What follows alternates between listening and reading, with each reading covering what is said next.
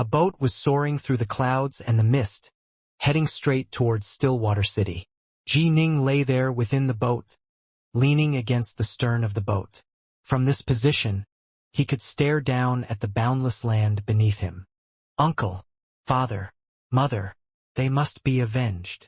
Ning pondered to himself. The scroll his father had left him had the name of his enemy. There had been a total of 3 malefactors. The primary one was named Dong 7. This was an extremely strange name, but this Dong 7's grandfather was a primal Taoist. Ning knew his own power quite well. To be able to kill Adept Suli truly didn't mean anything.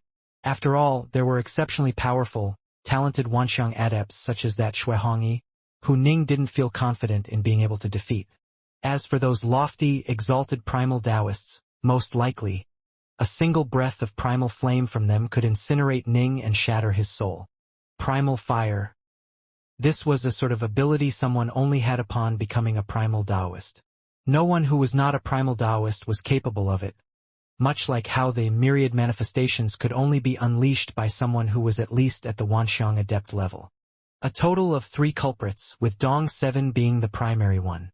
As for the other 2, Yu Dong and Shuai, they were accomplices. Ning pondered to himself. According to what his father had told him, Yu Dong and Shuai were like manservants who followed behind Dong 7. Upon 7 giving the order, they would immediately attack and kill. Strictly speaking, the killers were actually Yu Dong and Shuai, with Dong 7 having given the order. Dong 7, Yu Dong, Shuai, all 3 of you deserve death. A savage light flashed past Ning's eyes, and then he considered what to do. For now, I can't be in a rush to get revenge. My foundations are still quite shallow. I don't even know exactly how strong Dong 7 and the other 2 currently are, nor where they are located. There's no way I can take revenge. It's best if I first go to Stillwater City. I should find a school and enter it. Ning mused to himself. Ning was no fool.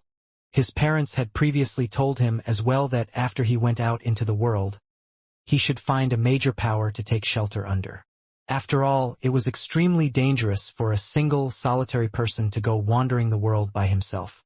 If he had someone to rely on, then things would naturally be different. For ordinary Zifu disciples, it was quite hard for them to be accepted into a school, but unrivaled geniuses like Ning could easily join with a major power. Since he obviously was capable of joining a major power, Ning naturally wouldn't make things difficult for himself and act rashly by himself. Upon entering a school, I will be able to learn divine abilities within the school, and even learn some supreme key refining techniques. Ning mused to himself. Even someone like J-Child had been able to learn the heavenly transformation technique at Snowdragon Mountain. As long as Ning chose a school that was even more powerful than Snowdragon Mountain, he felt certain that the school should definitely have a divine ability within. By borrowing from a school's strength, my own power shall rise greatly, and my horizons shall be expanded. Only then will I be qualified to take revenge. Ning didn't wish to lose his life for the sake of revenge. It was just as his parents had said. Taking revenge was one matter, but his life was more important. He was going to ensure that his name was known throughout the vast world, and that one day he was going to meet again with the Lord of Chui Palace. Unfortunately, I am not strong enough. Otherwise, I could simply directly enter the Rain Dragon Guard. Ning shook his head. It was too difficult for one to join the Rain Dragon Guard. Even Adept Mu Xiao had entered as a late-stage Wanxiang adept. If Ning were to enter, even if he truly were to pass, upon others discovering that Ning was only at the 7th stage of the Crimson Bright diagram of the 9 heavens, and yet capable of unleashing such great power thanks to this star-seizing hand, they would certainly realize that something was amiss. His divine ability, the star-seizing hand, was his true trump card. Ning wasn't willing to rely on this technique to enter the Rain Dragon Guard. Oh. First find a school and borrow from their strength to increase my own. Afterwards, I'll join the Rain Dragon Guard. The Rain Dragon Guard's divine abilities and techniques should be all-encompassing, and most likely even more powerful than those available to the Marquis of Stillwater. Ning nodded. If one was to stand at the peak, it would be sheer stupidity to foolishly struggle randomly. Without a powerful key refining technique, he wouldn't be able to break through to the Wanxiang level, much less the primal Taoist level. The more precious a key refining technique was, the less willing a school would be to allow outsiders to gain access to it. Anyone who disseminated a precious key refining technique would be hunted and killed by the school. Given that his talent was unparalleled, first entering a school, and then entering the Raindragon Guard was the proper course of action. The path of cultivation was one where, as the saying went, every third person in a line could become one's teacher. The spirit of the underwater estate had also advised Ning to take on many different teachers and masters, to absorb the best from them, and thus more easily become one of the great powers of the three realms in the future. Uncle White. Ning spoke out. The whitewater hound atop the boat turned to look towards Ning. Tell me, on this trip to Stillwater City, should I first find a master and then pay a visit to Northmont Byway? Or should I go see Northmont Byway first? Ning said, this man has treated me quite well, and he asked me to go meet him if I were to go to Stillwater City. Northmont Byway? The whitewater hound spoke in the human tongue. This person has an extraordinary background, and likes to make friends. Since he asked you to do so, go and see him. This Northmont Byway must be quite familiar with Stillwater City and the various schools within. This will be of assistance to you in choosing a school to join. Ning nodded lightly. This made sense. After all, the only major sect within the Stillwater Commandery area which Ning was familiar with was Snowdragon Mountain. He didn't know much about the others. However, within the borders of the Stillwater Commandery, Snowdragon Mountain couldn't be considered one of the top schools. Only a school that had an immortal guarding it could be considered a top school. Oh. The flying boat Ning was aboard didn't fly too quickly. Each time it would spend roughly 17 or 18 hours flying, with the other 6 or 7 hours on the ground, where Ning would search for a place to train, rest, visualize the Nuwa painting, and other things. Traveling at this rate, he was able to advance nearly 100,000 kilometers each day. The 6th day after Ning had left Swallow Mountain, he was aboard his flying boat, moving through the clouds. Eh? Ning suddenly sensed a powerful ripple. He couldn't help but turn his head to look, only to see in the distance. A tall ship was pressing down at high speed, generating waves of air in its wake. Aboard the large ship, there were many beautiful, flower-like women. On the second deck of the large ship, there sat a young noble with white skin, who had 3 beautiful women by his side, massaging his legs and his shoulders. This young noble was dressed in red clothes. He held a cup of wine in his hands. He flicked a glance towards Ning, but paid him no heed. Look at that man dressed in furs. I wonder which wild, backwater region he came from. He has no class at all. I can tell with a single glance that he doesn't come from a major clan. Those beautiful, flower-like women aboard the ship all spoke as they looked towards Ning. Whoosh! The large ship sped off into the distance, quickly disappearing from Ning's field of vision. That ship is rather fast, at least. I imagine that a Wanxiang adept is controlling is. Ning still lay there in his own boat. It continued to slowly and leisurely advance at the rate of 100,000 kilometers each day. Actually, through the flying speed of a magic treasure, one could come to a rough determination regarding the strength of its controller. The closer we get to Stillwater City, the more frequently we encounter immortal practitioners. That large vessel was the 6th one we have encountered. Ning sighed with emotion. Stillwater City was the heart and core of the vast Stillwater Commandery. Immortals and devils congregated there. All of the larger clans, schools, and sects would establish a branch in Stillwater City. Many loose immortals also enjoyed to gather there in Stillwater City. Because so many immortals and devils were there, all sorts of treasures were available in the city, which could be traded for. In addition, the security of Stillwater City was excellent. One could peacefully train there. Time to rest. With but a thought, Ning sent his boat charging downwards, towards the desolate mountain forests below him. Given Ning's current power, it was indeed quite hard for him to encounter true danger while he was adventuring. Only primal Taoists could truly render him helpless, but which of the primal Taoists wouldn't be hidden away in their own estates or caves? Training?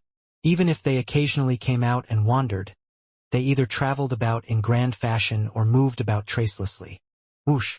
The boat charged into the mountain forest, then disappeared. Ning and the Whitewater Hound landed on the ground. "I should rest here, I suppose," Ning said. With a wave of his hand, he tossed out 3 formation flags which landed far into the distance, then disappeared without a trace. From the outside world, one wouldn't be able to see Ning and the Whitewater Hound within this area at all. Ning sat down in the lotus position, beginning to train quietly, the image of Lady Nuwa floating in his mind. The Whitewater Hound took out a scroll as well, and it lay there, staring at the dense, complicated array of characters atop the scroll. This was a copy of the 9 scrolls on formations. Ning had the original 9 scrolls on formations, and so by using a simple technique, water seal technique, he had printed out 2 copies of the scrolls. He had left one with his tribe, then gave the other to the Whitewater Hound. Uncle White was quite knowledgeable regarding formations. In fact, his accomplishments far outstripped Nong Zidao's. Naturally, he surpassed Ning as well. Only, he hadn't had sufficiently good scrolls on formations to study from. Now that he acquired the 9 scrolls on formations, he naturally spent every day studying it. The skies slowly grew bright. Ning rose to his feet. "Uncle White." Ning looked at the nearby Whitewater Hound, who was still lying there, staring at the scroll. Upon hearing Ning's shout, he immediately clambered to his feet, collecting the scroll. "Let's go." Ning boarded the ship with the Whitewater Hound following him. Swoosh! The flying boat immediately and quickly flew into the skies, continuing to head towards Stillwater City. After flying just a few dozen kilometers, the boat suddenly came to a halt. Ning lowered his head, staring downwards. "What is it?" The Whitewater Hound looked at Ning. "I sense a disturbance." Ning lowered his head, looking down at the mountainous forests beneath him. Based on the strengths of the ripples and the general location from which they came, he could tell that it should be Zifu disciples who were battling. He immediately spread out his divine sense, quickly covering the mountain forest below him with it. Even when he had first broken through to the level of manifesting his divine sense, Ning had been able to encompass a region of 100 kilometers. After the passage of half a year, his divine sense's reach had further expanded. Within the mountain forest, "We are the disciples of the Meng clan." A handsome, pale-skinned youth was roaring in anger. By his side, there was a willowy, extremely beautiful maiden, along with an extremely muscular and sturdy, tiger-backed, bare-waisted youth. The 3 of them were struggling to defend against their attackers, who were a pair of white-robed men. The 2 white-robed men had unleashed their magic treasures and had completely trapped the 3 of them. Dregs of Snowdragon Mountain. Once my father learns of this, he will definitely annihilate you 2 pieces of trash. The handsome, white-skinned youth roared. "If the 2 of you were to leave, our clan won't come take revenge for a trifling matter such as this. But if we die, our Meng clan will definitely investigate this matter to the very end." The willowy woman shouted in anger and fear as well. Only that sturdy, muscular youth remained completely silent. The 3 of them truly were disciples of the Meng clan. The Meng clan was one of the highly ranked, extremely large clans within Stillwater Commandery, even more powerful than Snowdragon Mountain. However, as one of the supreme clans, it had quite a bit internal strife as well. Even the Ji clan of the West Prefecture had its own internal struggles, much less a supreme giant clan like this one. These 3 were ordinary in terms of talent, and they were born to a fairly low status within the clan. They weren't viewed as important, and found it hard to even gain a change to learn some top-class techniques. Thus, after making their breakthrough to the early Zifu disciple stage, they immediately joined forces and set out in the hopes of making it to Stillwater City and joining a school. There were quite a few disciples of major clans who would enter a school. Generally, they were all people who were not treated with importance in their own clans. Senior apprentice brother, judging from their clothing, these 3 truly are of the Meng clan. The 2 white-robed men were speaking mentally to each other. "Should we kill them?" "Clearly, you don't understand.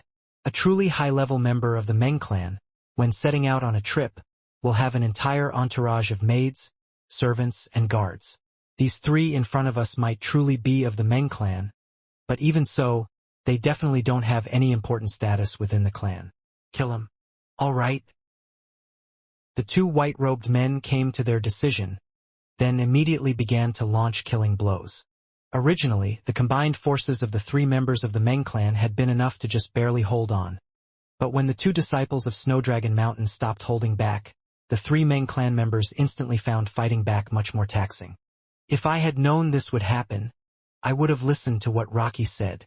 The beautiful, willowy maiden's face was ashen. She was filled with regret.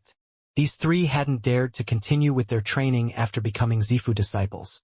Because if upon reaching the middle Zifu stage, their foundation would have solidified into a set pattern, some of the more powerful schools wouldn't be willing to take them on as disciples. Thus, all three of them remained at the early Zifu disciple stage. Prior to heading out, Meng Rock had said, "Little Xian, our power, amongst Zifu disciples, is at the bottom end of the scale. If we were to fly on magic treasures, then once we are attacked, we will be in danger. I recommend we walk on the ground or ride on mounts just like ordinary people and travel slowly. Although it will take more time, it will be far safer. Immortal practitioners can't be bothered to act against ordinary commoners." "You idiot," the other fellow, Meng Jun, had said with anger. "Ride on a mount and travel slowly on the ground? That's a distance of 1,000,000 kilometers. We'll probably spend a year before we arrive. Hiking up mountains and wading through lakes? Even if you are willing, I'm not. I refuse to believe that if we fly as fast as we can, with the goal of making it in a few days, we will be as unlucky as to encounter someone who attacks us." Rocky, Meng Jun's words are reasonable. It's just a few days. There won't be any problems. Meng Xian hadn't wanted to spend a full year, and so they decided to fly to Stillwater City. Unfortunately, they really did encounter bandits. Some immortal cultivators kept their heads down and toiled bitterly towards perfection. Others relied on battle to grow, while still others relied on ambushing and slaughtering. Ambushing and slaughtering was the fastest way to acquire treasures. There truly were quite a few who engaged in this line of work. Oh! Slash! One silk ribbon after another coiled about, defending against those encroaching flying swords, but the force of the impact still caused Meng Xian to vomit up a mouthful of blood. Little Xian, the nearby, straightforward man, Rock, grew frantic. He gritted his teeth, and his face suddenly turned red as his aura rose dramatically. The 9 black stones flying about in front of him suddenly began to move at a far higher speed, and they howled through the air towards the 2 white-robed men. "Hurry! Leave! Immediately leave!" Rock howled. "Rocky!" Xian's face changed. She naturally could tell that Rock had just used a forbidden technique. They had come on this trip to join a school. Using a forbidden skill resulted in harm to one's cultivation foundation. Most likely, it would be hard for him to join a good school now. "Hurry and leave!" Rock seemed to be on the verge of insanity. "Hurry and leave!" The nearby, white-skinned youth had already transformed into a wisp of azure smoke, fleeing at high speed. Gritting her teeth, Xian followed after him and fled. The 2 white-robed men, seeing this, just laughed coldly. They wanted to flee as easy as that? Those 2 were dreaming. Slash! Slash! Suddenly, a blurred form emerged from the ground, moving as fast as lightning and piercing straight through the heads of those 2 white-robed men. How could this be? How could? The 2 white-robed men stared, their wide eyes filled with disbelief. The 2 of them had engaged in quite a few acts of banditry. They were extremely cautious. Even when engaging others in battle, they would pay close attention to their surroundings, but they hadn't sensed any elemental key ripples earlier. And yet, they had been suddenly ambushed by a flying sword beneath their feet, and their protective magic treasures hadn't stopped it at all. Blood splattered everywhere, mixed in with a bit of white. The bodies of the 2 white-robed men went limp, and then they collapsed, life having fled. Kill, kill. The simple, straightforward Meng Rock was in a berserk state, frantically controlling those 9 black stone globes. But suddenly he saw, to his amazement, that the two white-robed men collapsed to the ground, dead. But, Rock couldn't believe it. As for Meng Jun, who had been fleeing at high speed, he turned to glance behind himself. Upon doing so, he saw those two white-robed figures, lying collapsed on the ground. Given his visual acuity as an immortal practitioner, he could clearly see the bloodstains on the ground. Little sister Xian, June hurriedly sent. Don't flee. Those two members off Snow Dragon Mountain are dead. Xian couldn't help but come to a halt as well. She turned, only to see that those two figures that had been battling them earlier had indeed slumped to the ground. Come, let's go see what happened, Meng Jun said hurriedly. Right? Meng Xian grew cautious as well. The two of them flew at high speed, returning to the scene of the previous battle. Jun and Xian had confusion on their faces. They stared at Rock, who appeared completely stunned. Jun then said, Rocky, what happened? Bang! Suddenly, flames descended from the heavens, completely enveloping the bodies of those two members of Snow Dragon Mountain, completely incinerating them. Fire! The three members of the Meng clan were all startled. They watched as a figure emerged from the mountain forest, followed by the unclear outlines of an earthbound beast. When they took a closer look, they saw that it appeared to be a delicate-looking, fur-clad youth, along with a large, snowy white hound. Swoosh! The fur-clad youth waved his hand, and the magic treasures left behind by the incinerated members of Snow Dragon Mountain all disappeared. Thank you, Senior, for your kindness in saving our lives. The simple, straightforward Rock fell to his knees, kowtowing to express his thanks. No need to show such great courtesy. No need to address me as Senior either. We can simply address each other as fellow Taoist. Ning couldn't help but have a good impression of this straightforward man as he looked at him. Previously, he had been watching with divine sense, and had discovered that this man had used a forbidden technique and had gone berserk while instructing the woman to leave. This made Ning think of the uncle he had never met. This was what his uncle had done. That was why Ning's mother had been able to escape, which was why Ning was able to enter the world. Although Ning had moved quickly, and even used his divine will to control the evanescent Demon's Lair sword to attack before he himself arrived, it would be hard for the honest-looking man to recover from the damage his usage of a forbidden technique had inflicted on himself. What a pity! Ning sighed to himself. Thank you, fellow Taoist. The white-skinned youth hurriedly pulled the honest man to his feet. The three of us are the disciples of the Meng clan. This is Meng Rock. Next to him is Meng Xian. While I am Meng Jun, might I ask who you are, fellow Taoist? Rocky. Xian pulled at Roche's hands as well, tears gathering in her eyes. At the same time, she looked towards Ning. Towards this fur-clad youth, she felt both curiosity and dread. Ning nodded. My name is Ji Ning. I encountered the three of you by luck, on this trip to Stillwater City.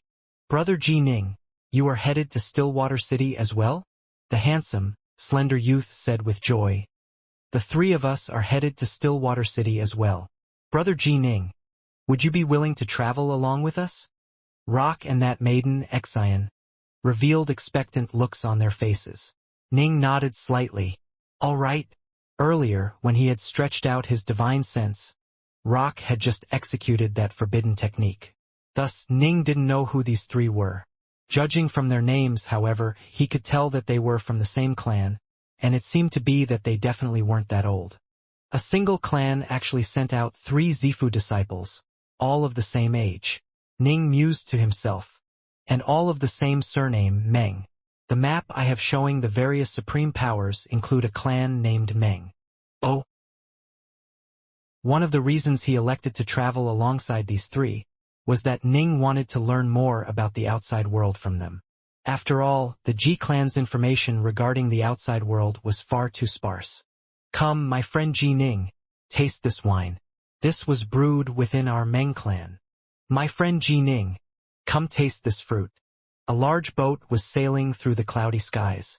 Ning and the 3 members of the Meng clan were all seated. There was a table before them, and the table was covered with fruit and wine. Ning was clearly very powerful, and the 3 members of the Meng clan wished to befriend him. In addition, for Ning to travel with them meant that he was like a guardian spirit for them. So they truly are of the Meng clan. After having traveled with them for several days, Ning had learned more and more things. Of the 3, Meng Jun was the most skilled in conversation as flattery.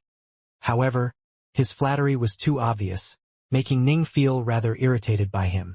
Meng Xian was definitely an exceptional beauty, the likes of which would be hard to find in the Ji clan. As for Meng Rock, that honest, straightforward man who had used the forbidden technique, he was the only one of the 3 whom Ning had a good impression of and was willing to make friends with. Meng Jun's words are correct. Xian shook her head, then said in a clear voice, "Our East Bend branch has always been squeezed and pressured. Even the clansmen of the East Bend's main line of descent just barely get by.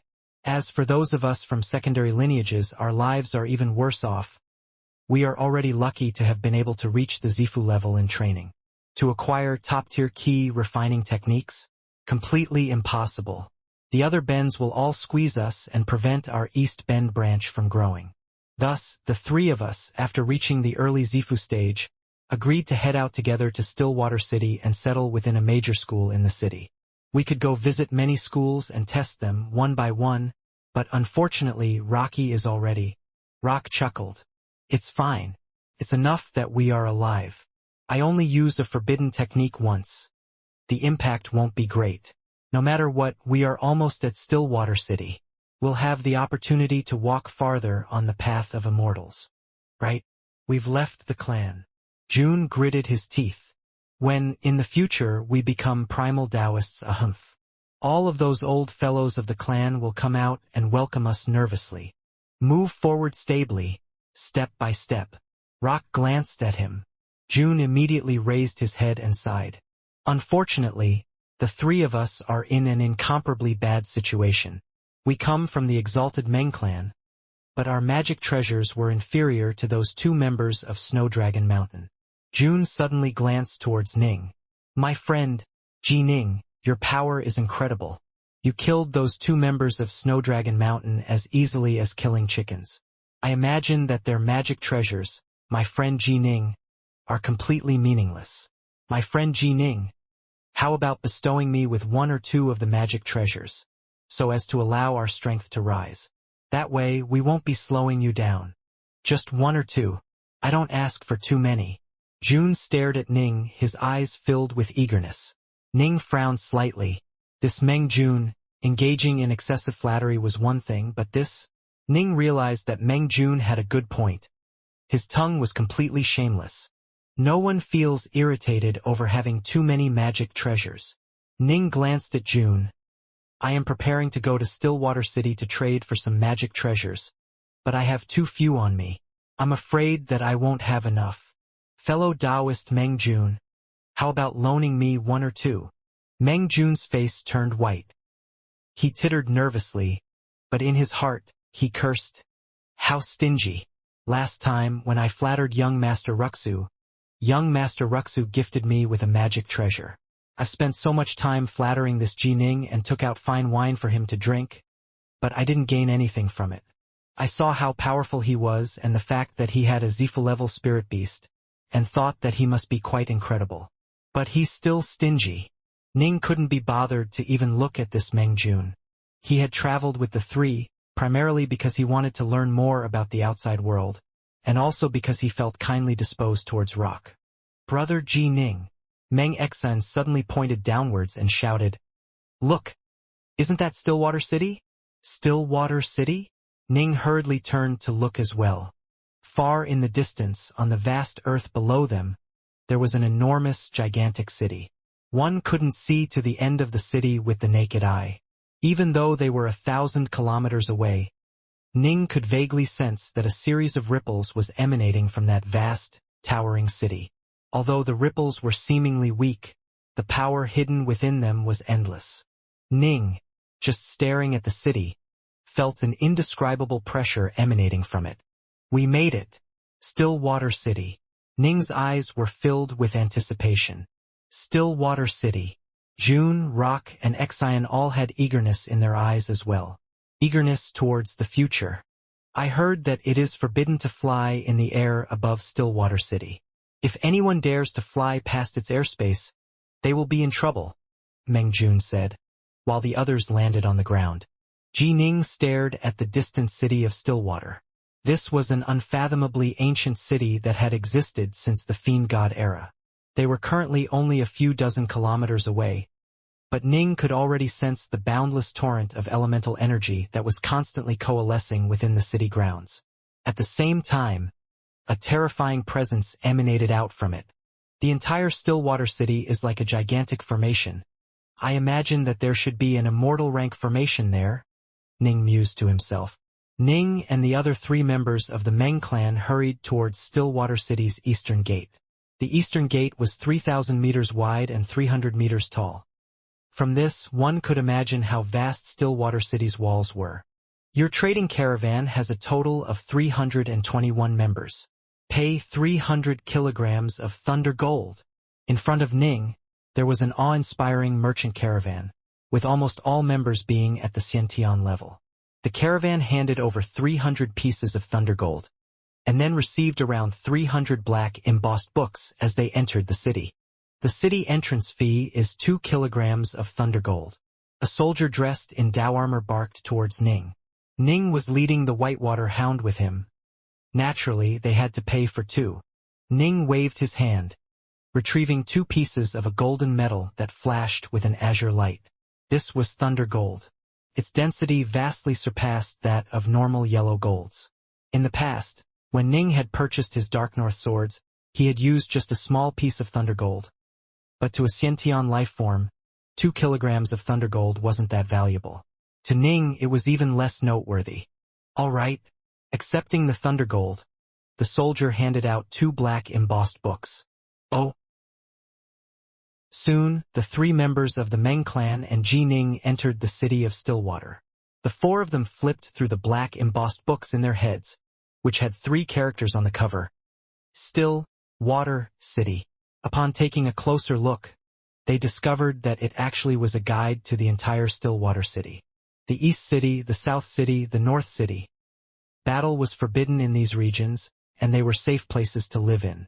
If anyone dared fight in the city, that would mean they were challenging the authority of the Marquisate of Stillwater. Thus, there were many varied types of immortal practitioners who lived in these 3 regions, and even some ancient immortals would seclude themselves here and live peaceful lives. The West City? Ning's eyes lit up. The West City. This was the most bustling, lively part of Stillwater City. West Stillwater City was filled with many large estates, whose owners had exalted statuses or power rivaling the heavens. Naturally, there were some supreme clans, schools, and sects who set up branches here as well. Many would come to Stillwater City and desire to take on a master, and these people would go to these branches to request admission. In addition, the West City had many merchants present as well. There was just one thing. In the bustling, rowdy, lively West City, combat was only forbidden in the streets. As for the various estates, no matter how viciously or ferociously you battled within the branches of the various schools and sects, it was fine. But of course, that was if the masters of those estates and branches permitted you to do this. Northmont Black Tiger. Ning looked at his book, and at the names of the various estates that were situated in the West City. Amongst them was the name, Northmont Black Tiger. Northmont Black Tiger Estate. It has a perimeter of 10 kilometers. In Stillwater City, where every inch of ground is as valuable as gold, for Northmont Black Tiger's estate to be so large must mean that his power is astonishing. Ning mused to himself. There were also quite a few high-level members of the Marquis of Stillwater's Northmont clan, who had set up their own estates outside as well. Still, the Northmont Black Tiger estate, in terms of size, was absolutely supreme amongst them. From this, one could tell what a status he had. Oh! Meng Jun slapped his head. So apparently, although it is forbidden for people to fly about in the skies above Stillwater City, as long as you are at the level of a primal Taoist, you are permitted to fly about. I thought that all people were forbidden from flying. Meng Jun had previously spoken about this in absolute terms, but upon seeing the words written on the book regarding the actual rules, he immediately remedied his ignorance. Brother Ji Ning, West Stillwater City is an incomparably bustling place, especially the Treasure Trading Plaza. Meng Jun said enticingly. Let's go take a look. I've heard that there are thousands of immortal practitioners who have set up shop at the Treasure Trading Plaza. Meng Xian was also quite eager. Meng Rock nodded as well. Let's take a look then. Ning was quite eager as well. The Treasure Trading Plaza was a place that had been specially set aside for immortal practitioners to trade treasures. Ning's group had entered from the gates of the East City. They had to pass through the entire Stillwater City in order to reach the West City. This was a journey of thousands of kilometers. Fortunately, all three of them were immortal practitioners. Although they didn't dare to move too boldly and so didn't walk too quickly, in but a single hour, they had reached the Treasure Trading Plaza of West Stillwater City. The Treasure Trading Plaza. This was actually an enormous public square, covered with a dense cluster of stalls. Many immortal practitioners were here, having set up shop. Next to the stalls were various white stones that were covered with black words, explaining which treasures the stall owners were here to trade. So many. Ning held his breath. At a glance, I can see at least 10,000 immortal practitioners. Stillwater City truly lives up to its reputation as a gathering place for immortals and devils. It is the heart of the entire Stillwater Commandery. The Treasure Trading Plaza actually has so many people gathered here. The Treasure Trading Plaza had all sorts of treasures, and even some extremely rare curious. The greatest benefit to conducting trade here was, it was comparatively cheaper. But the problem was, it wasn't safe enough. This was because it was located in the West City. In the West City, only the streets were safe from battle. There were no prescriptions against battle in the Treasure Trading Plaza. It was absolutely possible that someone might appear to kill you and seize your treasures. But of course, this was still fairly rare because generally speaking, anyone who dared to bring out sufficiently valuable treasures to display also was in possession of enough power to intimidate any thieves. Although battle is not forbidden in the Treasure Trading Plaza, there's no way to tell someone's power just by looking at them. Thus, how can anyone know how powerful someone else is? Perhaps the merchant might be a bored primal Taoist out for some fun, Meng Xian said. Ning nodded. Little June. Suddenly, a voice rang out. Meng Jun turned to look, and he was instantly delighted. Third uncle. There was a balding, middle-aged man in the distance who was walking towards them, face covered with smiles.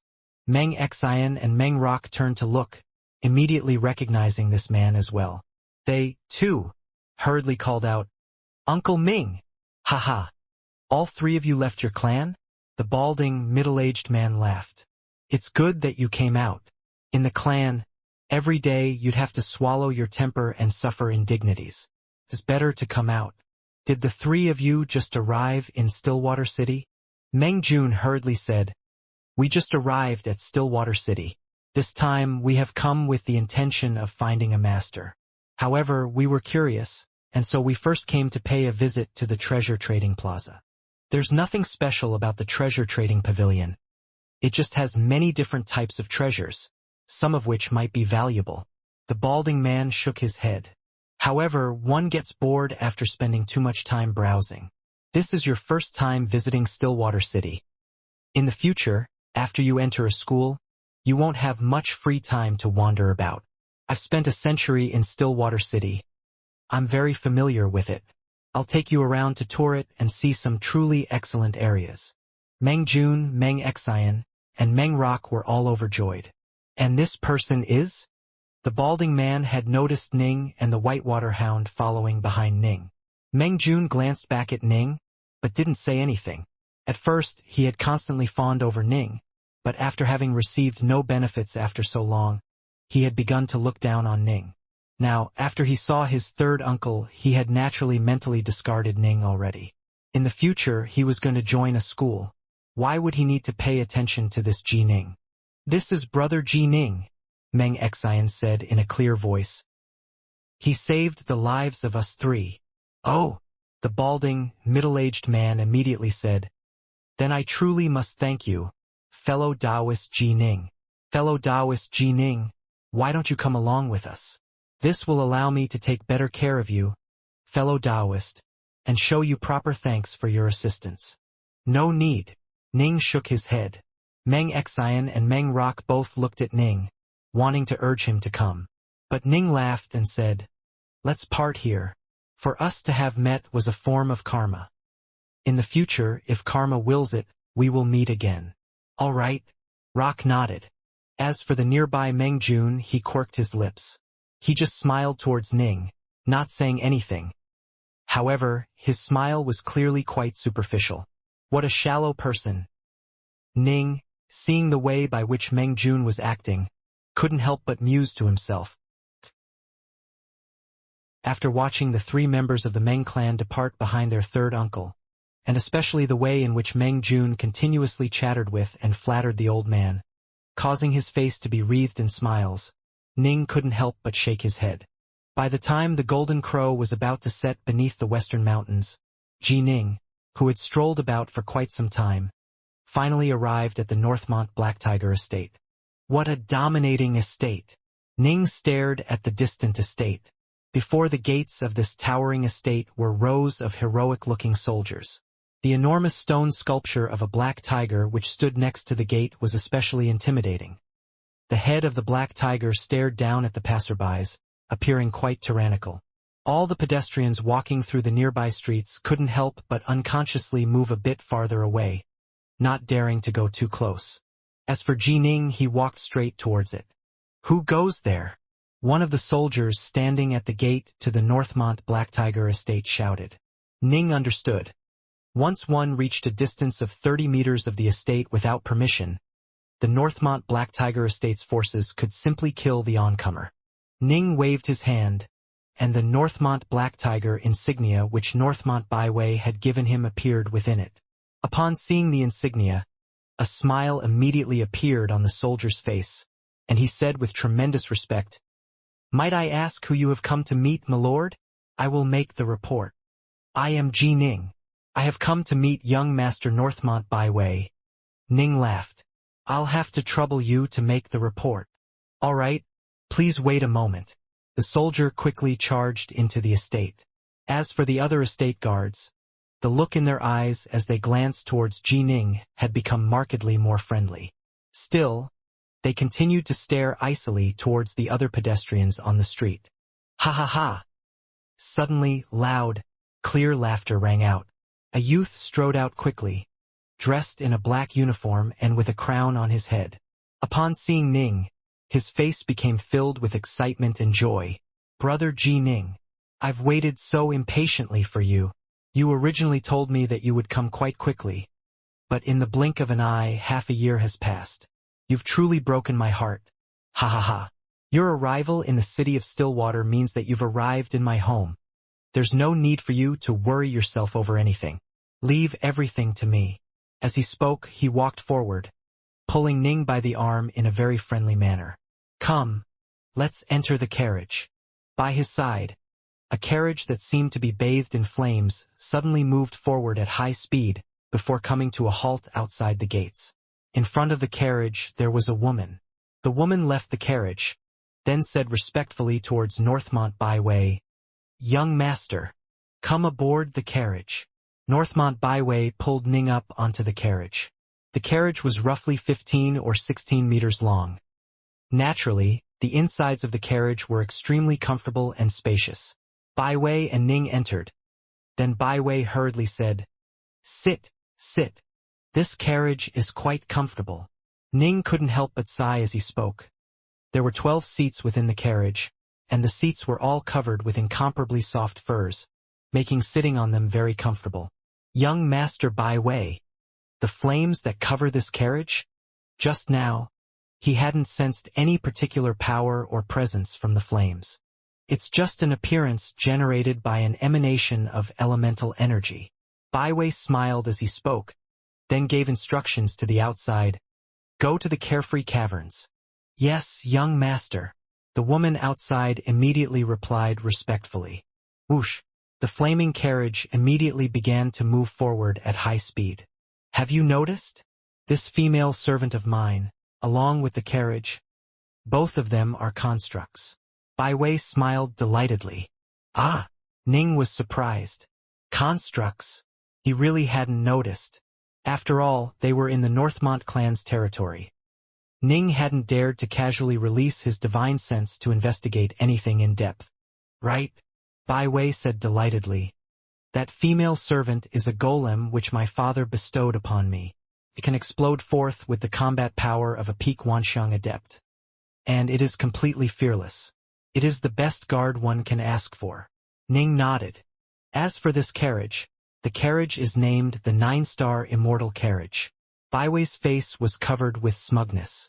Once it starts flying, not even a primal Taoist can catch up to it. In addition, it also holds within it the celestial 9-star flames. Once it unleashes those flames, it can incinerate anything and everything. Even some weaker primal Taoist will be burnt to death by it. What? Ning, hearing this, was shocked. Celestial 9-star flames? Capable of burning primal Taoists to death? Even if it was only capable of burning and killing some weaker primal Taoists, this was still inconceivable. After all, it was nothing more than a precious construct. Ha! Bai Wei laughed, then said, my father personally bestowed that female guard upon me, but I'm just temporarily borrowing this 9-star Immortal carriage. This 9-star Immortal carriage is the personal carriage of my father. Even if I sold off all of my treasures, I wouldn't be able to afford even the slightest part of it. I'm only permitted to borrow and use it within the borders of Stillwater City. Ning now understood. So this was the personal carriage of Northmont Black Tiger. This couldn't help but make Ning sigh at how deep the roots of the Northmont clan were. Here in Stillwater, even Northmont Black Tiger had a carriage as astonishing as this. A treasured construct on the level of this 9-star Immortal carriage actually possesses sentience. Bai Wei stroked the carriage, clearly quite fond of it. Just now, when I gave instructions to go to the Carefree Caverns, I was actually speaking with the Immortal carriage itself. This 9-star Immortal carriage will automatically lead us there. Ning had to admit, this really was incredible and impressive. One did indeed gain great face when riding in this Immortal carriage, capable of resisting even primal Taoists. This made Ning fully understand how wealthy and luxurious a lifestyle the Northmont clan of Stillwater was. Look outside. Bai Wei pointed towards the outside world. Ning looked through the windows. This 9-star Immortal carriage moved extremely rapidly, and the streets of Stillwater City were incomparably wide. The scenes of the outside world passed by in a flash. The most mysterious, inscrutable part of the entire Stillwater City is the West City. Bai Wei pointed towards the outside. After entering Stillwater City, you should have seen a book describing Stillwater City. Although the book has the names and signs of the various estates, have you noticed something? I've noticed that the Northmont Black Tiger estate is quite large. Ning laughed. Ha! There are a total of more than 1,000 estates with the name Northmont in front of them. All of them are the estates of members of the Northmont clan with some status. The estates are divided into 3 sizes, with a perimeter of 10 kilometers, a perimeter of 1 kilometer, and a perimeter of 300 meters. Bai Wei smiled. But if you were to believe that these are the estates of the powerful members of our Northmont clan, you would be completely wrong. Eh? Ning was puzzled. The book should also have quite a few estates which only have a name and no clan, such as Kind Waters Estate, Universal Light Estate, etc. Bai Wei looked at Ning, who nodded. There were indeed some estates like this. He didn't know what the origins of these estates were. These are all the private estates of primal Taoists, as well as some immortals. Northmont Bai Wei looked at Ning. Even some of the immortals of our Northmont clan, due to having lived extremely long lives, no longer use the Northmont name in titling their estates. This makes it so that it is very hard for outsiders to truly understand how many loose immortals and earth immortals our Northmont clan of Stillwater has. Ning was secretly surprised upon hearing this. Many of the estates are empty. Northmont Bai Wei very calmly discussed these rather secretive matters. In the vast, endless lands of the Grand Xia dynasty, there are some extremely mighty powers. If they pay a visit to our Stillwater City, our Northmont clan will gift them with a private estate. Although they will come visit only very occasionally, we will always keep these estates in good condition. And so, West Stillwater City is truly a place where fish and dragons swim together. The more mysterious and unknown the owners of an estate are, the less you can afford to offend them, Byway said. As for North Stillwater City, many of the estates there have been taken over by the Rain Dragon Guard. Rain Dragon Guard? Ning said in surprise. I heard that the Rain Dragon Guard's headquarters in Stillwater Commandery is atop an incomparably towering mountain. Right? It isn't too far away. Its name is the Crimson Dragon Mountains. Byway shook his head and laughed. The full members of the Rain Dragon Guard are all quite free and unrestrained. Who would be willing to remain atop that desolate mountain? Given how bustling and lively Stillwater City is, and how they also have responsibility for maintaining oversight over the various major powers within Stillwater City, the Rain Dragon Guards naturally have occupied quite a large amount of land. Ning nodded. Most of the North City is occupied by the Rain Dragon Guard. In the South City, most of the residences are occupied by the immortal practitioners that make up the soldiers of our army. Byway laughed. This is something of an open secret, but naturally, this won't be recorded in those simple information pamphlets given to everyone who enters the city. Only the East City has many major trading unions and guilds, along with loose immortals, who gather there. Oh. As they continued to advance forward, Byway told Ning about some secrets, but only those which many people would learn upon reaching a certain level. This truly broadened Ning's horizons. As for the East City, there were many places for entertainment present. The most famous of those places was the Mountain of Heavenly Treasures. The Mountain of Heavenly Treasures takes up an area of 600 kilometers. It is a mountain located within the city itself, and the entire mountain is hollow. There are countless treasures within, along with merchants selling spirit beasts and slaves, and all sorts of gambles and battles. In short, any sort of entertainment you can think of, the Mountain of Heavenly Treasures has it. Byway shook his head and said resignedly, however, this Heavenly Treasures mountain has the imperial clan of the Xianxia dynasty standing behind it. In this vast world, every single commandery city has a Heavenly Treasures mountain within it. I can't even imagine how much wealth they have accumulated for the Xianxia dynasty. The place I'm taking you to, right now, is named Carefree Cave. Byway winked towards Ning. The two most exquisite entertainment venues in the entire Stillwater City are the Heavenly Treasures Mountain and the Carefree Cave. The Heavenly Treasures Mountain is something that can be seen throughout the Xianxia dynasty. But the Carefree Cave is unique to our Stillwater City, and it was established by 3 celestial fox immortals. Byway chortled. But of course, it also has the support of our Northmont clan of Stillwater. After all, we can't let the Heavenly Treasures Mountain make all the money, right? Ning laughed as well. Young master, we are here. The voice came from outside. As it did, the speed of the 9-star Immortal carriage quickly dropped as well. Byway led Ning out of the carriage, then pointed to an incomparably vast edifice in front of them. This is the Carefree Cavern. Ning instantly grew rather stunned. He saw, far away, an enormous, incomparably beautiful, dreamlike edifice. It was shaped into the form of a titanic fox. This was a giant building that appeared like a fox that was hundreds of kilometers long. Its entrance was the mouth of the fox, which had its head resting against the ground. The dense natural elemental energy in the surrounding area made Ning feel incomparably comfortable. The whitewater hound leapt out of the carriage as well. Staring at this alongside Ning, it too had a look of shock in its eyes. Young Master Byway, please, come. Instantly, a tall, muscular, ox-horned man ran over. His aura rolled out in waves, startling Ning. This monster clearly wasn't hiding its aura at all, which allowed Ning to verify that it should be at the Wanxiang Adept level. Northmont Byway nodded casually. And this one is? The dire monster looked towards Ning. This is my good friend, young Master Ji Ning, Byway explained. The dire monster hurriedly nodded. Is this your first time, young Master Ji Ning?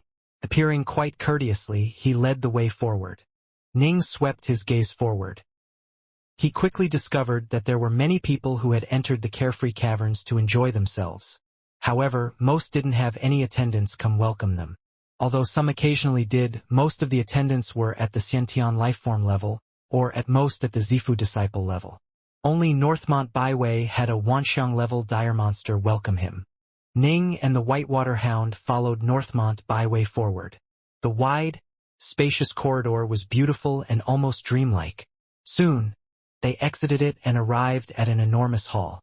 At the left side of the main hall was a row of individuals who were either monsters or beautiful female immortal practitioners. To the right, there was a row of individuals who were either monsters or handsome male immortal practitioners. We respectfully welcome young Master Northmont and young Master G. In unison, the individuals all bowed with respect, their sleeves drooping to the ground. Upon being welcomed so respectfully by so many monsters and immortal practitioners, and especially upon hearing them all call out loudly, Ning was instantly stunned. Fortunately, his soul was very strong, and so he quickly came to his senses. How incredible! The Carefree Caverns really live up to their reputation as a place established by 3 celestial fox immortals and the Marquisate of Stillwater. Ning sighed in amazement. There were currently many guests seated within the main hall, and amongst them were 4 people Ning knew quite well. Meng Jun, Meng Rock, and Meng Xian had been led by the uncle of their clan into the Carefree Caverns as well. That balding, middle-aged man had said, "The Carefree Caverns are the most top-tier of top-tier entertainment sites. In terms of sheer pleasure, it is actually superior to the Heavenly Treasures Mountain. There are delicacies here which those of you back in the clan would never be able to even imagine. You will soon enter various schools, and so today, I'll show you around here and broaden your horizons." "Is this the Silver Pike of Jimin?" Meng Jun ate while sighing in praise. As for Xian and Rock, they were clearly also eating quite happy. Next to them was a Xiantian monster who had transformed into a beautiful woman, who was dancing about gracefully. There were also human Xiantian maidens who were playing the zither. Eh? The balding, middle-aged man suddenly turned his head. Through another corridor of the main hall, a group of beautiful women suddenly appeared, either emanating a monstrous aura or an immortal practitioner's aura. A similar group of men appeared as well. They divided up into 2 rows, as though respectfully awaiting someone's arrival. "A major figure has arrived," the balding, middle-aged man said hurriedly. "What's that?" Rock turned to look, puzzled. Xian called out in surprise. "All of them are releasing their auras. It seems they are all Zifu-level dire monsters or immortal practitioners. Wow! What sort of a person are they here to welcome?" Meng Jun's eyes began to shine. If he was able to make friends with this major figure, wouldn't he instantly rise to the heavens? Suddenly, the 2 rows of stunningly beautiful and handsome men and women, who lined up deep into the recesses of the corridor, all said with great courtesy, "We respectfully welcome young Master Northmont and young Master G." Their voices echoed within the main hall. "Young Master Northmont?" The balding, middle-aged third uncle immediately said in a low voice, "This is someone from the Northmont clan of the Marquisate of Stillwater, and definitely someone in the main lineage with a high status. Otherwise, there is no way the Carefree Caverns would treat him with such great ceremony. But who is this young Master G? Let's see what sort of major figure of Stillwater City this is." Meng Jun immediately looked over carefully. In fact, quite a few people were looking towards the distant corridor. A youngster dressed in a black uniform and a crown walked in. By his side was a youth clad in fur. Behind them was a god-beast Whitewater Hound, along with a female servant. Brother Ji Ning, Meng Jun, Meng Xian, and Meng Rock were all completely stunned. Wasn't that Ji Ning who had previously saved them? By his side was that god-beast, the Whitewater Hound. For a period of time, Meng Jun, Meng Rock, and Meng Xian's hearts were filled with incomparably complex feelings. "Young Master Ji Ning, is this incredible?" Xian murmured to herself softly. "I knew all along that Brother Ji Ning was an extraordinary person." Rock sighed. As for Jun, a sunken, dark look was on his face. Previously, on their way over together with Ji Ning to Stillwater City, Jun had realized that Ning didn't possess much worldly experience. In experience, Ning was very stingy. Thus, he ceased flattering Ning, and even went so far as to not even bother putting on a pretense of cordiality.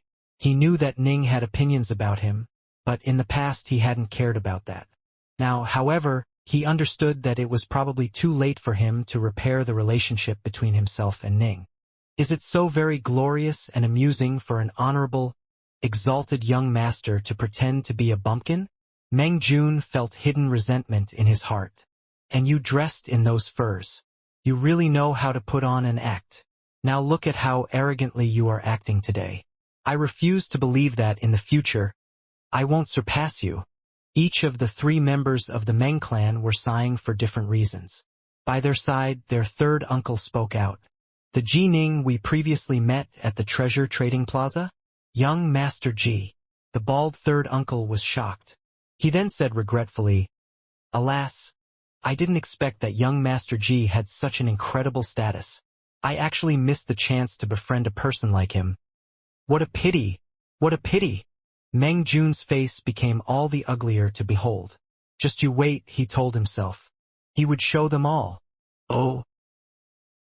Ning felt extremely stunned to have been welcomed by so many beautiful women, handsome men, and dire monsters, all of whom were at the Zifu disciple level. For so many dire monsters and immortal practitioners to work here as servants. This showed how formidable those 3 celestial fox immortals were, and also how much time and effort the Marquis of Stillwater had expended on the Carefree Caverns. The Carefree Caverns are quite a relaxing, entertaining place. Even immortals wouldn't dare act brashly here. Northmont Byway led Ning inwards. The 2 constantly advanced through the wide, winding hallways, the Whitewater Hound and the maidservants following behind them. In the blink of an eye, they had walked more than 30 kilometers. To immortal practitioners, this truly was a short distance. What stunned Ning the most was that the ceiling of the 30-kilometer walkway was studded with many enormous jewels which flashed with all sorts of colors. This made the walkway appear both beautiful and dreamlike. Ning had seen some things in his life already, but jewels of such size. The Ji clan had never possessed any like them. These are jewels which were brought here with great effort, from the depths of the North Sea. Every single one is a precious item that can be used to refine magic treasures, and they are also luminous by nature, being capable of drawing in elemental energy. A single one of these jewels is worth approximately as much as a single earth-ranked magic treasure. Byway continued in a soft voice. The total value of the jewels and decorations in the entire Carefree Caverns is enough to render even an immortal speechless and stupefied. Ning himself was speechless as well. Extravagant. Truly extravagant. We need to be able to compete with the Heavenly Treasures Mountain, Byway said softly. The luxuriousness of the Carefree Caverns is definitely not inferior to that of the Heavenly Treasures Mountain. Suddenly, a pink-clothed woman with furry ears and a fox's tail came towards them from afar. Her smile seemed to be filled with an innate charm and allure. She stepped forward, one step at a time, her fox's tail swaying along with her rear in an undulating, enticing manner. Ning was instantly stunned as well, but soon afterwards he regained his calm. Eh? The pink-clothed woman looked at Ning in astonishment. Then she laughed. This must be young Master Ji. It seems this is your first time here. Northmont Byway laughed loudly. This is my brother Ji Ning's first visit to Stillwater City. I brought him here to show him our Stillwater City's Carefree Caverns. It seems, Miss Z, you aren't very happy by the fact that my brother wasn't bewildered by your charms. I wouldn't dare. Miss Z laughed. Young Master Byway, the same place as usual? Naturally. Northmont Byway nodded. Miss Z looked carefully at Ning, then led the way forward. In front of them was an enormous hall. The entire hall had a circumference of many kilometers, and atop the hall were many jewels of different colors. The floor of the hall was covered with 30-meter-tall sea corals, along with varied other decorations. The entire hall was decorated like an abode from immortals. Although Ning had the benefit of his memories from his previous life, he was still stunned. This was a hall that was kilometers in size, decorated with all sorts of marvelous items. Even in his past life, he had never been as stunned as he was today. There were tens of women who were fluttering about in a dance within the hall, as well as tens of master musicians playing the zither and other instruments. Young Master Baiwei, young Master Ji, please, this way. Miss Z led them towards an arced entrance that hung in the air, then pushed the door open. Within, there was a secluded, refined private room that was more than 30 meters long. Arrange for the 100 Treasures banquet. Northmont Baiwei instructed. All right. Miss Z immediately departed, leaving only Ning, Baiwei, the Whitewater Hound, and that female servant within the secluded room. This is a place that must have been sculpted with the hands of the heavens. Ning walked to the sides of the room. He stared through the completely open window, able to see straight down to the massive hall that was kilometers in size. This is nothing. Northmont Baiwei lowered his voice to a whisper. The carefree caverns have many places for enjoyment. Some of them even I am not permitted to enter. For example, the legendary Palace of Immortals. Palace of Immortals? Ning was startled. Indeed, only immortals or extremely important figures are permitted to enter. Supposedly, primal Taoists are responsible for serving them. On occasion, even one of those 3 celestial fox immortals will personally go welcome them. Baiwei continued. Stillwater City is the heart of the entire Stillwater Commandery. Thus, most of the immortals are gathered here. Normally, when they hold meetings, they hold them within the Carefree Caverns. Only when they enter the Carefree Caverns, they will directly fly in through the air, and then enter through a private, exclusive entrance. Ning nodded. Immortals? Given how vast Stillwater Commandery was, and how long it had been in existence for, there truly were quite a few Earth Immortals and Loose Immortals present here. Thus, only a school that had an immortal guarding it could truly be considered a supreme, top-tier school. Those which did not have any immortals, such as Snowdragon Mountain, were clearly on a lower level. These immortals were truly the most supreme of individuals within the entire Stillwater Commandery. They alone would decide the fate of Stillwater Commandery, decide the fates of its countless tribes, decide who would rise and who would fall. Even the Marquisate of Stillwater had to curry favor with these immortals. Oh! One platter of precious delicacies after another was brought in. They even prepared a secondary side banquet for the Whitewater Hound, and all of the foods they prepared were those which God-beast Whitewater Hounds loved to eat. All of the food was extremely exquisitely made. They all had extraordinary pedigrees. Ning, just listening to the servants describe each of the dishes, began to grow hungry. After they ate for quite some time, "You can leave for now," Baiwei instructed his servant. Yes. The maidservant left respectfully. Ji Ning. Baiwei lifted his beast skull goblet of wine.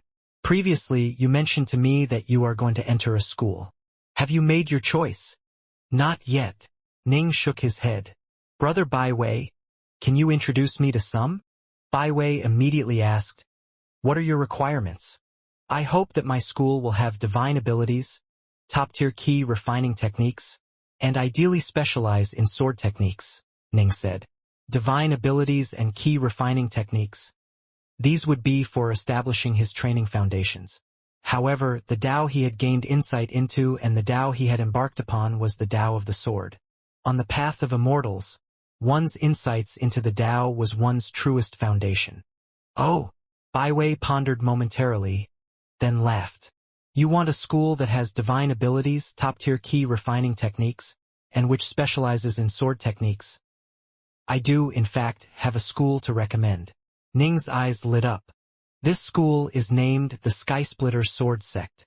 Baiwei said with great confidence. This Skysplitter Sword Sect is ranked as one of the top 3 major sects within Stillwater Commandery. In the past, didn't you have some disputes with Snowdragon Mountain? Compared to them, well, Snowdragon Mountain simply can't compare. The Skysplitter Sword Sect has at least 3 immortals. As for primal Taoists, it has tens of them. Zifu disciples? It has more than 10,000. Ning was rendered speechless. Tens of primal Taoists and 3 immortals? This alone was enough to stun Ning. Generally speaking, a single immortal was enough to make a sect a supreme sect.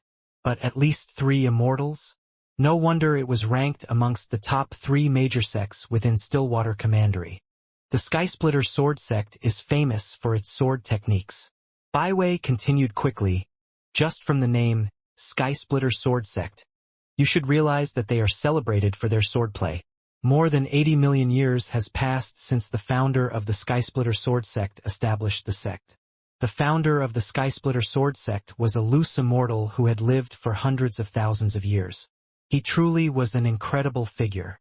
Given how much time has passed since its founding till now, the amount of sword techniques its successive generations have developed is most likely innumerable. Bai Wei looked at Ning. It is estimated that this school has at least 2 or 3 divine abilities as well, and it certainly must have many supreme key refining techniques. Otherwise, there is no way it could have given rise to so many immortals. A look of excitement appeared on Ning's face. What a school! There was shade to be found beneath the eaves of a large tree. If he was going to rely on the power of a school to increase his own power, then naturally he had to choose a mighty school. This Sky Splitter Sword Sect has a branch within Stillwater City. Generally speaking, it will only officially accept new students during the 12th lunar month. Although there is one more month before then. I'll take you there tomorrow. I'll simply need to say a few things to them, and this matter will be settled in advance. Bai Wei smiled as he spoke. Ning revealed a look of excitement and joy. Thank you, brother Bai Wei. Haha, Ji Ning. For you to join the Sky Splitter Sword Sect is their great fortune. Bai Wei laughed loudly. Suddenly his eyes lit up. He stared down through the open window to the nearby corridor it overlooked, then called out in a high voice, "Brother Zhou!" A white-clothed man below them raised his head, then laughed and said, "Brother Bai Wei, Brother Zhou, why don't you come up for a few moments?" Bai Wei called out in a loud voice. "All right." The white-clothed man laughed, nodded, then moved towards the corridor. "Oh!" Bai Wei hurriedly said to Ning, "This person, Zhou, is one of the disciples of the Sky Splitter Sword Sect who has been sent to stay in Stillwater City. He is a Wanxiang adept, and quite influential within the Sky Splitter Sword Sect. We just need to mention this matter to him. As long as he says yes, then the matter of you entering the Sky Splitter Sword Sect will be settled." Ning now understood. A knocking sound could be heard. Bai Wei hurriedly rose, personally going to open the door. Ning naturally followed behind him to welcome the man. "Ha ha ha, Brother Zhou, just now, I was discussing your Sky Splitter Sword Sect, and now you appear. Isn't this quite the coincidence?" Bai Wei immediately said, "Let me make an introduction. This is my extremely good friend, Ji Ning." Brother Ji Ning. The white-clothed Zhou, upon hearing Bai Wei describe Ning as my extremely good friend, didn't dare to treat Ning lightly, immediately clasping his hands in greeting as he spoke. "Brother Zhou." Ning returned the greeting. Bai Wei immediately said, Come in and sit." "Not now." The white-clothed Zhou immediately explained, "I'm here on someone's invitation, and I must go meet with them. Brother Bai Wei, if there is anything you need, feel free to tell me." Bai Wei immediately said, "I'll speak frankly then. This brother Ji Ning of mine has heard of the fame and reputation of the Sky Splitter Sword Sect, and his heart was stirred. He would like to enter your Sky Splitter Sword Sect, and so I wanted to let you know about this, Zhou. I trust that once you give the word, this matter will be settled." "Oh!" The white-clothed man, Zhou, looked towards Ning. He asked Ning, "Brother Ji Ning, what level have you trained to?" Ning replied, "I'm a twin refiner. Both a key refiner and a Fiendgod body refiner. Both are at the early Zifu stage." "Ha ha ha, early Zifu stage? Good." The white-clothed Zhou immediately felt relieved. Laughing, he said with confidence, "When accepting new disciples, our greatest concern is that they might have trained in some superficial, inferior techniques and destroyed their future potential. Since you are at the early Zifu stage, your foundation hasn't yet become fixed and immutable. Just let me give the word first, and when the time of the 12th lunar month comes, you can go to our local branch of the Sky Splitter Sword Sect. You will immediately be accepted." "Excellent." Bai Wei laughed, then said in praise, "Ji Ning, await the 12th lunar month. When it comes, you will be a disciple of the Sky Splitter Sword Sect." Ning nodded gently. The Sky Splitter Sword Sect? In the future, he was going to be a disciple of the Skysplitter sword sect. The door to the refined room closed once more. You can stop worrying now. Northmont Baiwei sat down, then picked up the exquisitely made wine flask and poured Ji Ning a cup of wine.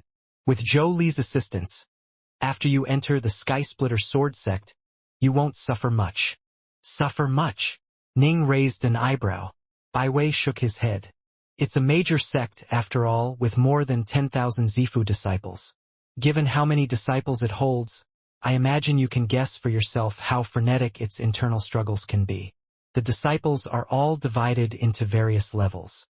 As a new disciple, if there is no one there to help you, I imagine that you will be treated worse than any of the others. Ning nodded gently. It was true. Wherever there were people, there would be competition. A major sect with more than 10,000 disciples. Its internal struggles would indeed be quite fierce. With Zhou Li's assistance, it will be a bit easier for you to rise. Baiwei continued. But afterwards, you'll still have to rely on yourself and to fight for yourself. Remember, opportunity comes to those who fight for them. Don't show any mercy. Although I don't know the details of the situation, this sort of major sect surely must run internal competitions so as to divide up its disciples into various levels. In these competitions, do your best to be number one and become one of the most core disciples of the Skysplitter sword sect. Definitely, Ning understood this principle. In the Ji clan, he would be given the best of everything, but in an outside school, he would have to fight for whatever he wanted. When you are free, please come visit Stillwater City often. I can introduce some friends to you. Northmont Baiwei smiled. The path of immortals is an incomparably difficult one. With powerful friends by your side, things will become much easier. Look. Take a look at this person who just came in. Ning turned to look through the window. Miss Z had personally gone to greet this person. The person she had gone to greet was an extremely handsome young lord, who had more than 10 people in his entourage behind him. His bearing is extraordinary, Ning said with praise. This person's name is Hun Wuji. Baiwei said solemnly. He is a formidable fellow. As for his clan, the Hun clan, it is an enormous merchant clan. Ning was startled. Enormous merchant clan? A merchant? Generally speaking, most of the major powers were sects, schools, or tribes. There were very few organizations solely dedicated to trade. The Hun clan is no ordinary merchant clan. Baiwei continued. Their business is spread throughout virtually the entire Xianxia dynasty. Although they can't be considered to stand at the very top tier of the Xianxia dynasty, here in Stillwater Commandery, they are one of the top 2 major merchant clans. And this clan rose to power only a few short millennia ago. Ning said, startled. Just a few thousand years ago? Baiwei smiled. The founder of the Hun clan was named Hun Tianyu. He's still alive. You tell me. How long ago was this clan established? Ning was shocked. Only a few thousand years had passed since the clan had been established, and yet it was already one of the top 2 major merchant clans of the entire Stillwater Commandery, and had spread its trade throughout the entire Xianxia dynasty. This was indeed astonishing. This founder and patriarch of the Hun clan, Hun Tianyu, was originally an orphan and a gangster. Baiwei laughed as he spoke. He himself gave himself the surname of Hun, symbolizing his original status as a gangster. He then gave himself the name Tianyu, meaning protected by heaven, as he was born as an orphan and kept alive through the grace of the heavens. This patriarch of the Hun clan, he wasn't that talented in the path of cultivation. He became a Zifu disciple early on, and then began to truly focus his attention on building up his business. Who would have imagined that he truly would rise to such heights? Baiwei sighed, moved, audacious yet prudent, and viciously decisive.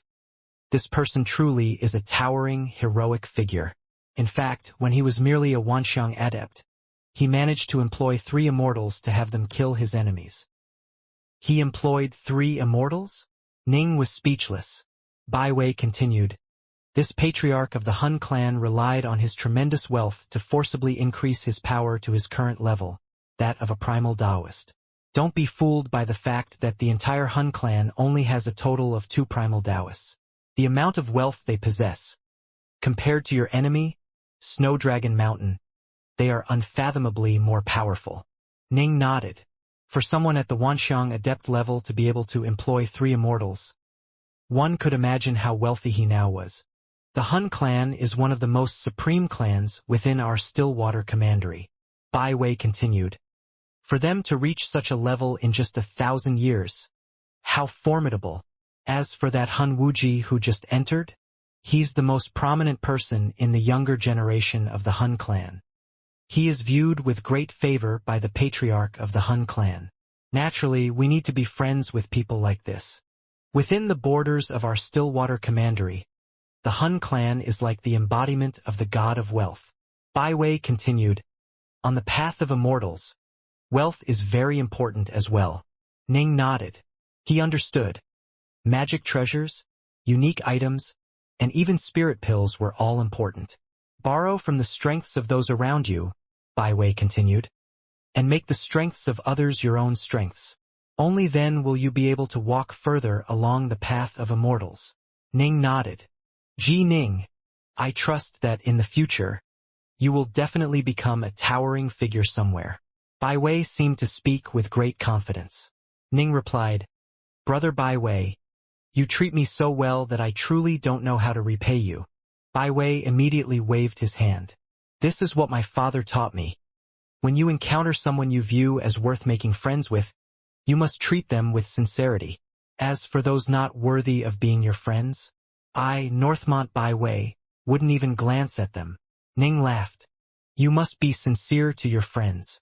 Otherwise, you won't be able to make any true friends.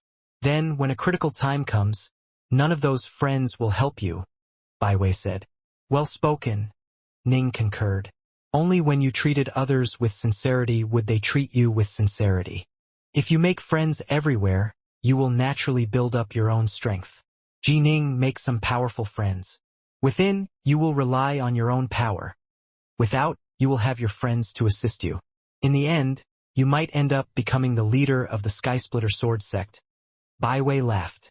Suddenly, laughter rang out from outside. Ha ha ha! The laughter was quite loud, and it echoed throughout the giant main hall of many kilometers. Upon hearing this laughter, the face of Northmont Bai Wei, who had been chatting happily with Ning, immediately sank. Northmont Bai Wei. That deep voice echoed in the main hall, filling every corner of it. Quite a few of the guests within the various luxurious rooms at the ends of the corridors that hung in midair were listening with curiosity. You want for your good friend, Ji Ning, to enter the Skysplitter Sword sect? That deep voice continued to laugh wildly. Ha ha ha, unfortunately I can tell you something right now. And in fact I can tell this Ji Ning kid directly. Ji Ning. Kid. Forget about ever being permitted into joining the Skysplitter Sword sect. Northmont Fox. Bai Wei suddenly roared out with anger. What is it? That deep voice let out a chuckle. Are you upset? Bai Wei growled and cursed. You shameless thing. You do seem quite pissed. That deep voice chuckled with delight. Unfortunately, your good friend won't be able to enter the Skysplitter Sword sect. Humph. Bai Wei no longer paid the outside world any attention. That deep voice said a few more mocking lines, but upon seeing that Bai Wei was no longer responding, it fell silent as well.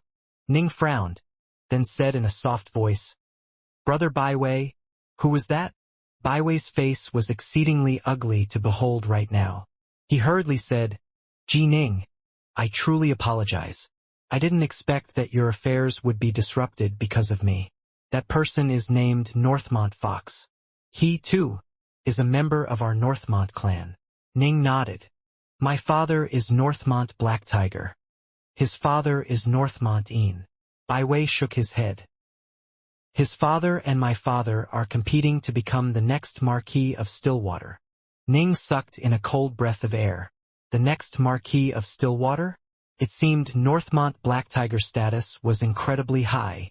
No wonder, as soon as Bai Wei came to the Carefree Caverns, Wanxiang adept-level cultivators and monsters had come to greet him in such a grand fashion.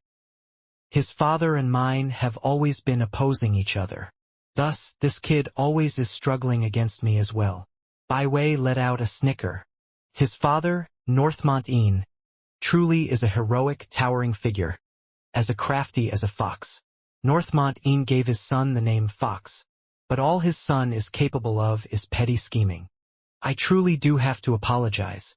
Because of me, you won't be able to enter the Skysplitter Sword Sect, Baiwei said. For Northmont Fox to proclaim it so boldly means that he definitely must be confident of being able to ensure it. Ning felt resignation in his heart. Just now, he was fantasizing about how viciously he would compete. But in the blink of an eye, it had all disappeared. He immediately said, "This is just a small matter. Stillwater Commandery is such a large place. And there are so many schools here.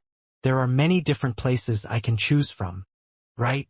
Baiwei continued, "How about this?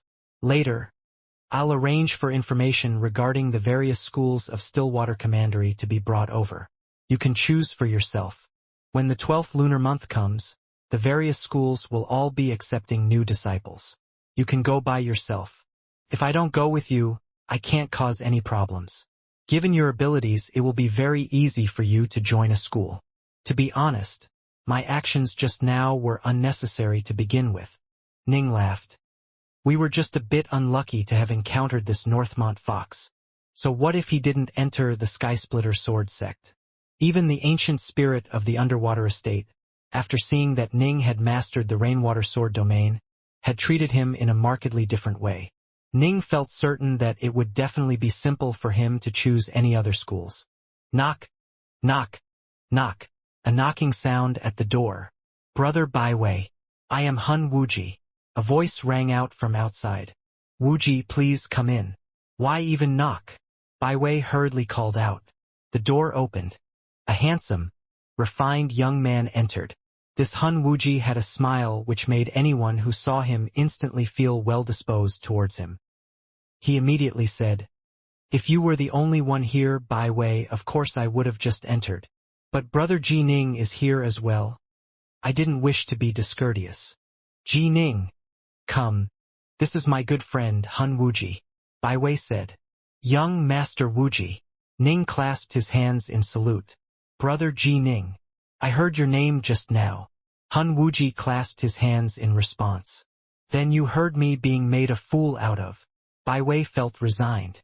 "Just now, shortly after I sat down nearby, I heard what was going on between you, Baiwei, and with Fox." Wuji sat down as he spoke. "Northmont Fox truly is a fool. How many schools does Stillwater Commandery have? He has a bit of a relationship with the Skysplitter Sword Sect and might be able to prevent Brother Ji Ning from entering that sect. But what about the other sects? For a school, accepting new disciples is a major matter. There are so many schools in Stillwater Commandery that are seeking new disciples, and he's only able to affect a few of them. In the end, Brother Ji Ning is still going to be able to enter a school. Thus, as you said, he is a fool. He always jumps at any opportunity to make trouble for me." Baiwei shook his head. "It is as though by doing so, he can demonstrate superiority over me." Suddenly, the extravagant music from outside changed. The sound of a zither suddenly rang out. The gentle, watery strumming sounds were soul-stirring to the extreme. "Eh?" Ning, Baiwei, and Wuji all looked towards the outside. Ning stared down into the wide hall. He immediately sat a green-clothed woman who was seated in front of a zither, plucking at its strings. For a moment, the entire hall seemed to have grown quiet. Only the sound of the zither could be heard. Such a beautiful zither song. Such a beautiful person. Ning, upon seeing the green-clothed woman, instantly felt that she must be one of the fairy maidens of legend. The sound of her zither made Ning's soul feel incomparably comfortable. Her skill in the Tao of the zither had clearly reached a level of mastery. After the song was finished, the hall remained quiet for quite some time. "So it's actually Zither Fairy." Baiwei sighed in praise as he spoke, then instructed the servant waiting outside, "Go, have Zither Fairy come over." "Yes," the attendant outside replied. "You are actually going to invite Zither Fairy to come accompany us? The price you will pay won't be a light one." Hun Wuji glanced towards Baiwei in surprise, but Baiwei simply said, "Earlier, because of me, Brother Ji Ning's chance to enter the Skysplitter Sword Sect was ruined. I wish to make sure that Brother Ji Ning will be happy today. Ning was quite surprised as well. He was inviting Zither Fairy over. Just for him? And from the sound of it, the price would be significant. Brother Bai Wei, you truly are too courteous, Ning said hurriedly. That was just a minor matter, not worthy of discussing. Ha ha ha ha. That deep voice rang out yet again. Zither Fairy's skill in the Zither is truly at an incomparably miraculous level. Zither Fairy, would you be willing to accept an invitation to come to the room of myself, Northmont Fox? This voice echoed throughout the hall. Within Ning's room, bang! Bai Wei, in his anger, smashed his beast skull goblet against the ground. Grinding his teeth, he said, "What sort of an unlucky day is this? I'm stepping in dogs hit repeatedly." Within the hall. Per Northmont Bai Wei's orders, the maidservant outside had exited the corridor and had arrived within the main hall. Upon hearing the words, "Zither Fairy, would you be willing to accept an invitation to come to the room of myself, Northmont Fox?" she couldn't help but be stunned. She hurriedly called out, "Mistress, young Master Northmont Bai Wei also wishes for Zither Fairy to go to him." Miss Z, next to Zither Fairy, was stunned upon hearing this. Moments later, she laughed. "Young Master Fox, young Master Bai Wei is also inviting Zither Fairy to pay a visit," Miss Z called out. "Ha ha! Northmont Bai Wei, you are also going to invite Zither Fairy?" That deep voice instantly grew smug. "Why were you so quiet and silent about it? I didn't hear you say a thing. If you are going to invite someone over, you have to show some sincerity." "How could I be as boorish and uncouth as you?" Northmont Bai Wei replied with a cold laugh. The two were in different rooms and were both calling out to each other. Within the other rooms were young masters of major tribes, superb figures of major clans, and Raindragon guards. Still, they didn't intervene, just watched with amusement. After all, Northmont Bai Wei and Fox were both highly ranked young masters of the entire Stillwater Commandery. They were both descendants of the Northmont clan, and their parents, Northmont Black Tiger and Northmont Een, were truly incredible figures. They didn't dare to rashly intervene in a struggle between two such young masters. After all, in Stillwater Commandery, the Northmont clan was the strongest power. Northmont Fox. Ning looked through the window towards the direction of that voice. Ning could see a figure in a private room that was a few kilometers away. Northmont Fox appeared quite muscular, and he had sideburns on his face. His appearance was very different from his name. He had the frame and musculature of a dominating tyrant, but his eyes were cold, sinister, and arrogant, like those of a viper's. Northmont Bai Wei appeared ardent and heroic. Northmont Fox, however, appeared cold and sinister. They were two diametrically different people. "Miss Z," Northmont Fox called out in his loud voice. "This Northmont Bai Wei hasn't reserved Zither Fairy in advance, has he?" "He has not." Miss Z, standing on the ground below, shook her head. "Since there is no reservation, and since both myself and Northmont Bai Wei are both inviting Zither Fairy over, let this be determined by who offers the highest price." Northmont Fox's voice echoed throughout the entire hall as he called out, "I'll offer 10 taels." Instantly, every single private room within the giant hall became filled with lowered whispers. Within Ning's room, Ning was puzzled. 10 taels? 10 taels of what? As for Northmont Bai Wei, he said with cold fury, "I'll offer 50. Ha ha ha. Northmont Bai Wei, you are going to compete against me? Are you able to win?" Northmont Fox called out from his distant room, with a voice filled with braggadocio. "I'll offer 100. Within Ning's room, Ning, Wuji, and Bai Wei were all seated. Wuji lowered his voice and said, "Brother Bai Wei, if we are going to get into a bidding war, I can assist you." But Northmont Bai Wei just laughed and said, "No need. In terms of wealth, how could Northmont Fox compare with you, you little god of wealth? Inviting Zither Fairy over is only a minor matter. Normally, just one is enough. To spend too much is just foolishness. He's now offered 100. As long as I raise the price again, Northmont Fox definitely won't make another counteroffer. By then, I'd have to suffer the consequences. Why aren't I hearing anything from you? Northmont Fox mocked from far away. Northmont Byway called back. Congratulations, Northmont Fox. You have invited Zither Fairy to accompany you for the price of 100 taels of liquefied elemental essence. Liquefied elemental essence? Ning was stunned upon hearing this. So the 1, 10, and 100 taels they were referring to were in reference to liquefied elemental essence. Liquefied elemental essence was the refined, concentrated version of natural elemental energy. One could rely on it to engage in training without causing any stress to the body. Previously, Ning had acquired a very thin layer of liquefied elemental essence from the stone room in the mine, most likely just 10 or 15 kilograms worth. He had used up only a third of the essence, less than 5 kilograms. This had allowed him to break through to the Zifu disciple level and also establish and stabilize as an early-stage Zifu disciple. 10 or 15 kilograms was comparable to the entire wealth of the G-clan. Ning mused to himself. 100 taels of it. That's roughly equivalent to 5 kilograms. Just now, in order to have Zither Fairy accompany him, Northmont Fox casually tossed out a sum that is equivalent to half the total wealth of my G-clan. He is too insane. 100 taels of liquefied elemental essence. Hun Wuji nodded.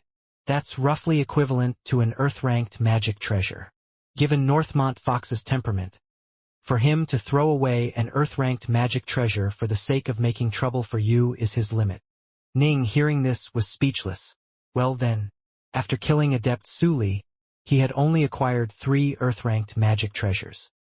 He had worked so hard to accumulate that amount of wealth, but compared to exalted young masters of the Marquisate of Stillwater, he was indeed quite far off. Outside the room, Northmont Fox's voice continued to ring out with arrogance and smugness as Miss Z was introducing Zither Fairy to him. Within Northmont Fox's room, Northmont Fox was currently seated alongside 3 other men. As for their servants and followers, they had a separate room of their own. I didn't expect that I would run into Northmont Byway here today. Northmont Fox held a beast skull goblet in his hand, his red tongue gently lapping at the wine as he laughed sinisterly. I just so happened to acquire a powerful retainer recently, as well as an extremely rare magic treasure. What happened just now was just the starter course. Today I'm going to anger him so badly that he vomits blood. I'll make it so that he will never forget this day. I'll make him feel terror in his heart whenever he sees me. Then let us congratulate you in advance, young Master Fox. Let's watch as Northmont Byway is embarrassed. The other 3 in the room, Jolie included, all cupped their hands in a salute. Ha ha ha! Northmont Fox laughed joyfully. Right at this moment, Zither Fairy came in, and Fox immediately said, "Come, Zither Fairy, come. Please come in and sit." "Thank you, young Master Fox." Zither Fairy's gentle laugh made Fox feel as though even his bones had relaxed. This made him feel all the more pleased. With a beautiful woman accompanying them, Northmont Fox's room was filled with laughter and amusement. A long time later,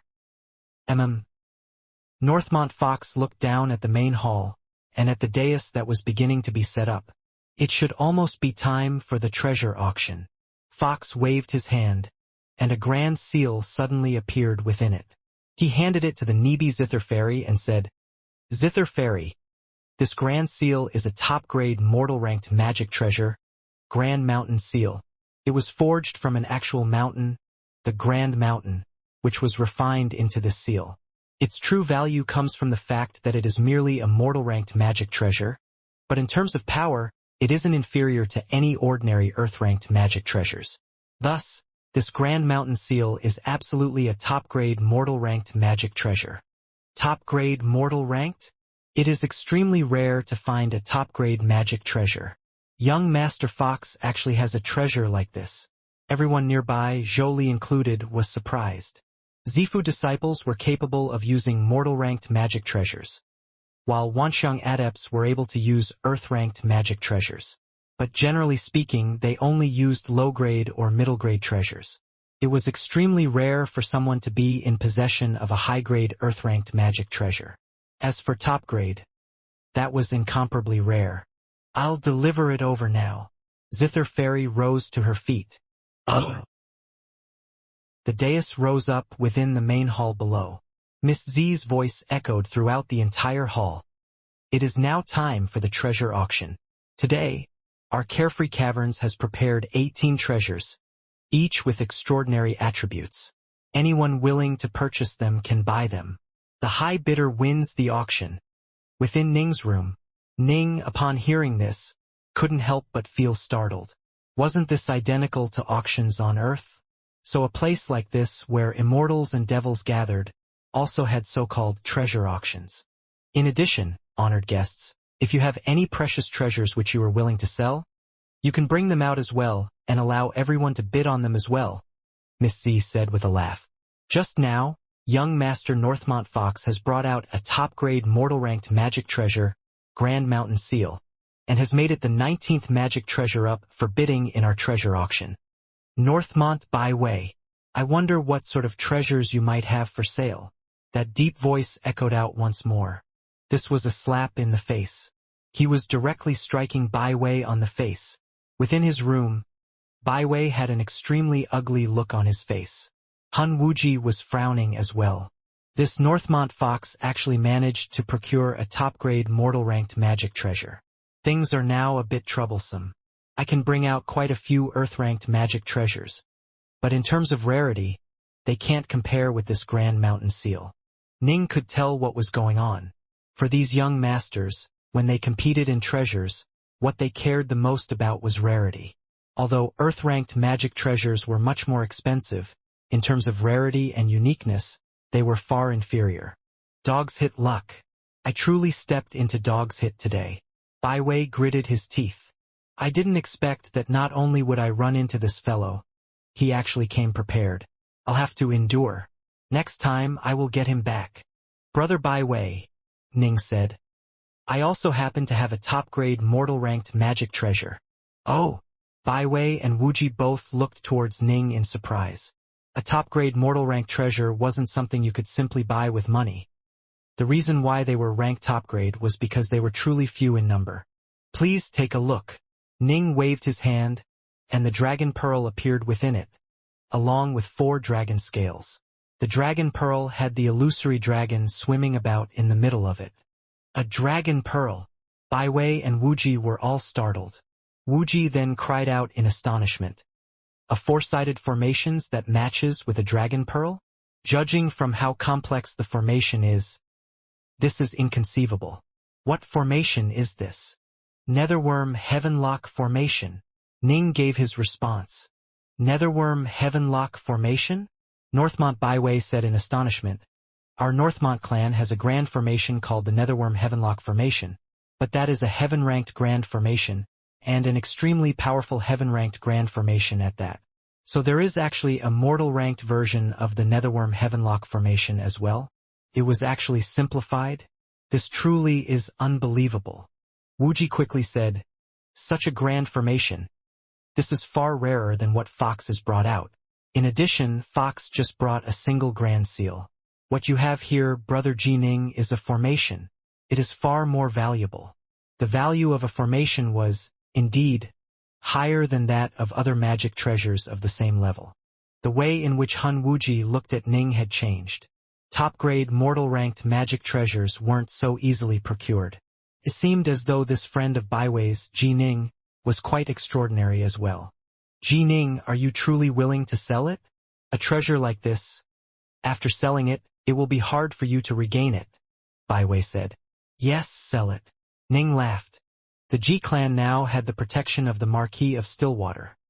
Naturally, it no longer had any need for the Netherworm Heavenlock Formation. In addition, a grand formation like this one required 5 people controlling it in order to unleash its full combat power. The reason Ning had brought this formation to Stillwater City was because he planned to sell it, and thus acquire a large amount of mortal-ranked flying swords, which would vastly increase the power of his Lesser Thousand Swords formation. All right, Brother Jining, I'm not going to waste too many words on effusive thanks. This time, I'm going to give Northmont Fox a good slap across the face. Baiwei's own face was turning ruddy with excitement. Northmont Baiwei, can it be that you, the young master of Northmont Black Tiger's estate, don't have any treasures? That deep voice once more rang out mockingly. Baiwei laughed softly, then called out in a loud voice, Miss Z, I have a formation here.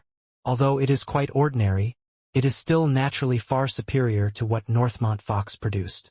The atmosphere in the hall instantly changed slightly. Everyone understood that young Master Northmont Baiwei was finally standing up and preparing to deliver a vicious slap to his opponent's face. Only would his slap be a loud, ringing one? That would depend on whether or not this formation treasure was superior to the Grand Mountain Seal. The treasure auction had begun. Amidst this strange atmosphere, one treasure after another was brought out. The first treasure.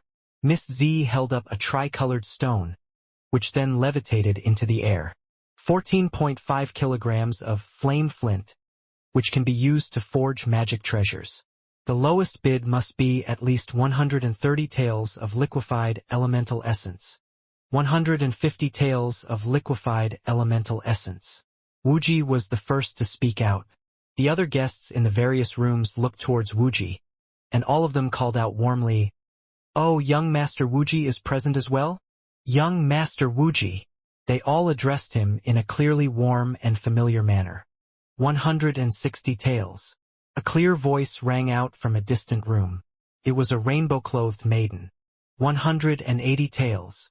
An icy voice from a grim, callous-looking youth. Within Ning's private room, Ning just sat there listening to these people bargain. He glanced backwards towards Hun Wuji. "Brother Wuji, you aren't going to bid any further? Brother Ji Ning, this is your first time here, so you don't understand." Wuji laughed as he explained, "The small-scale treasure auctions which the Carefree Caverns normally offer will have treasures that start off at a price which is quite a bit lower than its true value. I offered 150 taels, and that's a price at which I can definitely make money off this transaction. But as for a price of 200 taels, that's a bit too much. Only those who truly need it would raise it to such a price. I'm a merchant. I don't like doing business at a loss." Ning now understood. So the first bid Wuji had made was for the sake of earning money. "Ji Ning, after you grow more familiar with Wuji, you'll understand. This young god of wealth is always thinking about how to make more money," Northmont Baiwei said with a laugh. 290 taels. A hoarse voice suddenly rang out. A long silence. "Anyone offering a higher bid?" Miss Z glanced at the private rooms in every direction. "Since there are no other bids, then this flame flint will go to young Master Chu of the Rain Dragon Guard. Next is the second treasure." Miss Z quickly began to introduce the next treasure to the audience. Young Master Chu is a disciple of the Trueflower School, as well as a Rain Dragon Guard. Baiwei gave a quick introduction regarding the man. He is already a peak Wanxiang adept, and his future prospects are unlimited. Upon becoming a primal Taoist, he will truly become a major figure here. Ning nodded. The others within this hall might not have statuses as exalted as that of Northmont Baiwei or Northmont Fox, but they were all extraordinary figures who were able to converse and interact with Baiwei and Fox as equals. After all, although these two young masters of the Northmont clan had exalted statuses, they were still young and didn't truly command great power yet. The reason why the Carefree Caverns treated them so respectfully was because behind the two of them were Northmont Black Tiger and Northmont Een, who were candidates to become the next Marquis of Stillwater. "That person just now was Miss Leshan of the Meng clan," Baiwei said. "Within the Meng clan, she is viewed with great favor. Her training speed has been extremely fast, and in 60 short years, she has become a peak Wanxiang adept. The Meng clan is one of the major clans within our Stillwater commandery." Ning nodded. "The Meng clan?" He glanced at the distant maiden, who appeared to only be 12 or 13 years of age. She was one of the true, proud scions of the Meng clan. Compared to her, Meng Jun, Rock, and Xian were far inferior. Oh! One treasure after another was sold off, most of which were meant for Wanxiang adepts to use. Although occasionally there were some appropriate for Zifu disciples, those were all extremely rare items. Of the people present, aside from Baiwei, Fox, and some other young masters with extraordinary backgrounds, most had already reached the Wanxiang adept level. Of the items that our carefree caverns prepared, 2 were not bid on, while the other 16 have all been sold. Now, the auction for the top-grade mortal-ranked Grand Mountain Seal of young Master Northmont Fox will begin. This treasure is a grand seal that was forged from the peak of Grand Mountain. If it was an earth-ranked magic treasure, it wouldn't be particularly precious. Its value lies in the fact that it is a mortal-ranked magic treasure which can be used by Zifu disciples. When a peak Zifu disciple uses this treasure, it can transform back into its original form of the Grand Mountain and crush downwards with astonishing force. There is no minimum price. Everyone can now commence bidding on the treasure. Miss Z was laughing as she spoke. The treasures which guests occasionally brought and auction off always started off at a minimum price of 0. The amount that was bid would be the amount the guest would receive. The carefree caverns never asked for any commission at all. Within Ning's private room, "I wonder how much this Grand Mountain Seal is worth?" Ning mused to himself. After having visited the treasure hall of the underwater estate, Ning didn't hold the Grand Mountain Seal in high regard. If it had been left in the treasure hall, the first master probably would have just classified as something which only barely qualified as a high-grade mortal rank treasure. 80 to 100 taels of liquefied elemental essences, Wuxia said. This is the most common of all grand seal-type magic treasures. Although it is top-grade, it isn't all that precious. It can just barely reach the price of a normal earth-ranked magic treasure. 50 taels. 55 taels. 60 taels. The various rooms were all making their bids. Soon, a final price was reached. 110 taels of liquefied elemental essence. Ning stared through the window towards the distant Northmont Fox, who had a smile on his face. Clearly, he was pleased with this price. Next is a formation technique, one offered by young Master Northmont Baiwei. Miss Z called out loudly, a look of joy on her face. The Marquisate of Stillwater has a famous heaven-ranked formation, the Netherworm Heavenlock Formation. As for this formation, this is the simplified version of that ancient mighty formation. Although it is simplified, our carefree caverns have ascertained that it was simplified in a nearly perfect way. It is at the utmost peak of mortal-ranked magic treasures, a top grade amongst top grades. In front of Miss Z, a dragon pearl and 4 dragon scales suddenly emerged, hovering before her. Everyone present had extraordinary eyesight, and as they stared towards these items, astonishment appeared on quite a few faces. Z. Northmont Fox had an extremely ugly look on his face. He barked out, "I've never heard of there being such a thing as a simplified mortal rank version of the Netherworm Heavenlock Formation. Are you sure you assessed it correct?" Miss Z just replied in a loud voice, "Our carefree caverns is willing to pay 200 taels of liquefied elemental essence to purchase this grand formation." Upon these words coming out, Fox's face instantly blackened, and he no longer said a single word. The reputation of the carefree caverns was beyond reproach. If the carefree caverns was willing to make an offer, that meant that it had an extremely good opinion of this formation technique. "I am willing to offer 210 taels. 230 taels. Right away, the price began to rise. In his own room, Ning felt his heart rate begin to quicken. This was his treasure, after all. Slowly, the price continued to tick upwards. 360 taels. Suddenly, the clear voice of a young child rang out. Instantly, everything fell silent. First of all, the price had risen very slowly to 300 taels, and this had been viewed as a hard ceiling to break through. For someone to suddenly increase the price to 360 taels was surprising. And secondly, the person who had made the bid had the voice of a child. This caused quite a few people to look towards him. Even Ning couldn't resist from turning to look. He saw that in a distant, private room, there was a child that appeared to be 6 or 7 years of age. He had a golden necklace around his neck, and he was nibbling on a bone. The boy of universal fire? Baiwei was surprised. He came today as well? Wuxia was also shocked. As for Ning, he narrowed his eyes. Boy? This was the first time he had encountered an immortal practitioner who looked like a child. Brother Ji Ning, according to stories, this boy of universal fire is a reincarnated immortal, Bai Wei said in a soft voice. He is one of the most indisputable masters of formations, and he stands at the very top of the field amongst those of us in the younger generation.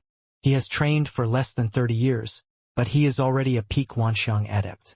In addition, he primarily focuses his efforts on analyzing formations, and has only spent a bit of effort on training. And yet, he has already reached such a level. Less than 30 years of age? A peak Wanxiang adept? Who only spent a small part of his attention on training. And was a reincarnated immortal? Ning was truly speechless. Are there any higher prices? Miss Z looked towards the surrounding rooms, but unfortunately, there were no further bids. Then this netherworm heavenlock formation will go to the young master of universal fire, Miss Z said in an extremely respectful manner. The boy of universal fire, gnawing on his bone, instantly began to laugh loudly.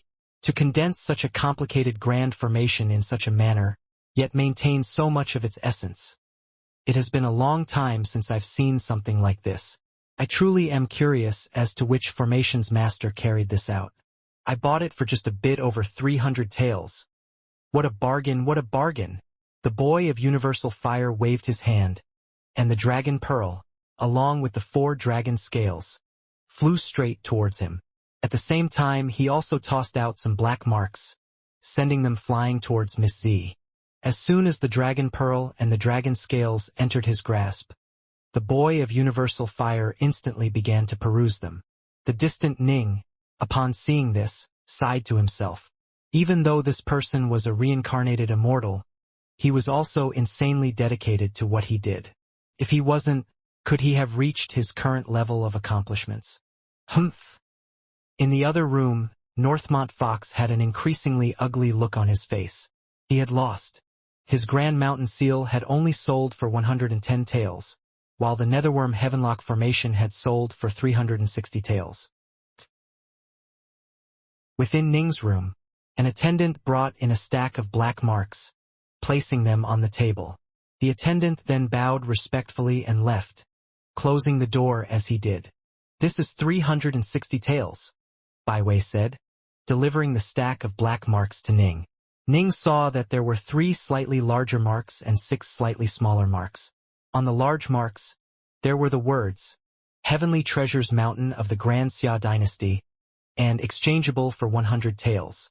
On the small marks, there were the words, Heavenly Treasures Mountain of the Grand Xia Dynasty, and exchangeable for 10 taels. Every single commandery city controlled by every single marquisate of the world has a Heavenly Treasures Mountain within, Bai Wei explained. This elemental mark is used quite commonly. It is also a magic treasure that requires someone to be at least at the Xiantian level to bind. After binding it, you can carry it with you and use it to buy other magic treasures, or trade for liquefied elemental essence. Liquefied elemental essence is something which every single major power in the entire world delights in. Ning nodded.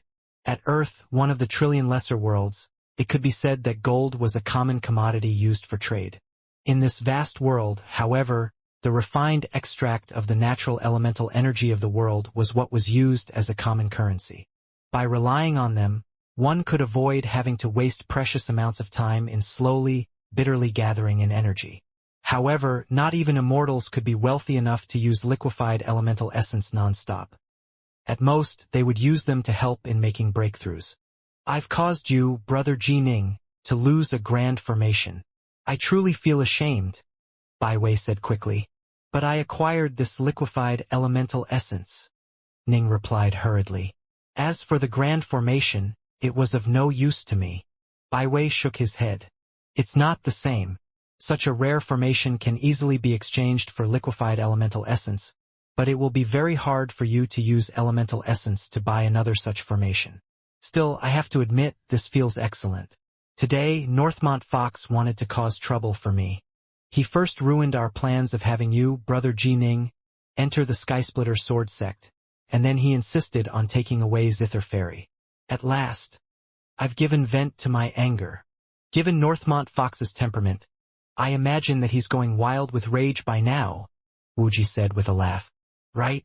Just thinking of this made Bai Wei begin to laugh even more happily. Ning grinned as well, and in his heart, he was calculating how many flying swords he might be able to purchase with these 360 taels of liquefied elemental essence. When I left Swallow Mountain, I first made a trip to the underwater estate. I passed the second level of the War God Hall and traded for the 9 Yang Swords formation. Ning was pondering to himself.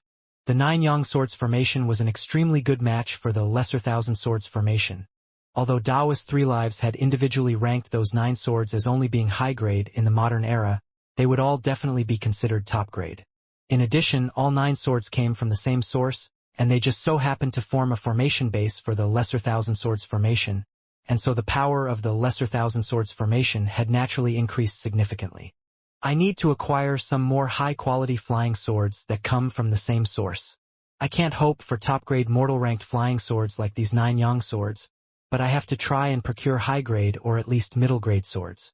Ning understood that there was a direct link between the power of his Lesser Thousand Swords formation and the quality of his magic treasures. The higher quality those magic treasures were, the greater the power of the formation would naturally become.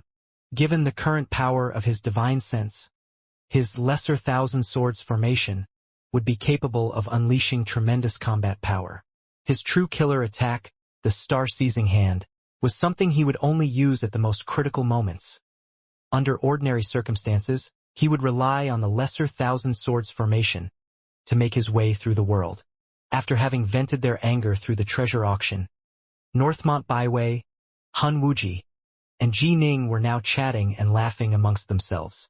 They were in quite a good mood. Time passed on slowly, and night began to approach. Midnight comes, and the time for the betting arena comes as well. From outside the window, the voice of Miss Z could be heard. Ning looked out through the window, only to see that the hall had now become completely empty. There were 2 jewels placed in a corner of the room, and Miss Z was standing in one of the corners while speaking. The betting arena duels are absolutely berserk, Bai Wei said as he looked out the window. Most of the people here are Wanxiang adepts, and astonishingly talented ones at that. They will send some of their Zifu disciple followers or retainers to engage in battle against other Zifu disciples and Zifu-level dire monsters. The masters on each side will engage in a gamble on the duel. Ning sighed to himself as he listened. What a tragic sight. The immortal cultivators and monsters who engage in the betting arena duels participate for the sake of survival or for the sake of acquiring treasures, Bai Wei said. However, a duel must be between 2 competitors at the same level. There absolutely would never be, for example, a Wanxiang adept battling a Zifu disciple. Ning stared down at the hall below. An immortal practitioner with a sword on his back had entered the hall, and a red-haired man had entered as well. The 2 stared at each other, their eyes filled with murderous intent. They first walked to stand before the 2 jewels at the 2 opposite corners of the hall, filling them with their elemental energy and causing each to radiate light. The immortal cultivator under the command of young Master Chu is a peak Zifu disciple. The dire monster under the command of Miss Leshan is also at the peak Zifu level. Miss Z called out in a loud voice, "Activate the Grand Sealing Formation." Whoosh! Instantly, a watery, rippling layer of light that was nearly a kilometer in circumference suddenly appeared within the hall, covering the immortal practitioner and the red-haired man within it. Chu Yihong, I think you had best admit defeat obediently. Otherwise, not only will you lose your money, you will also lose your man. Humph, just wait and you'll see. Voices rang out from the 2 private rooms, and the battle below them instantly began. The red-haired dire monster instantly transformed into a strange, 4-hooved monster of fire. Its body was covered with armored scales, and it howled as it charged towards the immortal practitioner while belching forth fiery light from its mouth. Vermin, accept death. The sword-wielding immortal practitioner let out a cold laugh. Swish! The sword on his back instantly flew out, and as it slashed through the air, it left a rainbow-colored scar through the air. Ning watched the battle progress beneath him. He nodded to himself. The immortal practitioner should be the winner. After having battled for some time, the dire monster let out a grief-stricken bellow, then collapsed. The immortal practitioner's face was ashen as well. He had been forced to execute a forbidden technique in order to achieve this victory. However, in the end, he had won. Previously, his master-uncle, Chu Yihong, had told him that so long as he won, he would help him become an inner disciple. Success. The immortal practitioner had excitement in his eyes. Although he had used a forbidden technique, he hadn't used it for very long. In a year or so, he would be fully recovered. Ha ha ha. Young Master Chu immediately began to laugh. As for Meng Leshan, she had an ugly look on her face. In Ning's private room, Bai Wei said with a laugh, Meng Leshan and Chu Yihong are both dazzling, outstanding talents. Both of them have joined the Raindragon Guard as well. Rumor said that while on a mission for the Raindragon Guard, the two formed a grudge against each other. Outside Stillwater City, the two would most likely be plotting each other's deaths. Within the city itself, they are still going all out to harm each other. Much like you and Northmont Fox, actually, Wuji said with a laugh. Ha ha ha, yes, just like me and Northmont Fox. Bai Wei replied with a loud laugh. Wuji looked towards Ning. Brother Ji Ning, although these betting duels appear casual, in truth, many mysteries hide within. You have to select a particularly astonishing individual at the Zifu disciple level. But the more talented an expert is, the less willing they will be to risk their lives. Thus, it's actually quite difficult to arrange for these betting duels. Both sides have to come up with a way to recruit someone, and if they lose, not only will they lose money and their fighter, they will also lose face. Sometimes, if they grow desperate due to their losses, they might even personally join the field of battle. Personally join the field of battle? Ning was surprised. These immortal practitioners all had extraordinary statuses. They would personally join and fight? What's so surprising about this? These geniuses rose to prominence through combat to begin with. When enraged, they will personally join the field of battle. Every year or two, there will be Wanxiang adepts, unparalleled geniuses all, who will fight a duel to the death here in the Carefree Caverns. If someone dies, no one can be blamed for it, Bai Wei continued. But of course, aside from those who have grudges against each other, most are just trying to win some money through using the servants and retainers under their command. For example, myself, Wuji said with a laugh. I have quite a few servants and retainers. I can send them down to engage in betting duels, and the stakes for each duel must be at least 200 taels of liquefied elemental essence. I can make quite a bit of money in this manner. Ning nodded. Ning now understood that although Hun Wuji and Northmont Bai Wei were two of the more amiable figures amongst these exalted young masters, they were still figures of high status. They had high standards. It was precisely because they thought well of Ning that they were willing to treat him as an equal and as a friend. To them, ordinary Zifu disciples were nothing more than retainers or servants. Why would they care about their deaths? Some time later, more than 10 betting duels had already been carried out, and the atmosphere of the entire hall had become noticeably more heated and wild. There was currently a very tall and muscular Fiendgod body refiner standing in the middle of the hall. As a Zifu-level Fiendgod body refiner with a divine ability, he possessed astonishing combat power. Ha ha ha, everyone.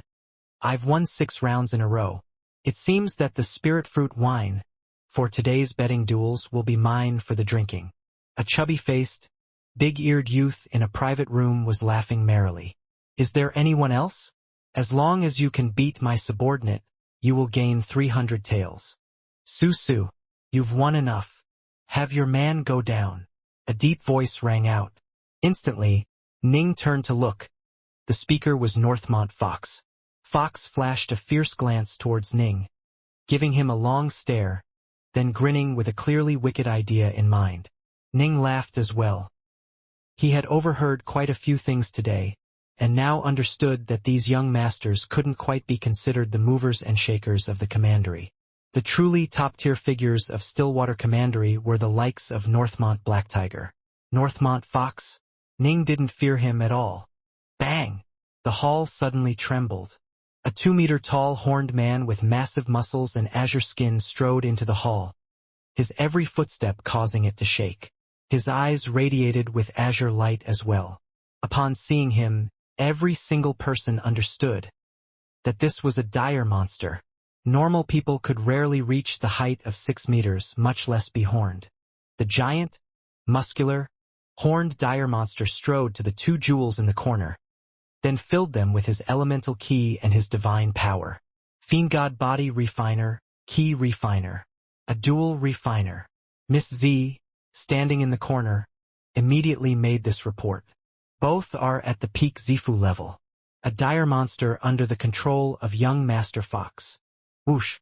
The grand ceiling formation once more lit up, and the dire monster stared directly towards that Fiendgod body refiner cultivator.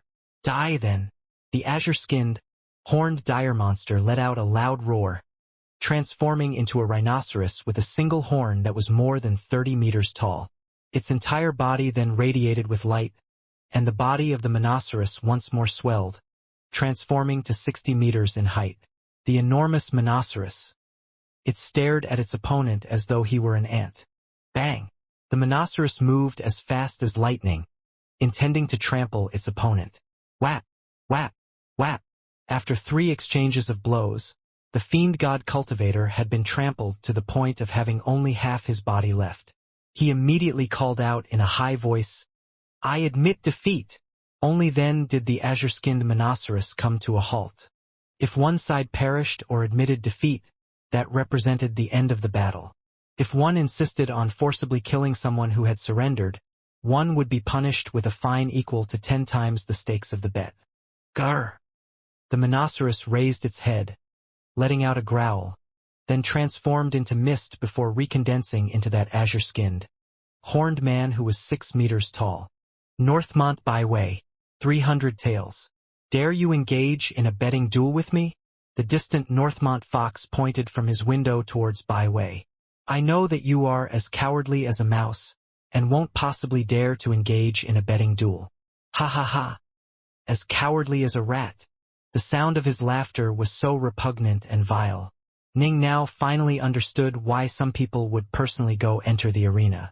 I didn't expect that Northmont Fox would be here today. If I did, I would never have allowed him to act so arrogantly for so long. Byway gritted his teeth, so hard that they were at the point of splintering. He was an incomparably proud person. How could he not be enraged after being mocked repeatedly? Brother Wuji, do you have any powerful retainers present? Byway looked towards Wuji. Wuji was like a young god of wealth. He often relied on betting duels to earn money. Naturally, he had some formidable retainers under his command. Nodding, he said, I do have a powerful retainer amongst the servants I brought today. However, I truly do not feel confident in his chances. That dire monster retainer which Northmont Fox brought out is a Fiendgod body refiner with a divine ability. He truly is extraordinary. Ning nodded as well. Monsters were powerful to begin with, and those who trained as Fiendgod body refiners were even tougher to deal with, much less those who also had divine abilities. Their combat power was at a level higher than even Jadechild had been at. Generally speaking, those with such a great level of power would disdain from serving as retainers and engaging in betting duels. However, this person was a dire monster who had definitely been captured and tamed. Thus, he must have been forced to obey the order to go take part in a betting duel. No matter what, let's give it a try, Byway said. All right, Wuji nodded. Attend me. Byway called towards the servant outside, then waved his hand and produced 300 taels worth of marks, then tossed them over. Let's bet on a duel. The servant nodded. Soon, a black-robed cultivator entered the hall. He stared coldly towards his opponent, underwent the test, and was verified to also be at the peak Zifu level in power. Kill him!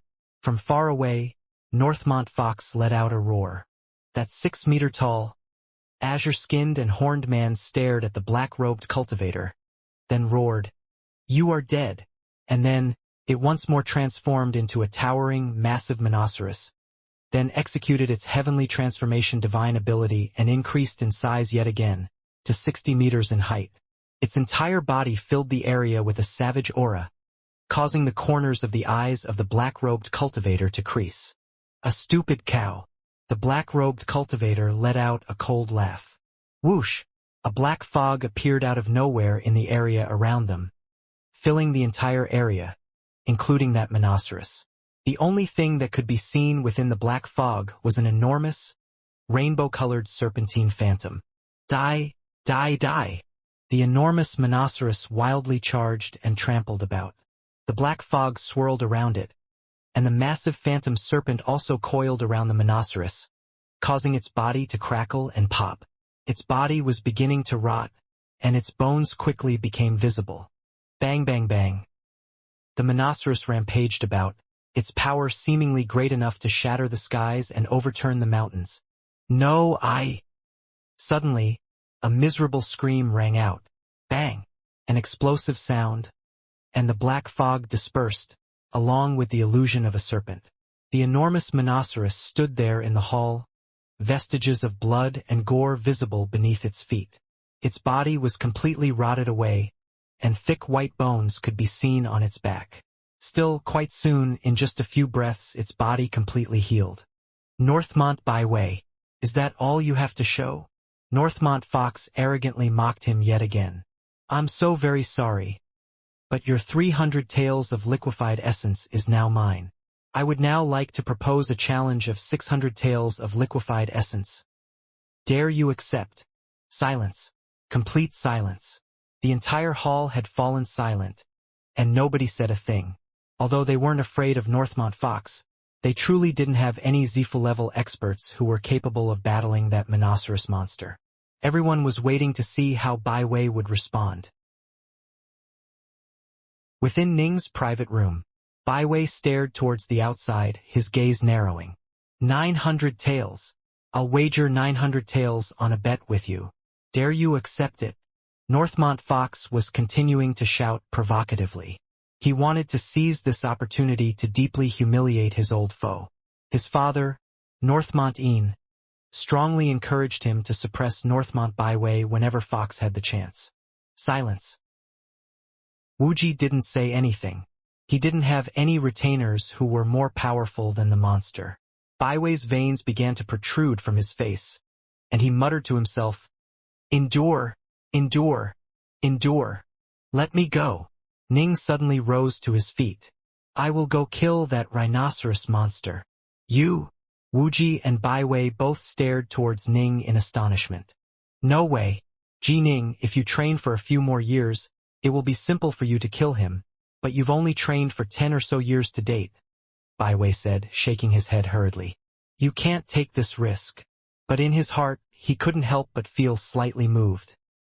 He understood that Ning simply couldn't watch any longer, and wanted to fight on his behalf. Ning glanced at the outside. 900 taels of liquefied elemental essence? What he lacked the most right now was liquefied elemental essence. Upon killing the rhinoceros monster, he should acquire quite a bit of it. "Don't worry. Killing him," Ning let out a chuckle. "That will be as easy as killing a chicken." Wuxia and Byway were both stunned. These words were simply too dominating. "Fine. Then I'll bet against him. If we win, the liquefied elemental essence will be yours, Brother Ji Ning." Northmont Byway felt incomparably excited. "Brother Ji Ning, you are willing to risk yourself for me. I truly don't know what I—" Northmont Byway looked at Ning, then said hesitatingly, "You know, let's just forget it. Although Northmont Fox is going too far, it's not a big deal if we just endure it for a time.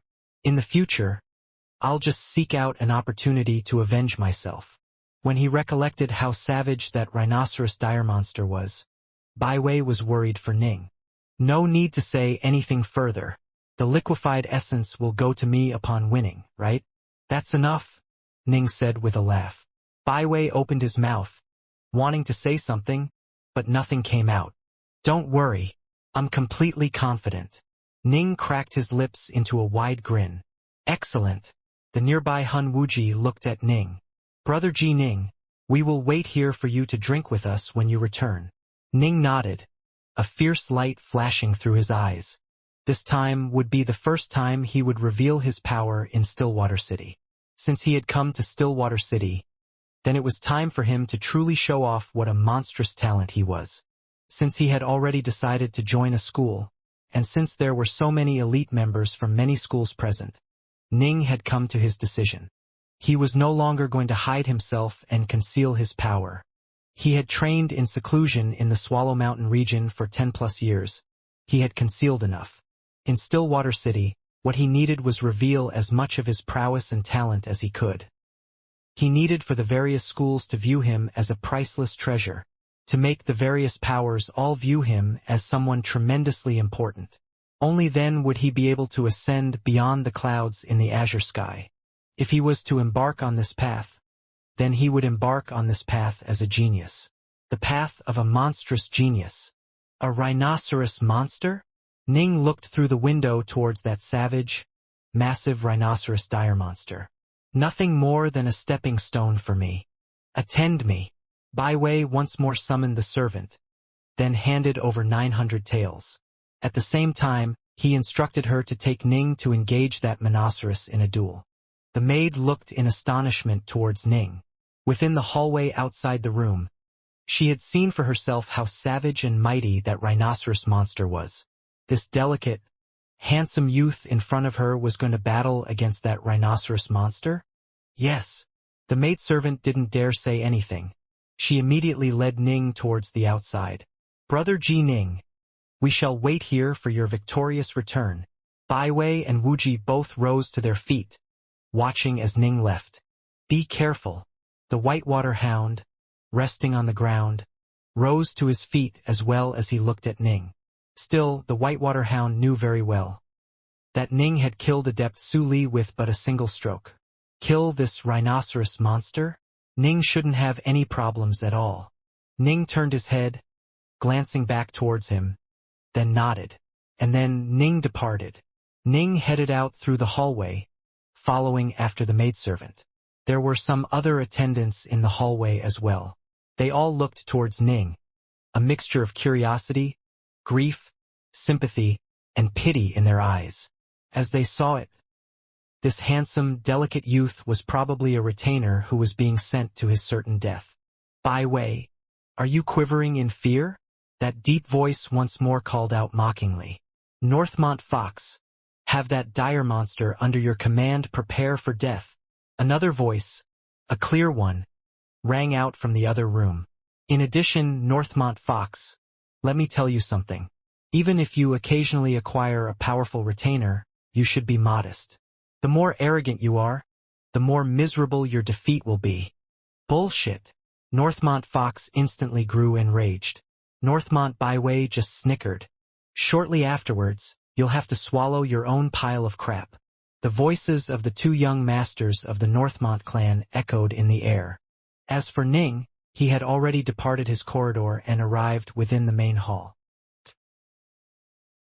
Oh, Northmont Bai Wei actually has a subordinate he can send out? Can it be that he feels confident that his subordinate will be able to overcome that rhinoceros monster? A rainbow-clothed maiden looked downwards from her window. Someone dares to battle against that rhinoceros monster? Who is it? A white-robed young master looked downwards as well. Oh. The boy of universal fire, still gnawing on that bone, looked downwards as well. Although he had earlier been focusing on analyzing his new formation, the betting duels was the most lively part of the night, and they didn't go on for too long. Naturally, he elected to watch them as well. Who is it? I refuse to believe that he has a subordinate that can kill my rhinoceros monster. Northmont Fox stared downwards as well. All of them were staring towards that corridor, and soon, they all saw a youth dressed in fur enter the main hall, under the guidance of that maidservant. The youth had a smile on his face, as though this was naught but a game. He is Ji Ning. Jolie next to Fox spoke out. That good friend of Northmont Bai Wei's. Good friend. Fox instantly began roar with laughter, and his voice filled the entire hall. Northmont Bai Wei, do you truly have no subordinates left? You actually asked your good friend to personally enter the fray? As I recall, this friend of yours wanted to join the Skysplitter sword sect. A young fellow who is just about to enter a sword sect has actually come out to battle against this rhinoceros dire monster, who is in possession of a divine ability. He's throwing his life away. I'm so very sorry, but it seems your 900 taels will be mine yet again. You laugh quite loudly, but you'll be crying soon enough, Baiwei said with a cold laugh of his own, off in the distance. The formidable figures within the private rooms all stared down at Ji Ning. Upon hearing that Ning was Baiwei's friend, they all mused to themselves that given Baiwei accepted him as a friend, he must certainly have some extraordinary attributes. Although he appeared to be a youth, the younger one appeared to be, the more one needed to be wary of that person. Please come. Miss Z looked at Ning. This jewel is for testing your divine strength, while this one is for testing your elemental ki. Prior to the betting duel, you must have your basic level of power tested. It is absolutely forbidden for a Wanxiang adept to battle against a Zifu disciple or something similar. If it does happen, then the carefree caverns will take the life of the cheater. Ning nodded. He immediately filled those two jewels with his crimson bright divine power, as well as his elemental ki. The two jewels radiated with light which was far weaker than the previous opponents had generated. The light that emanated from the elemental ki test was particularly dim. Eh? Miss Z looked towards Ning in surprise, then called out in high voice. The immortal practitioner who Northmont Baiwei has sent out is a dual refiner, both a ki refiner and a Fiendgod body refiner. As a Fiendgod body refiner, he is at the late Zifu stage. As a ki refiner, he is at the early Zifu stage. An uproar in the audience. Elemental ki at the early Zifu stage? Only a late-stage Fiendgod body refiner? Not even at the peak of the Zifu stage. Is he suicidal? This is insane. No wonder he wishes to enter a school. His elemental ki is only at the early Zifu stage. He is indeed a highly suitable candidate. The formidable figures seated above, upon hearing Ning's level of power in these two aspects, all began to shake their head and sigh. Prior to this, they had felt hopeful regarding Ning's chances of victories. But now, it seemed clear that the youth beneath them was throwing his life away. Oh! Activate the ceiling formation. Miss Z gave the order. Around them appeared that giant barrier of light. Ning gave the light barrier a glance, then at Northmont Fox, who was watching far away, up above them. Kid, you are dead for sure. Even if you have a slightly stronger Fiendgod body refining technique, you are only at the late Zifu stage.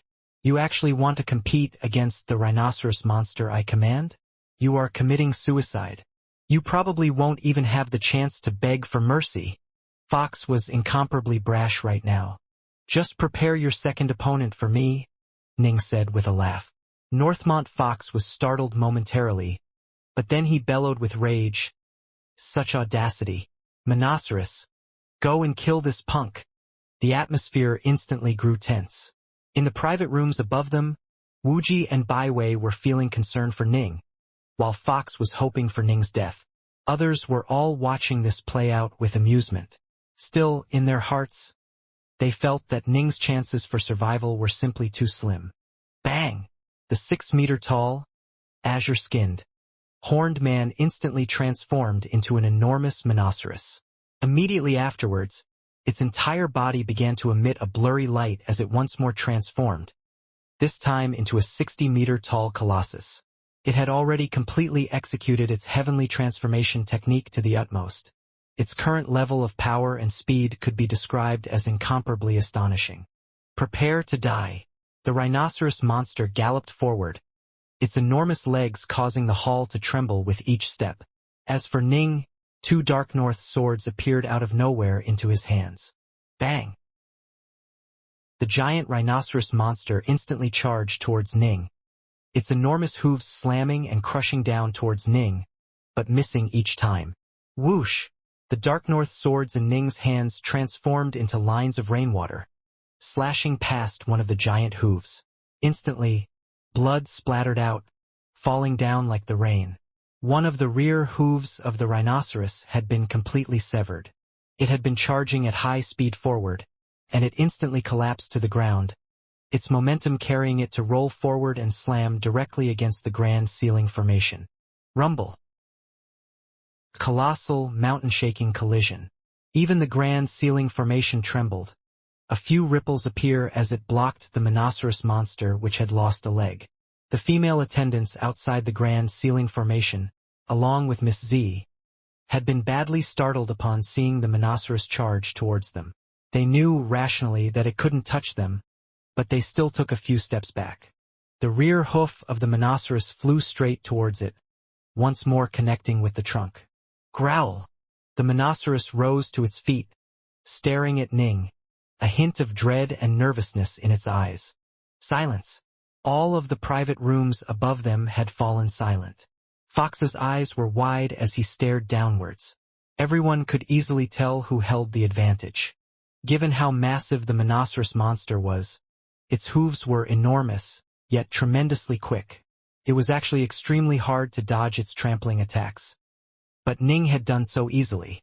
Clearly, Ning's agility was exceptionally formidable, far above that of the Monoceros. In addition, and more importantly, Ning's swordplay was particularly powerful as well.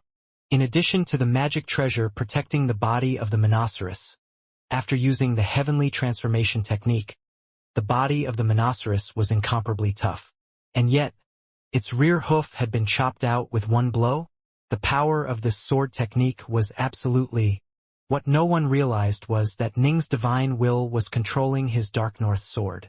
At this point in time, Ning's divine will was actually a bit more stronger than even the power of a peak Zifu stage Fiendgod body refiner. When matched with the Dao domain level of swordplay and executed with the Dark North swords, which were more powerful than ordinary mortal-ranked magic treasures to begin with, how could the power of the blows not be astonishing? Aren't you going to admit defeat yet? Ning glanced at the distant, towering figure of the Monoceros.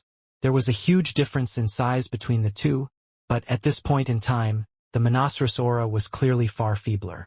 Admit defeat? It isn't so easy to kill a Fiendgod body refiner. Even if you chopped me 100 times, I wouldn't die. The Monoceros was entering a berserk state. Kill him! Kill him! Northmount Fox roared from above, and the Monoceros raised its head, glancing at him. Don't worry, master. The Monoceros stared straight at Ning, its eyes seeming to emit flames. Since this is the case, then I will send you on your way. Ning held his Dark North swords in his hands, leisurely strolling forward. Growl!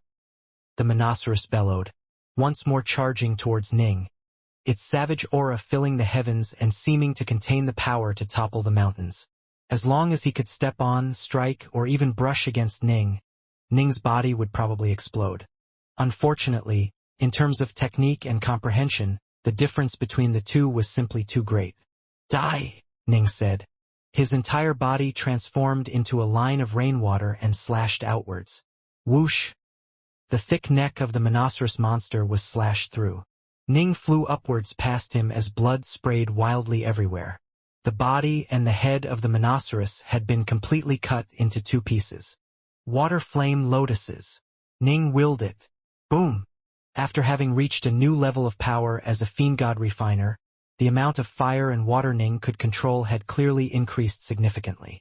If he was to reach the celestial Fiendgod level, then most likely his control over fire and water alone would be enough for him to easily slaughter a primal Taoist, without him needing to use any other techniques. One water flame lotus after another appeared out of nowhere in the surrounding area, slowly swiveling. Each one of them were at least 30 meters in diameter. In total, 12 water flame lotuses had bloomed. As for the Monoceros, which had just been decapitated by Ning, its body and its head were still in two locations. Its head fell between two water flame lotuses and was instantly ground down by them. The water flame lotuses continuously swiveled, crushing and destroying its body. The completely defenseless head was completely crushed into smithereens, but even after transforming into dust, it continued to be assaulted.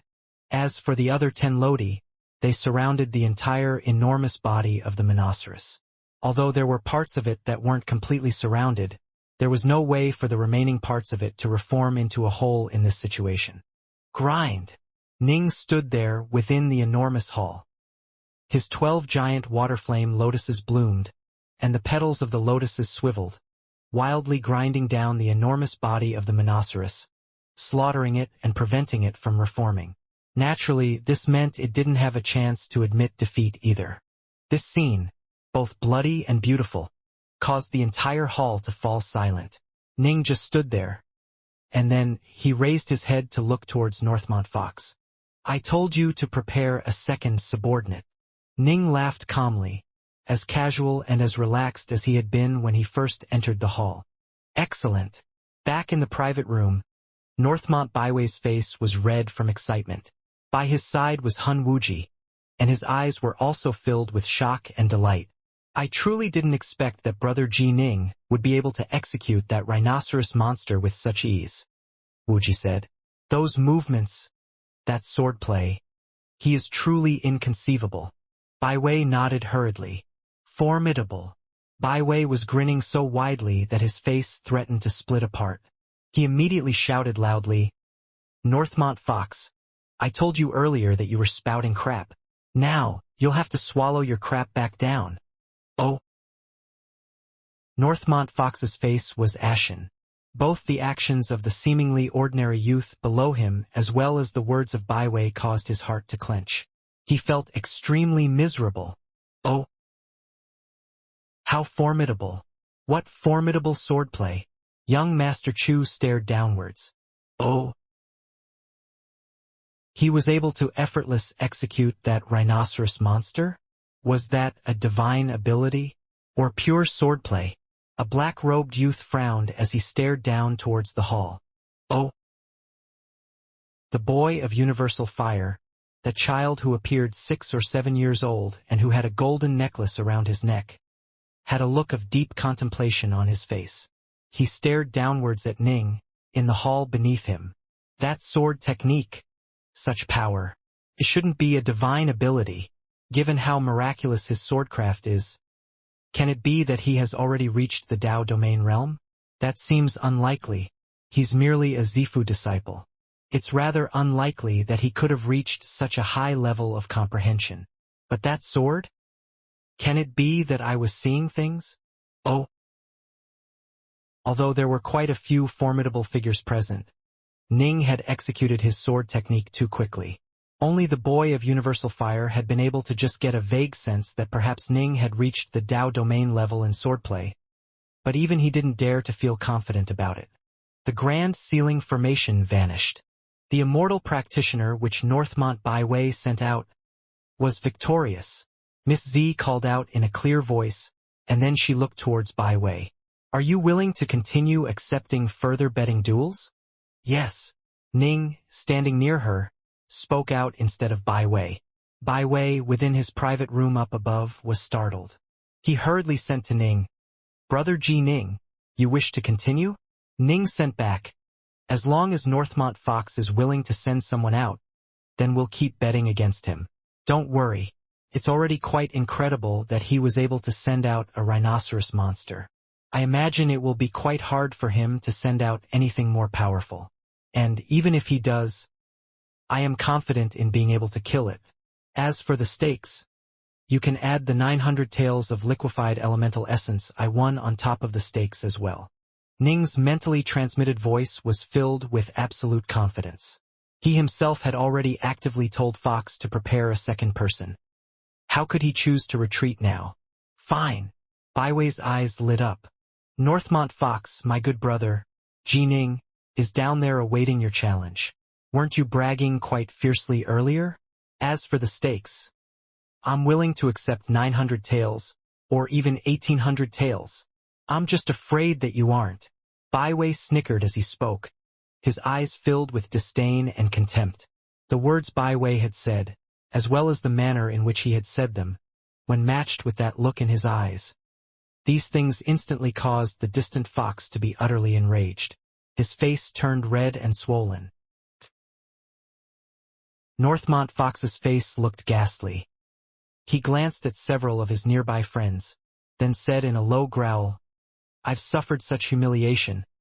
I am definitely going to slaughter that one named Ji Ning. Zhou Li shook his head and said, to kill Ji Ning, that will be hard. This person's agility techniques are shocking, and his swordplay is exceedingly formidable. Even the rhinoceros monster, who had used a divine ability, was executed. He isn't completely flawless. Another person nearby, a blue-robed, middle-aged man, spoke out. His divine ability is merely at the late Zifu stage, and his elemental key is only at the early Zifu stage. His abilities as a key refiner are so weak as to be negligible. He's only able to bring out his close-quarters combat techniques in a fight. Thus, as long as you prevent him from drawing nearby, you'll have won half the battle. Northmont Fox's eyes lit up. Right? This Ji Ning was only skilled in close combat. As long as one didn't let him draw near, then his defeat would be nigh. Attend me, Northmont Fox immediately commanded. Have the White Witch come. Fox said to his nearby friends, This White Witch was offered to me by the White Warlock sect. I had planned on enjoying her slowly, but after suffering such humiliation, I can't be bothered with personal enjoyment. Although this White Witch is somewhat weaker than the rhinoceros monster, she perfectly counters this Ji Ning. The White Warlock sect? Everyone nearby, Zhou Li included, was stunned. The White Warlock sect. This wasn't a sect that was located within Stillwater Commandery. It currently desired to be permitted into Stillwatery Commandery, and it had offered a witch to Northmont Fox as a tactic. Zhou Li and the others naturally didn't dare to say too much about this matter. Soon, a barefoot woman walked in. She was dressed in a white robe that was hemmed with flowery patterns, and had long black hair that fell to her buttocks. She had a pair of dazzling, bewitching eyes, and she exuded an indescribable magnetism. Her gaze was fixed upon Northmont Fox's figure, and Fox felt a fire build in his loins as well. What an exceptional specimen! Fox ground his teeth, then said, White Witch, your White Warlock sect gave you to me. Your life, your everything. It all belongs to me. Your slave understands. Your slave belongs entirely to you, Lord. The White Witch responded in a soft voice, so gentle it seemed to be caressing his heart. Fox nodded. That kid named Ji Ning, standing there in the hall below us, killed that rhinoceros monster under my command. Now, I have a feeling of rage that I must give vent to. I order you to go kill this Ji Ning. Your slave is to go kill Ji Ning? The White Witch, who had been calm this entire time, was instantly stunned. Previously, she had been with the other servants in the other private room. Through the window they had watched everything happen below them. She knew exactly how formidable this Ji Ning was. She knew that, in terms of power, she was quite a bit weaker than even the Monoceros. As for Ji Ning, she had no confidence in being able to defeat him at all. When the White Warlock sect had sent her here, they had done so in order for her to entice and mesmerize Northmont Fox. Fox frowned. Are you not going to go? Then what's the point of keeping you? No, in her heart, the White Witch secretly cursed this man, who was of the primary lineage of the Northmont clan, for his viciousness. She hurriedly said, Young master, it isn't that your slave isn't willing. It is that your slave doesn't feel there is any chance of killing this Ji Ning. Your slave personally witnessed him killing the rhinoceros monster. Fox shook his head. You don't need to worry about this. This Ji Ning is extremely weak as a key refiner. His only strength lies in his close combat abilities. So long as you can make him unable to draw near you, you will definitely win. As I recall, you have a secret binding skill that is extremely formidable. The White Witch gritted her teeth. That was a technique that was meant for pleasure on the bed. When she and Northmont Fox had been making love, she had once made it so that her hair had rapidly lengthened, then tied herself up with it. At that time, while they were lovemaking, Northmont Fox had even asked her about her technique, and she had naturally bragged about it. Who would have imagined that the end result was this? You are skilled in constricting your foes. In addition, your White Warlock sect is most famous for your venomous bugs. Amongst them, your technique of body-birthing bugs are particularly famous, Northmont Fox said. The White Witch's face turned ashen. The body-birthing bugs? This was indeed a technique of the White Warlock sect that made others terrified upon hearing of it. But if she were to execute it, if she was lucky, she would only suffer severe damage to her elemental ki, but if she was slightly less lucky, she would die. The White Witch stared at Northmont Fox.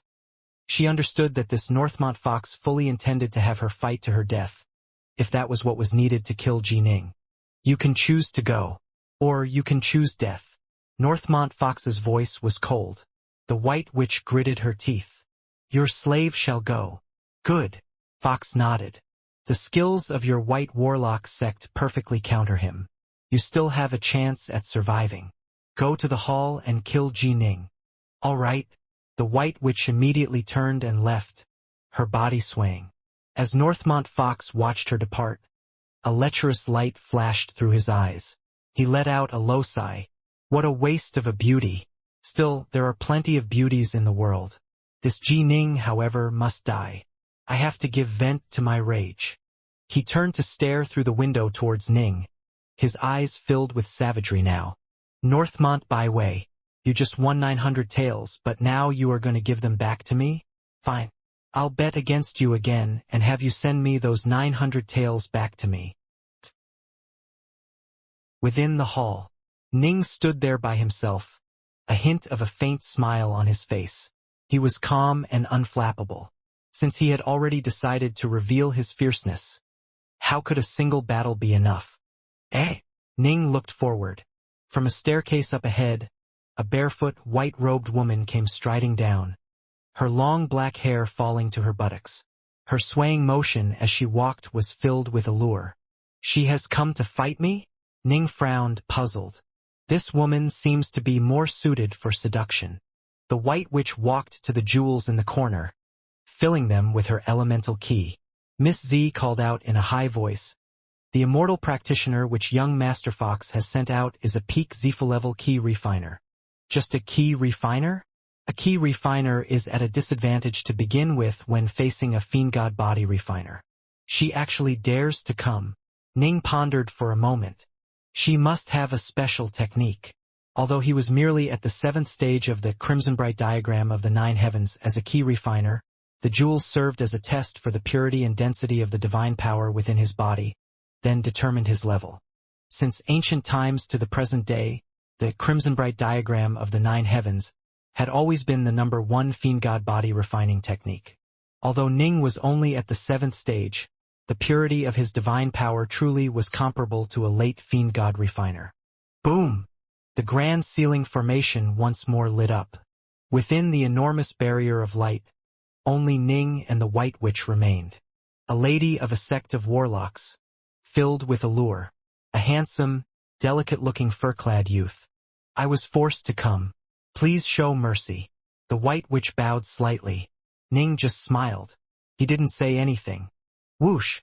Suddenly, every single strand of the White Witch's long black hair, previously waist-long, emanated with a devilish red light. Instantly, that long hair began to grow rapidly, and an instant later it filled the air. Countless strands of black hair swept all-encompassingly towards Ning. Not good. Baiwei in the private room above was shocked. If Ji Ning is caught and bound, he will be in trouble. Wuji was nervous as well. Ji Ning is skilled in close combat. His elemental ki is only at the early Zifu stage. The power with which he can control magic treasures is simply too weak. Ning stared at the all-encompassing strands of hair, but just revealed a smile. He knew what his opponent's ability was now. So she wants to bind me. Rustle, rustle, rustle. In the area around them, rainwater appeared out of nowhere. The rain was very light. When landing on someone, it felt cool, refreshing, and comfortable. The countless drops of rainwater instantly filled the entire grand ceiling formation. Layered water walls. Ning's gaze was focused on the black hair sweeping towards him. Instantly, one layer after another of incomparably sturdy curtains of water began to condense.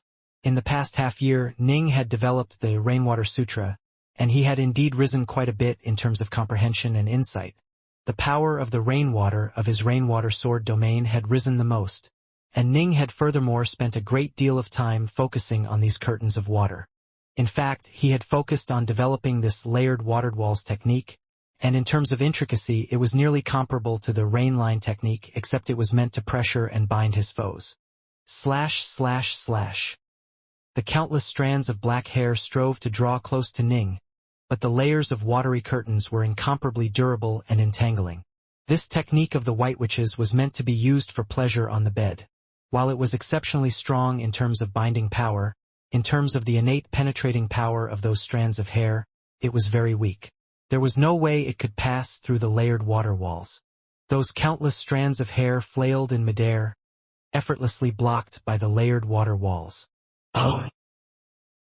Rainwater Sword Domain. The boy of universal fire rose to his feet as well. He tossed that bone to the side of the table, staring down at Ji Ning.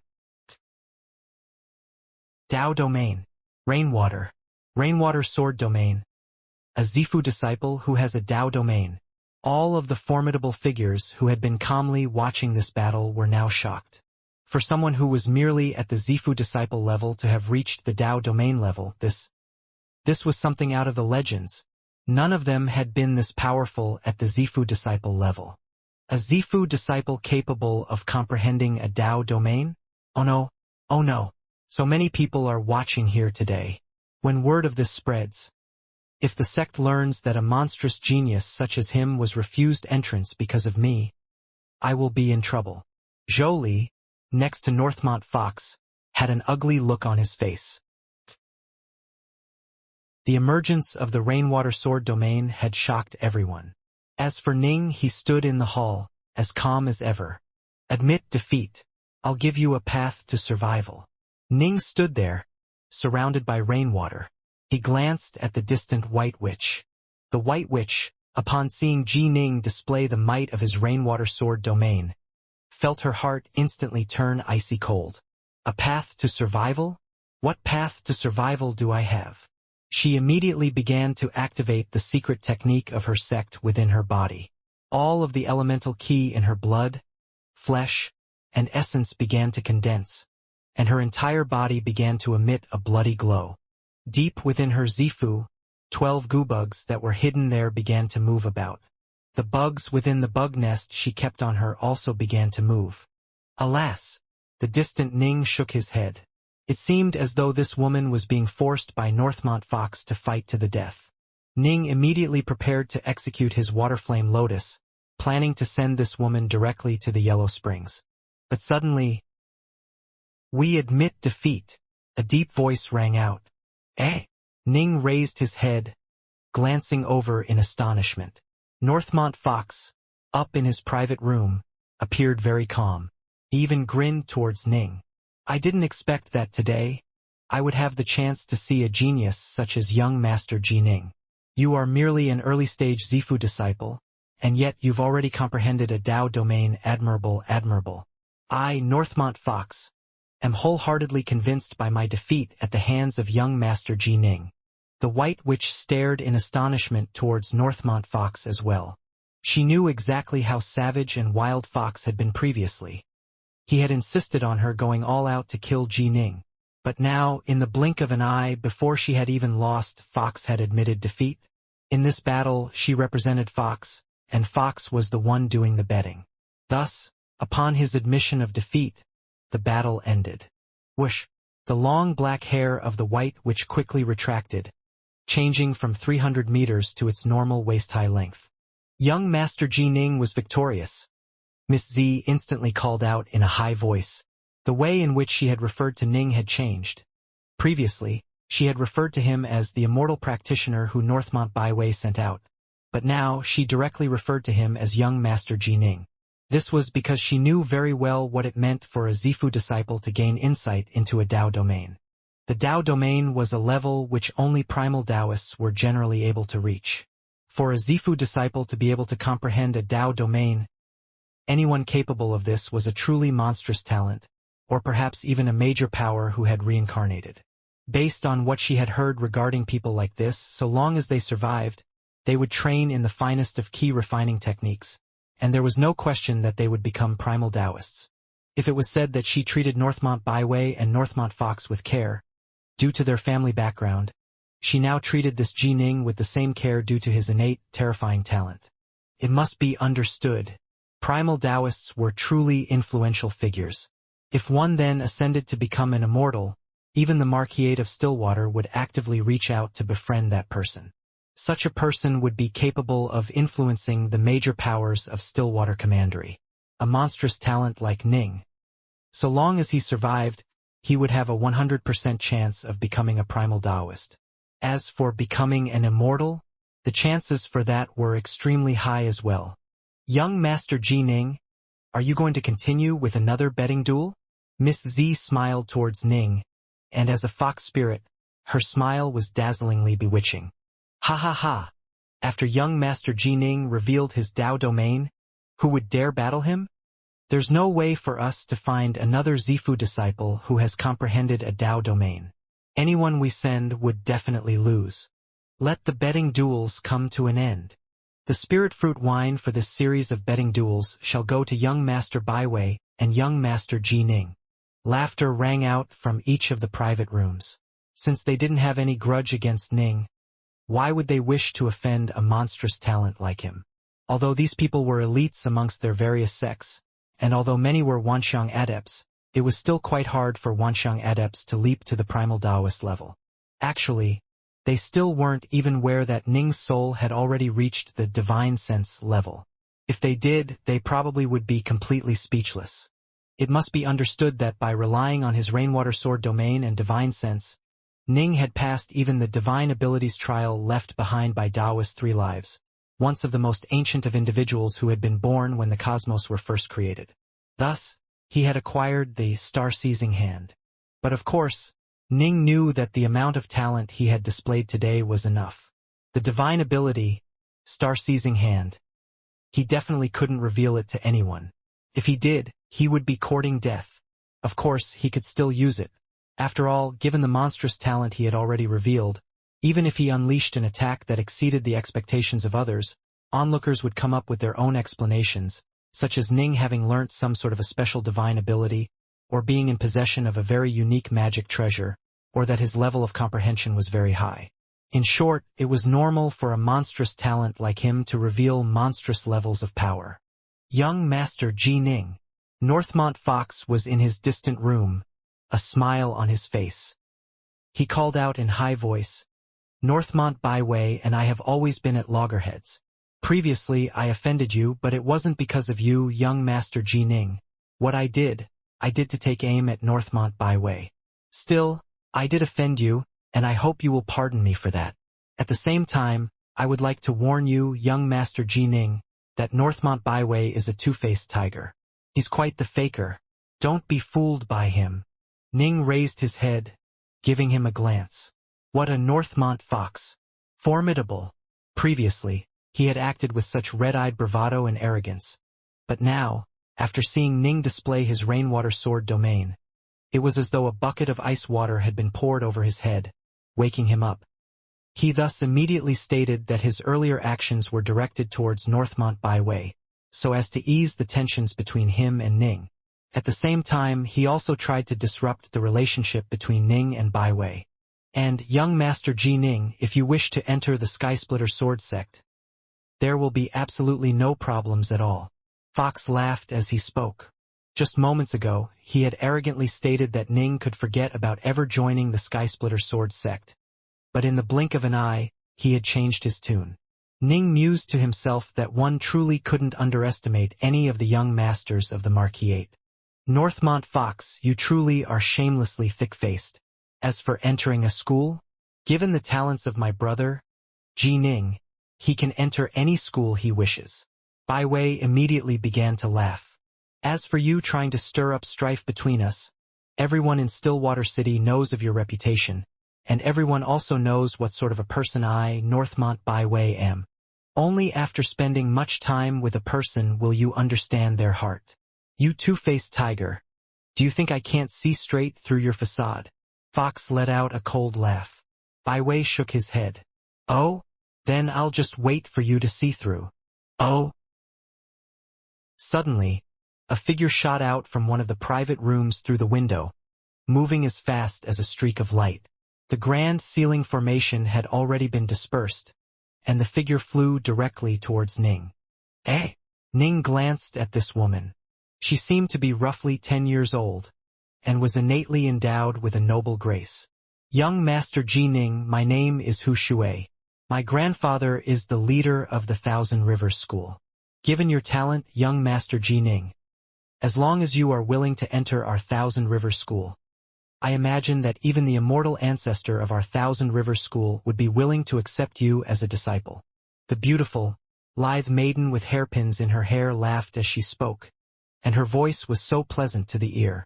Ning glanced in surprise at this young woman named Hu Shui. Thousand Rivers School? What school was this? He had never heard of it before. He had to admit, though, the number of schools within Stillwater Commandery that he knew of could be counted on one hand. He came from Swallow Mountain, and his experience was rather lacking.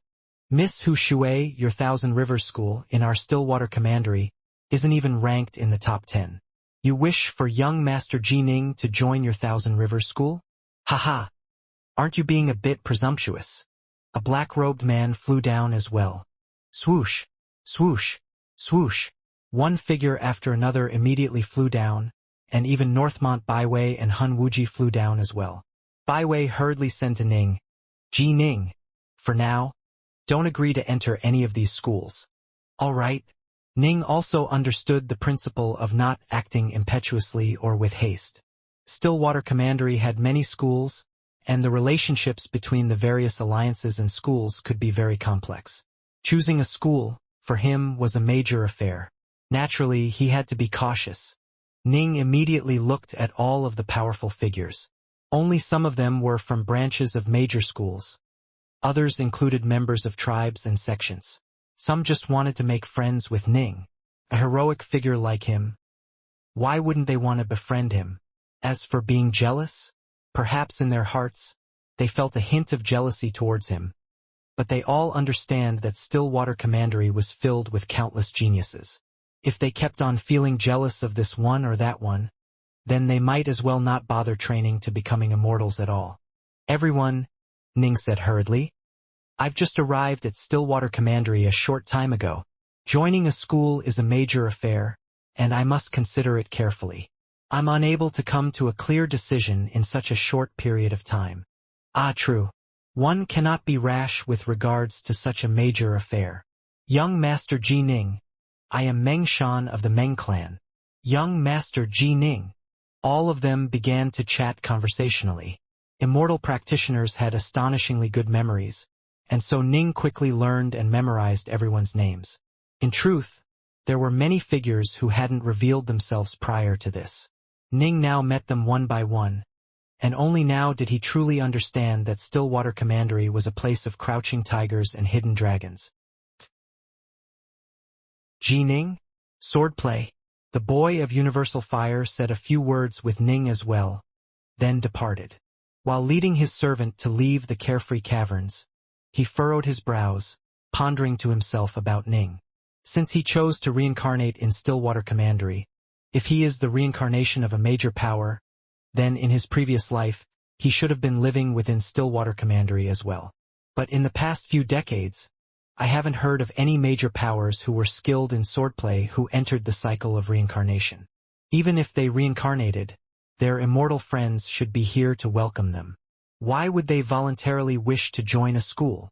Can it be that an error occurred in the reincarnation process, and that in his past life, he didn't live in our Stillwater Commandery?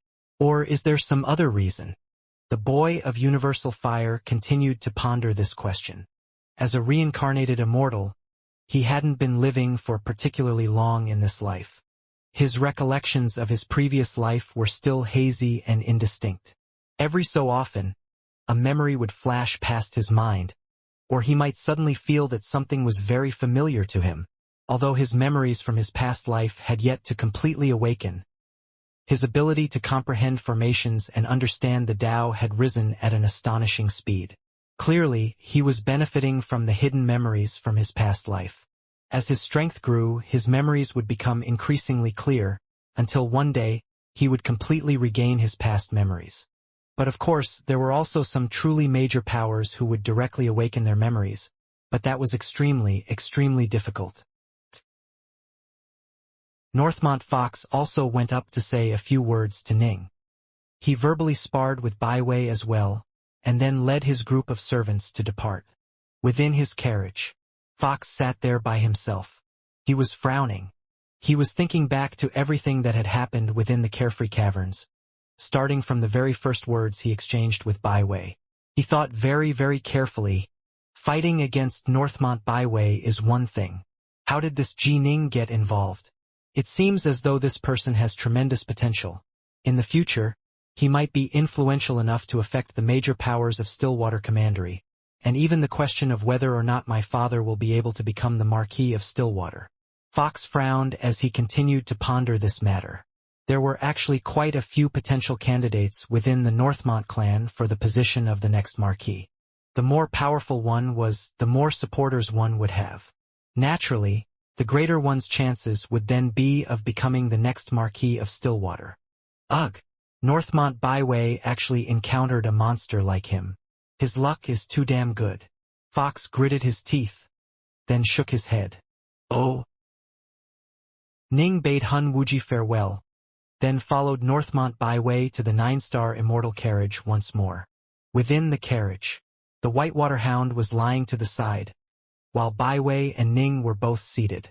Baiwei's face was all smiles, and he was incomparably delighted. He hurriedly said, "Ji Ning, the rainwater sword domain you displayed this time truly stunned everyone present." You didn't see the way Northmont Fox's face instantly changed. I understand this punk quite well. Although he's vicious and arrogant, he can also change his attitude very quickly. This is one of his rare strengths. For now, stay with me. My estate has many places reserved for guests. This time, you've truly made a name for yourself. There were many people there within the Carefree Caverns, and news of this battle of yours will quickly spread to quite a few schools and sections. There will definitely also be many who will wish for a genius such as yourself to join them. If you stay in my place, you won't be disturbed. Tomorrow, I'll prepare an intelligence report for you which will introduce you to all of the larger powers within Stillwater Commandery. Naturally, this will also include information on the various schools. You can make a good choice based on it. Ning nodded and smiled. Then I'll have to trouble you for that, Brother Baiwei. It was already late at night. The light of the crescent moon shone down upon this giant, ancient city. Within it was a 9-star Immortal carriage, wreathed in fiery flames, which was entering the Northmont Black Tiger estate. Young Master! Young Master! The late-night guards all called out towards the carriage respectfully. Northmont Baiwei led Ji Ning, the Whitewater Hound, and his maidservant out of the carriage, and then the 9-star Immortal carriage, without anyone controlling it, entered the estate on its own. "Let's go," Baiwei said with a smile, leading them forward. Ning looked around carefully. The door they were entering was a side door. How large! As they moved forward, the scenery continuously changed, and there were pavilions and buildings everywhere. Everything was unspeakably beautiful. An estate more than 10 kilometers in circumference. This can compare with some of the cities I saw in my past life on Earth. Come into this garden. This place is where all of our guests stay. Baiwei was striding forward atop a series of lotus petals which formed a path over a large pool of water. There were also all sorts of fishes around them, and beneath the water there were some luminous pearls. The light from them caused the entire pool to seem like a jade lake for immortals. Within one of the quiet, private courtyards. Brother Ji Ning, you can rest here for a period of time. Generally speaking, schools take on new students in the 12th lunar month, Baiwei said with a laugh. Tomorrow, I will arrange for a book detailing the various major powers of Stillwater Commandery to be brought to you. You can choose carefully, and you can also often come out for a stroll and listen to the conversations going on in the outside world. Only then should you decide which school to join. Laughing, Ning nodded. Baiwei continued, "All right, it is quite late, and I won't disturb you any further. If there is anything you need, just instruct the servants. I will leave now." "Oh." This residence was clearly meant for entertaining guests. It was quite large and quite roomy, and there were 5 buildings within this residence itself, along with 12 servants that could be summoned at any time, all of them beautiful, flower-like women. Young master, the 12 maidservants all bowed. Their leader was a tall, willowy Xianxian life-form. "Prepare my bath for me," Ning instructed. "When bathing, I do not wish to be disturbed." "Yes." The tall, willowy woman acknowledged his commands. Almost all immortal cultivators possessed extremely good self-control. Even those who were lustful would only view women as a form of enjoyment. For example, even someone like Northmont Fox would order the White Witch to her death when he felt it was necessary. A short time later, within the room, within an enormous bathtub made from slick, polished rock, hot air steamed everywhere. Ning lay there within the bathtub, head resting against a pillow. By his hands was a tray of fruit and wine. Ning's son, the Whitewater Hound, resting next to the bathtub, glanced at Ning. "You shocked everyone today with your exploits, and did so in the Carefree Caverns, one of the top entertainment venues of the entire Stillwater Commandery. This news will surely spread quickly. Did you do this with the intention of?" "Right. I intended to shock everyone today," Ning said. "The only people I truly have grudges against belong to Snowdragon Mountain. There are no problems between myself and the various other major powers. A monstrously talented youth whom they have no grudges against, who had just reached the early Zifu stage who wishes to join a sect. They will do anything they can to get me to join their schools or to befriend me. As for my sole enemy, Snowdragon Mountain, I don't know if they are still paying attention to me. Even if they are, I am currently within the Northmont Black Tiger estate. There is nothing they can do to me," Ning said. "Right?" The Whitewater Hound nodded. "If my predictions are correct," Ning said solemnly, "perhaps tomorrow Baiwei's father, Northmont Black Tiger, will come to pay a personal visit to me." Ning's divine sense was exceptionally sensitive. He knew right away that there weren't any eavesdropping tools or monitoring tools here. This was a place for receiving guests. If guests were to discover that they were being monitored, then it would cause tremendous problems. Northmont Black Tiger naturally wouldn't act in such a manner. Oh!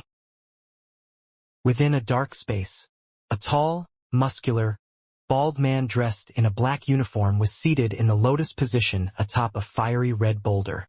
Slither? A giant black serpent, more than 300 meters long, coiled around this dark region. This giant black creature looked like a serpent, but upon taking a closer glance, one would find that it was completely formed from black flames. Its scales, fangs, and body were all formed from countless black flames. The black flames swirled around this area, and the head of the serpent was close to that of the bald man. "Eh?" The black uniformed bald man frowned, then opened his eyes. His gaze was like thunder, striking fear into the hearts of men. Whoosh! He exhaled, and instantly, the black flaming serpent around him transformed into countless black flames, wildly surged into his mouth. He swallowed it all into his stomach. "Baiwei, come in." The bald, black uniformed maid gave the order. "Kriawak." A door appeared in this dark space, and Baiwei walked in. He said respectfully, "Father, I have news." This person was the awe-inspiring potential candidate to be the next Marquis of Stillwater, Northmont Black Tiger.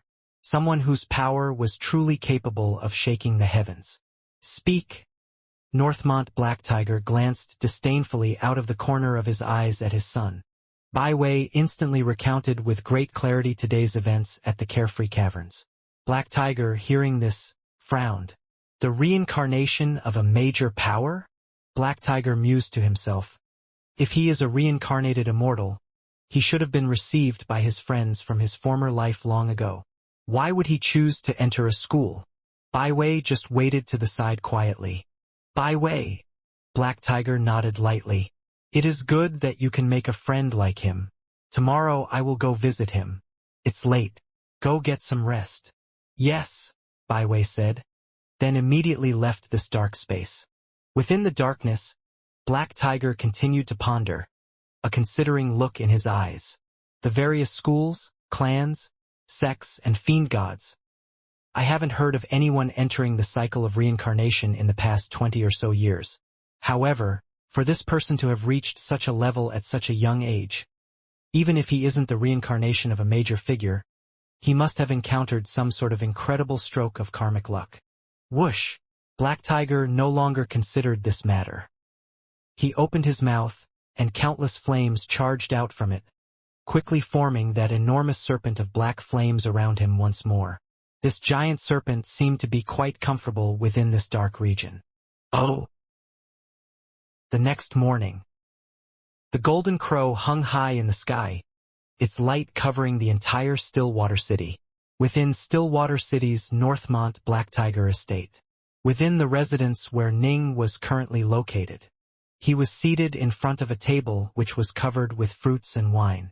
Ning's fingers were outstretched in a plucking manner, and between them was hanging a water flame lotus that was constantly swiveling. Water, fire, wind, Ning mused softly to himself. Water flame lotus. This is formed from 3 different types of the true meaning of the Tao. That of fire, water, and wind. They condense and form it. With regards to water, I have comprehended my rainwater sword domain, but am somewhat weaker in fire and wind. Ning stared at his fingers and the water flame lotus swiveling between them. He focused on the mysteries contained within, slowly gaining greater insight into them. At his current level of insight, with but a thought, he could begin to touch the Tao. Suddenly, a maidservant ran over from far away.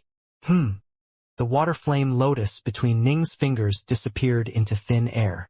Young Master Bai Wei sends word. He will immediately come to visit you, along with the master of the estate. The maidservant's face was filled with nervousness. The master of the estate? Ning frowned, then immediately rose to his feet. All right, I understand. You can leave now. Yes. The maidservant immediately left. The master of the estate? Northmont Black Tiger? So he really did come. Although Ning's will and resolve was firm, in the face of this potential next Marquis of Stillwater, he still felt an invisible pressure. The whitewater hound that had been lying next to him stood up as well. Come, Ning said. Let's go welcome him. He immediately led the whitewater hound towards the doorway. But as soon as he arrived at the doorway, he saw 3 figures appear in the distance. The person walking in the center was a bald man in a black uniform who appeared extremely heroic and imposing. This bald man's eyes seemed to be as deep as the abyss, and as he slowly walked over, it seemed as though he was one with the surrounding universe. An invisible, majestic presence swept towards Ning, making Ning feel as though he couldn't even breathe. Dangerous, dangerous, dangerous. Ning looked at this person, but in his heart, he had an inexplicable feeling of tremendous danger impending. Ning could tell that it wasn't because he was in imminent danger.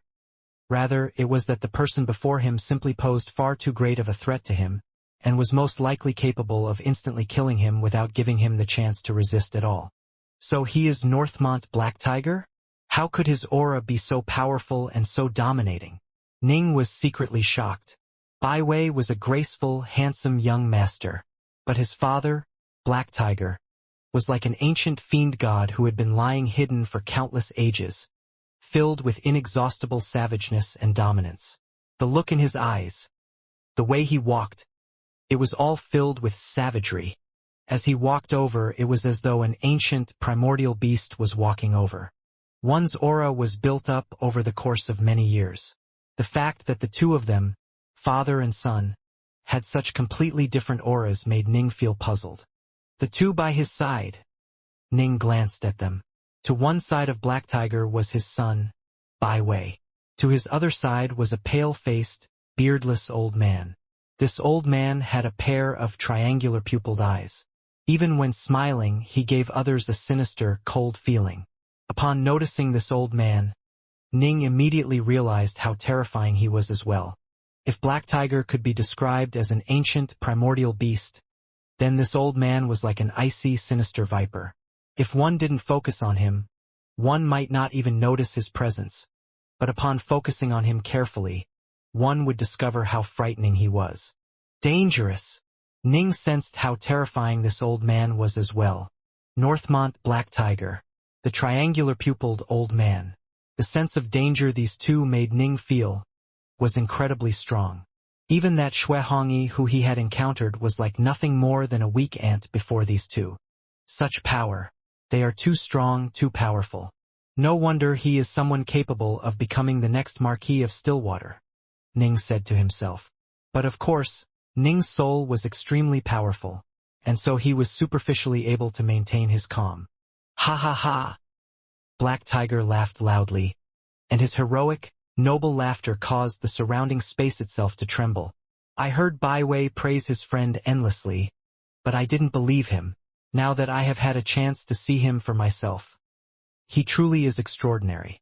A Zifu disciple who stands before me without batting an eye? I can count such figures on a single hand. I came here to take a look at you. Not bad, not bad. Black Tiger laughed. Today I have other matters to attend to, so I won't tarry. In the future, after you join a school, you must often come and visit my estate. Bai Wei is lucky to have a friend such as yourself. Making friends with Brother Bai Wei is also the good fortune of myself, Ji Ning. Ning acted and spoke with modesty and respect. Black Tiger laughed loudly, then departed with the triangle-pupiled old man. The old man gave Ning a long look, then nodded slightly as well. The two of them left. Phew! Bai Wei let out a long breath. He half-turned, first verifying that his father had departed. Only then did he completely relax. It's been so many years, but I'm still so nervous whenever I am in front of my father, right?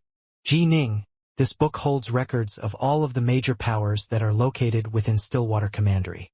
It is quite detailed. Northmont Bai Wei waved his hand, and a foot-long book, appearing as massive and as heavy as a shield, appeared. There wasn't a single word on the cover of this book. He handed it directly over. Ning stared at the enormous, shield-sized book. He blinked. This is too big. Northmont Bai Wei began to chortle. Think about how large Stillwater Commandery is. This book holds detailed records regarding every single power within Stillwater Commandery, and it even describes some of the magic treasures and techniques which the more important immortal cultivators of each sect possess. It's as detailed as that? Ning was amazed. I just want to choose a school to enter. Bai Wei grinned. I couldn't be bothered to compile something, so I just had my estate prepare a copy of the pre-existing intelligence report regarding the various major powers in the region. This is classified at a fairly low level. The top-secret version is hundreds of books long. Ning was speechless. All he needed to do was consider which school he was going to join, but Bai Wei had prepared a copy of a full intelligence report. No wonder there wasn't even a single word on its cover. Take it, Bai Wei said. Ning immediately accepted it. Bai Wei continued. I imagine you will need quite some time to read this intelligence report. Actually, given your current power, Brother Ji Ning, if you are to enter a school, you must select one of the absolute best schools which Stillwater Commandery possesses. Within our Stillwater Commandery, aside from the Raindragon Guard and the Marquis 8, there are a total of 8 supreme powers. I'll give you a brief explanation of them. Later, when you read the book, you'll be able to move through it much more quickly. Ning nodded. These 8 supreme powers are divided up as into 3 major schools, 3 major tribes, and the 2 major churches, Bai Wei said seriously. They all have incomparably long histories, and their roots are unfathomably deep. Although some of the other powers might have immortals guarding over them, compared to these 8 supreme powers, they are still lacking in some manner. Their immortals might not be strong enough, or their foundations might be a bit unstable, or they might not have existed long enough. The 3 major schools refer to the Black-White College, the Skysplitter Sword Sect, and the 100 Flowers Fairyland, Bai Wei said. These 3 schools vastly surpass all of the other schools within Stillwater Commandery. The Thousand River School, the North River School. They are all much weaker than these 3 major schools. All 3 have an incredible background. The Skysplitter Sword Sect is the only one of the 3 which focuses on swordplay. It has many disciples, and only by slaughtering a bloody path through the others will the elites of the school rise to the peak. All of them are exceptionally talented, combat-eager figures. Bai Wei continued, enough about this one though, you already know about it. Ning nodded. Please describe the other two. Bai Wei smiled. The 100 Flowers Fairyland only recruits female disciples. Since they only accept female disciples, no matter how much of a genius you are, Ji Ning, you won't be able to enter. This school is situated in a standalone dimension which a major power set up single-handedly. That place is known as the 100 Flowers Fairyland. Established a standalone dimension? Ning's own underwater estate was also in a dimension of its own. I have no intentions of joining the Skysplitter Sword Sect, and I can't enter the 100 Flowers Fairyland. Then what of the Black-White College? Ning asked. Bai Wei chortled. For now, let's not discuss the Black-White College. Why not? Ning asked urgently. I have my reasons, Bai Wei said.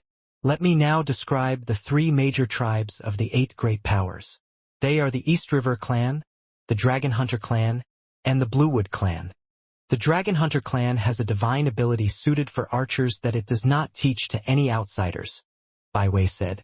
This Dragon Hunter Clan often produces some truly powerful master archers.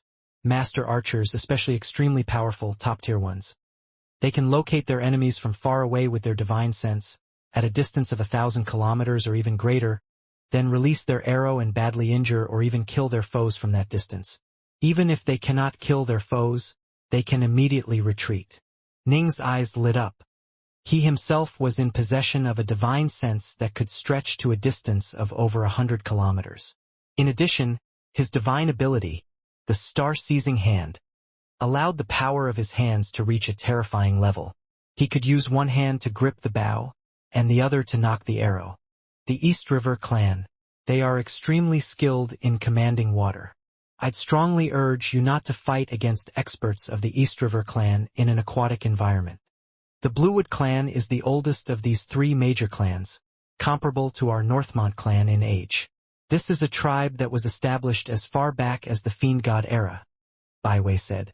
The Bluewood Clan is extremely skilled in controlling golems and constructs, and many of the constructs within Stillwater Commandery were provided by them. Over the course of countless years, who knows how many powerful constructs the Bluewood Clan has amassed. They, too, are a power which no one wishes to antagonize. Ning nodded. 3 major schools, 3 major tribes. All of them were extraordinary. The 2 major sects are the Heavenly Saint Church and the Blood God Church. The Heavenly Saint Church acts in a manner which is big-hearted and honest, but also dominating and overbearing, Bai Wei said.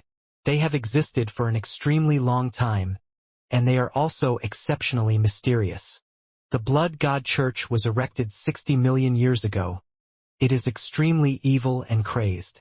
The members of the Blood God Church can be described as madmen. They will often commit major sins, then suffer pursuit and assault from the Rain Dragon Guards. The Rain Dragon Guards will pursue after and kill them? Ning asked, puzzled. Bai Wei smiled. Ji Ning, you should know that in this world, there is such a thing as karmic merits, yes? Yes. Ning nodded. Of course he knew. It was precisely because of the good karma that he had accumulated that after being sent to the Netherworld Kingdom, he had been assigned to be reborn in the Heaven Realm. However, because of that disturbance in the Netherworld Kingdom, he had entered the mortal realm yet again. If he hadn't been able to react quickly, he probably would have had his soul shattered. Acting benevolently accumulates positive karma. Acting vilely results in the creation of sin, Bai Wei said. The greater your karmic merits are, the more you shall be loved by the heavens, and the greater your luck shall be. But if your sins are too great, your 3 disasters and 9 tribulations will be very terrifying, and your luck will be reduced as well. Killing those creatures who have committed great sins will result in the accumulation of major karmic merits, Bai Wei said with a smile. The Rain Dragon Guard serves as the army of the Grand Xia dynasty. Per the orders of the Grand Xia dynasty, they will seek out and slay those who have committed grave sins, resulting in the karmic merits of the Grand Xia dynasty as a whole to rise. And thus, the Grand Xia dynasty's fortunes will grow increasingly rosy, and its foundations will become increasingly firm. Ning was astonished. So the reason that the Raindragon guards around the world pursued those who had committed grave sins was to improve the fortune of the Xianxia dynasty? He had no idea, but upon being informed, it was all so simple. Those who have rendered karmic merits shall have a clean aura swirling about them. But for those sinners, a corrosive aura will swirl about them, Baiwei said. Supposedly, those with extremely high levels of karmic merit will emit a golden light, while those who have committed tremendous sins will radiate a bloody, vile light. Unfortunately, only someone who has opened the celestial eye will be capable of seeing it. Ning now understood. He himself had opened his celestial eye, and had noticed through his divine sense that a faint, clear aura swirled about him. So this was karmic merit. However, although he had activated his divine sense many times afterwards, he had never found any others with this clear aura around them.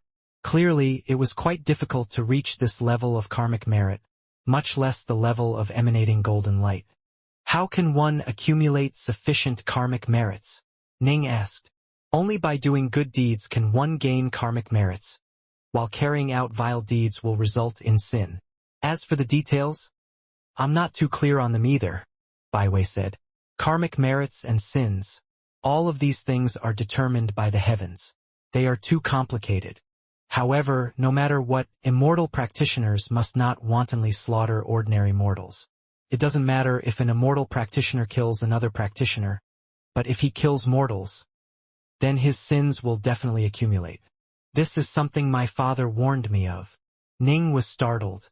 Killing common mortals would result in accumulating major sin? Thank you for your guidance, Brother Baiwei, Ning said gratefully.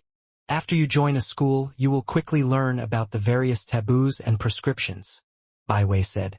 Killing common mortals is forbidden. Killing one or two is one thing, but the more you kill, the more trouble it will be. That Bei Zishan you killed? It was precisely because he murdered far too many common mortals that he was covered in sin, and thus hunted by the Raindragon guard. After this topic of conversation, Ning suddenly thought of something. You've already spoken of the Heavenly Saint Church, the Blood God Church, the East River Clan, the Bluewood Clan, the Dragon Hunter Clan, the Skysplitter Sword Sect, and the 100 Flowers Fairyland. These are 7 of the major powers. Then the final one, the Black-White College. What's that all about? Ning cared more about the schools. He didn't wish to enter the Skysplitter Sword Sect, and wouldn't be permitted to join the 100 Flowers Fairyland. The Black-White College was the only one remaining. The Black-White College is the most powerful of the 8 major powers. Baiwei looked towards Ning. Most powerful? Ning instantly grew curious. Yes. Baiwei's eyes were shining. The other 7 powers are on par with each other. They are all very ancient, and their roots are deep. But the Black-White College is the true cream of the crop. In fact, the Black-White College has even produced a celestial immortal. A celestial immortal? Ning's heart instantly began to pound. Good heavens! Although quite a few of the powers located in the Stillwater Commandery had immortals, those were all loose immortals or earth immortals. He had never heard of any power being in possession of a celestial immortal. Right? Celestial immortal. Baiwei continued. The Black-White College, at its peak of power, was once comparable to my Northmont clan of Stillwater, as well as the Raindragon Guard. Countless years have passed. Although that ancient celestial immortal departed long ago, the Black-White College remains the strongest of the 8 powers. Baiwei laughed as he looked at Ning. And, do you know? Of the 3 supreme schools, the Skysplitter Sword Sect has a headquarters that stretches 100,000 kilometers.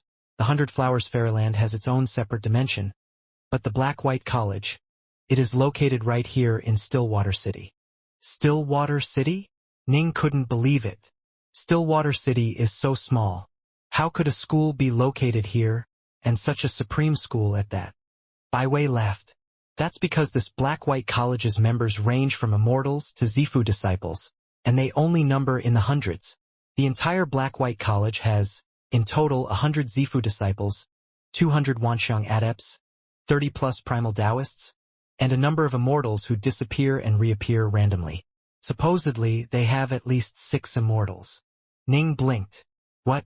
100 Zifu disciples? 200 Wanxiang adepts? There were even fewer Zifu disciples than Wanxiang adepts.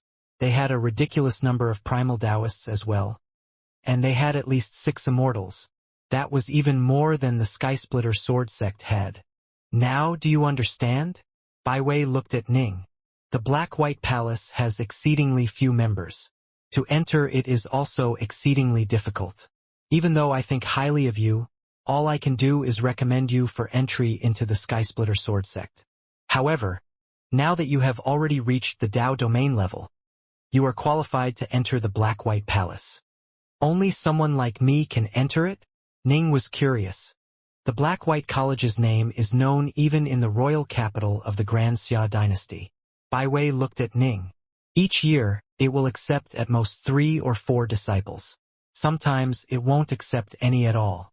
They only accept those who are true geniuses with unparalleled abilities to comprehend things. If one's foundation is even slightly lacking, one won't be able to enter. The vast majority of those who are able to enter the Black-White College are the most monstrous geniuses of the various tribes within the Stillwater Commandery. Even some of the major powers outside Stillwater Commandery will send their geniuses over in the hopes of joining the Black-White College. The royal capital of the Grand Xia dynasty? Ji Ning felt a certain itchiness in his heart. He couldn't help but immediately begin to flip through this enormous compiled intelligence report.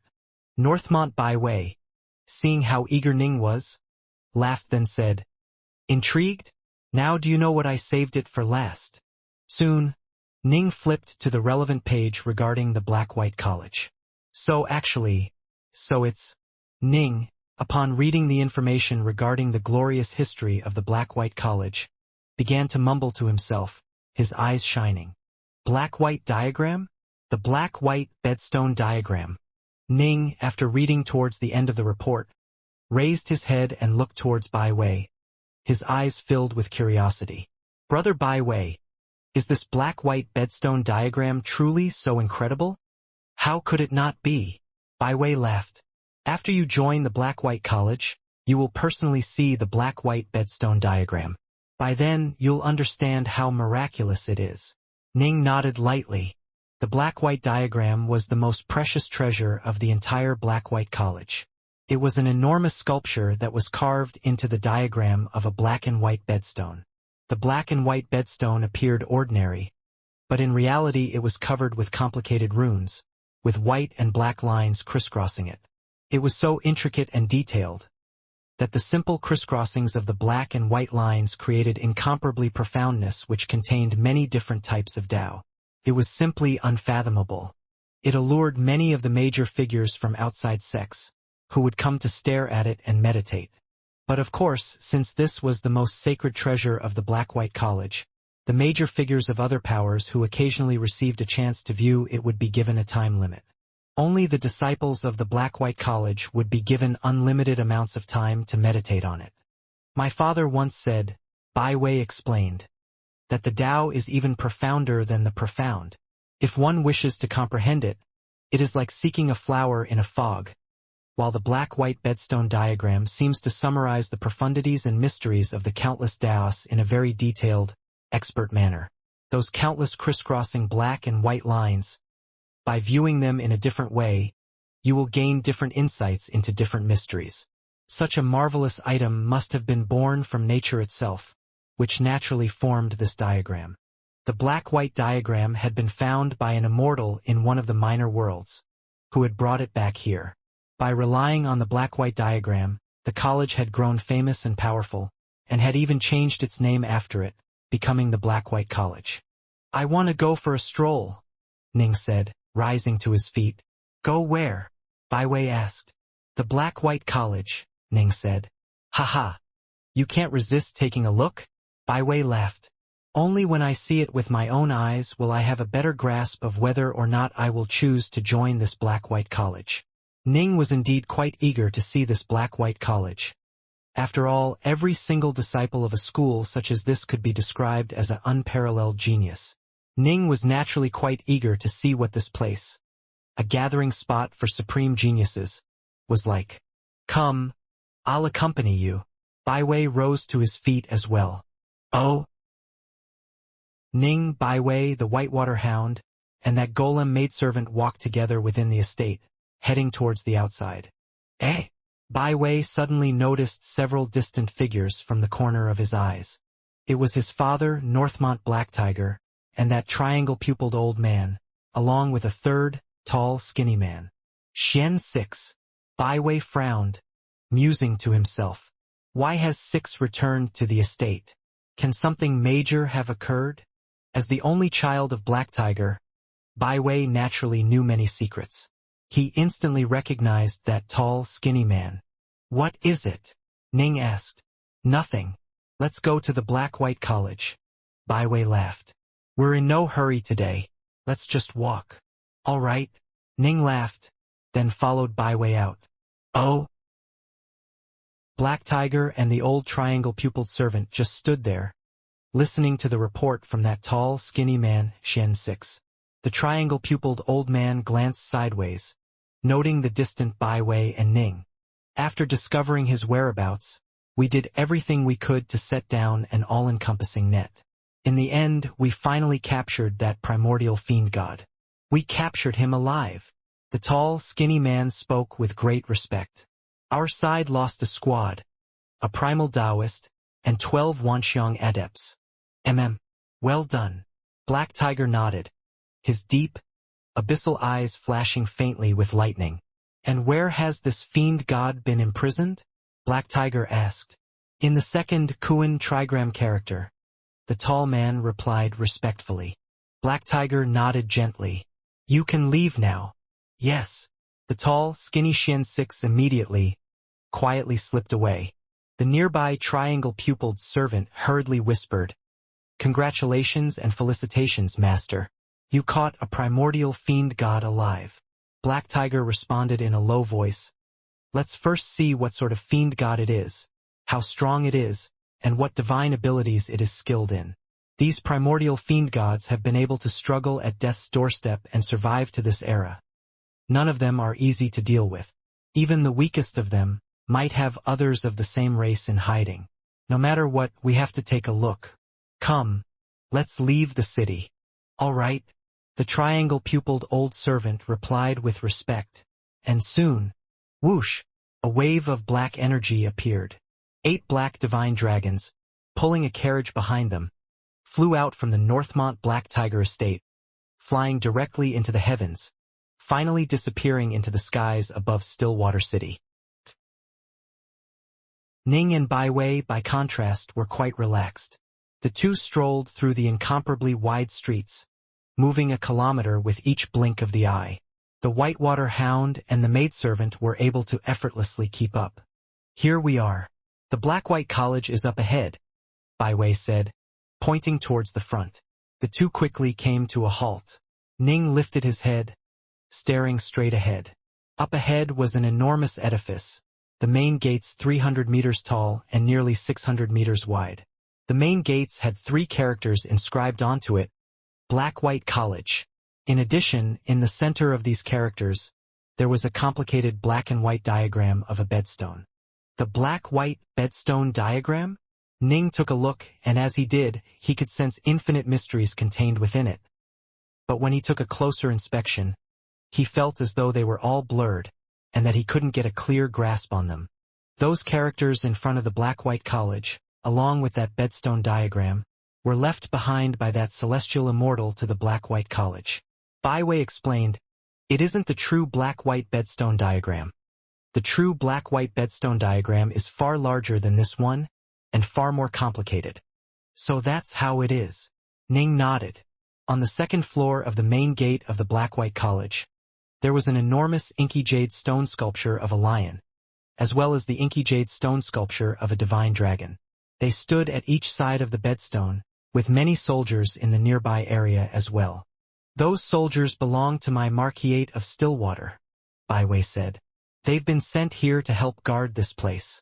That lion and that divine dragon, they are the true gate guards for the Black-White College.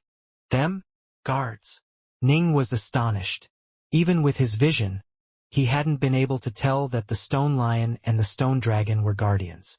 These are two constructs which the Black-White College purchased from the Bluewood clan at enormous cost, Byway explained. Supposedly, these two constructs have close to an immortal's power, and they have intelligence no lower than an ordinary person's. They have already stood guard here for countless years. Ning was speechless. Constructs that were close to immortals in power? Black current. Byway suddenly called out in a high voice. Byway!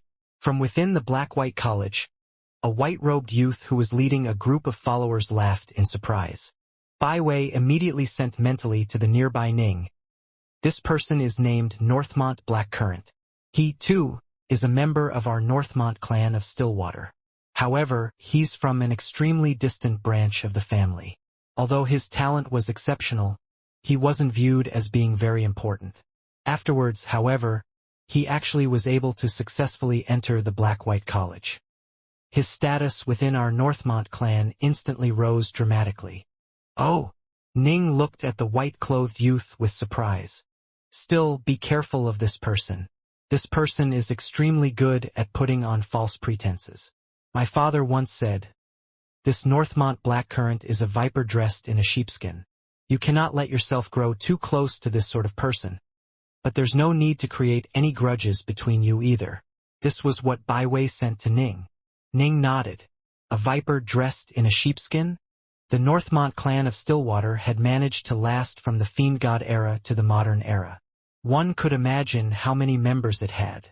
Some of the more distant branches probably wouldn't have statuses that were much higher than that of the G-clans. Only if they produced a supreme genius would the Marquisate of Stillwater value them.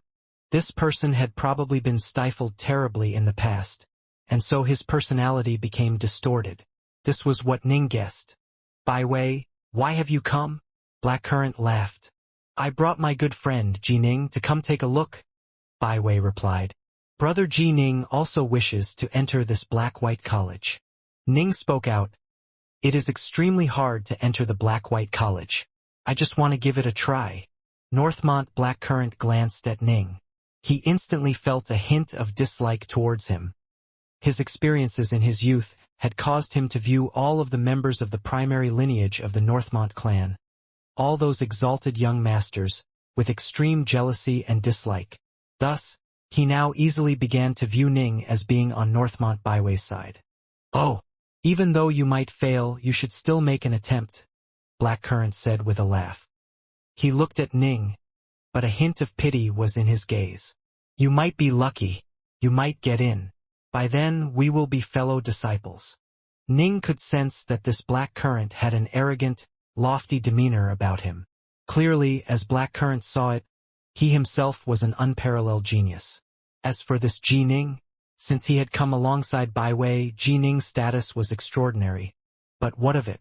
What the Black-White College cared about was a person's innate talent and comprehension ability. Byway, I can't stay here for too long.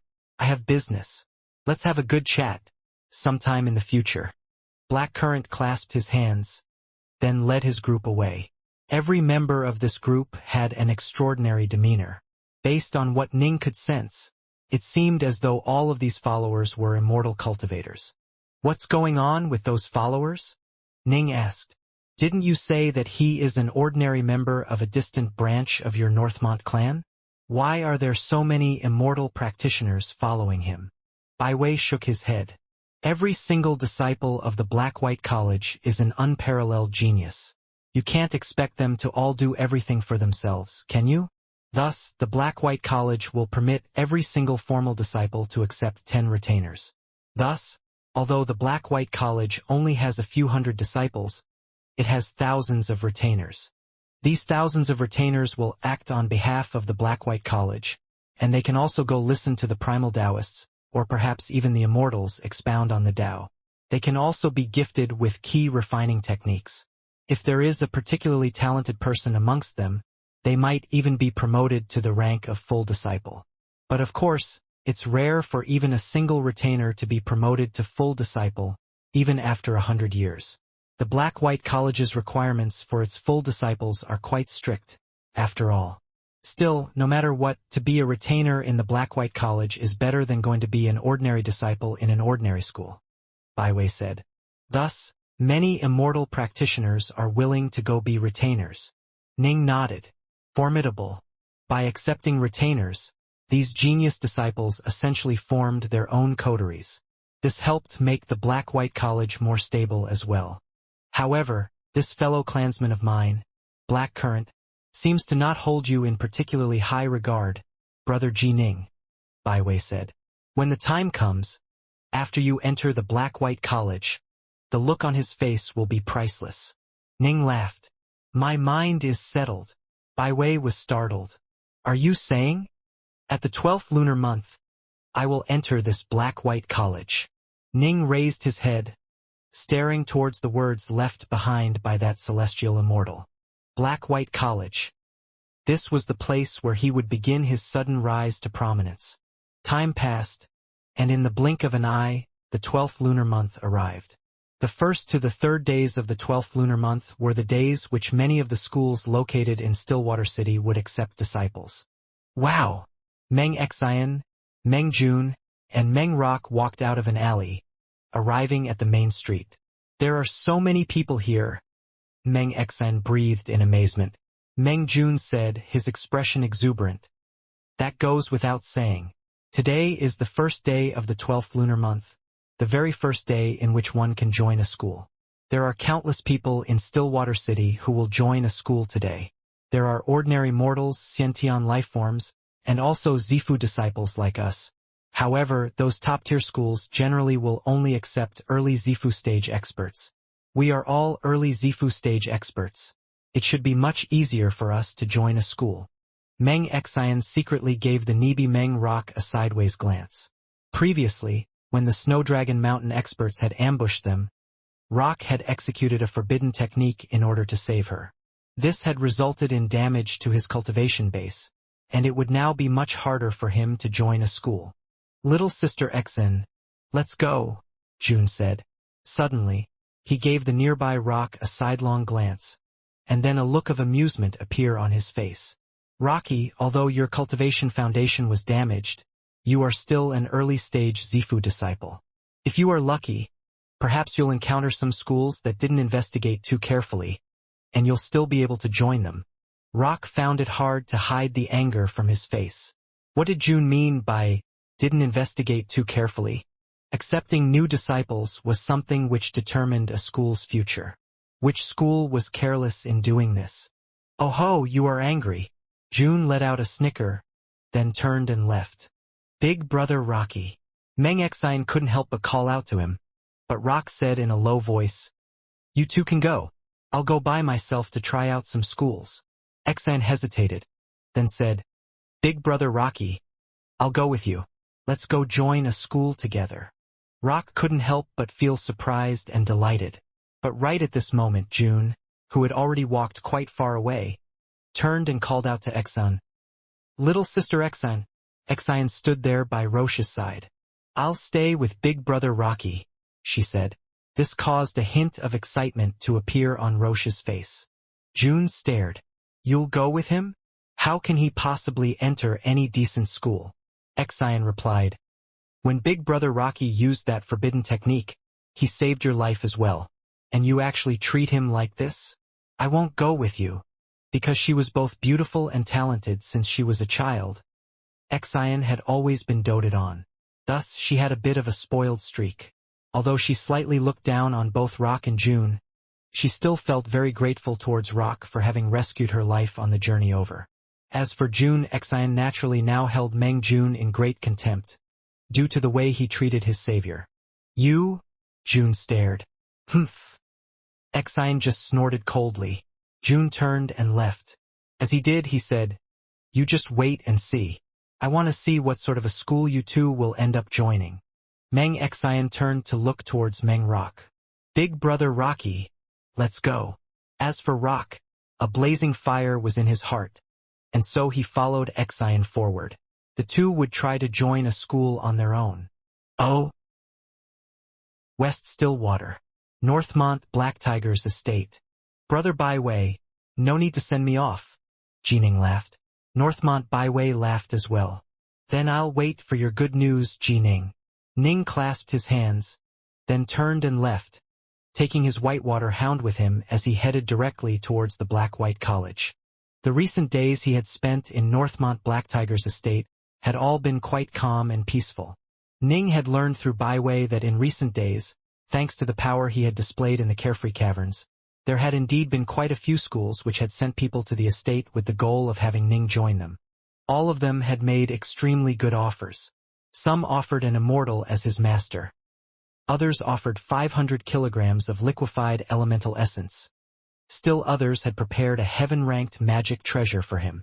Many offers had been made, and these offers were good enough to make even a primal Taoist envious. In terms of value, they weren't at all inferior to the entire value of the elemental or mine that had been discovered in the G-clan's territory. Unfortunately, the Skysplitter Sword Sect wasn't amongst them, nor the Black-White College. Of the 3 major schools that were amongst the 8 great powers of Stillwater Commandery, the 100 Flowers Fairyland only accepted female disciples, while the Skysplitter Sword Sect was extremely proud and wouldn't go recruit disciples. As for the Black-White College, of course it would never, ever proactively reach out to potential disciples. Those schools are all much weaker than the 3 major schools. The key refining techniques, divine abilities, and secret arts they have to offer are all on a lower level as well. Ning shook his head. This lower level represented a difference that was as great as that between the heavens and the earth. The more top-tier a key refining technique was, the better a chance one would have of becoming an immortal. Moments later. Here we are. Ning raised his head, staring towards the distant Black-White College. The Whitewater Hound looked at it as well. There really are quite a lot of people here today. Ning sighed. The Whitewater Hound sent mentally towards him. This Black-White College is extremely exacting in its standards for taking on new disciples. Ning, son, don't be careless and end up eliminated. Don't worry, Uncle White. Ning nodded. Oh.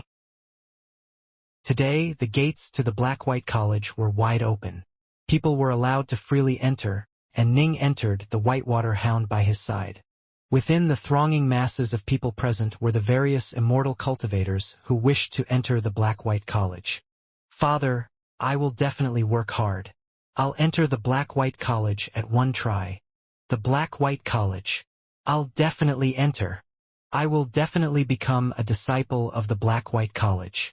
Sister Rue promised that she would be my wife if I succeed. All of the immortal cultivators were gritting their teeth. Near them, many spirit beasts, servants, family members, and friends were present as well. There has to be thousands of people here, Ning said to himself, speechless. From up ahead, an angry voice rang out. Why have you, a middle-stage key refiner, come to my Black-White College? Hurry up and leave. Everyone who wishes to enter our Black-White College, listen up. You must be an early-stage key refiner. Our Black-White College will only accept early-stage key refiners. If you aren't an early-stage key refiner, hurry up and leave, unless you want to listen to me curse at you. Next. The toughness of your meridian channels is insufficient. Begone. Next.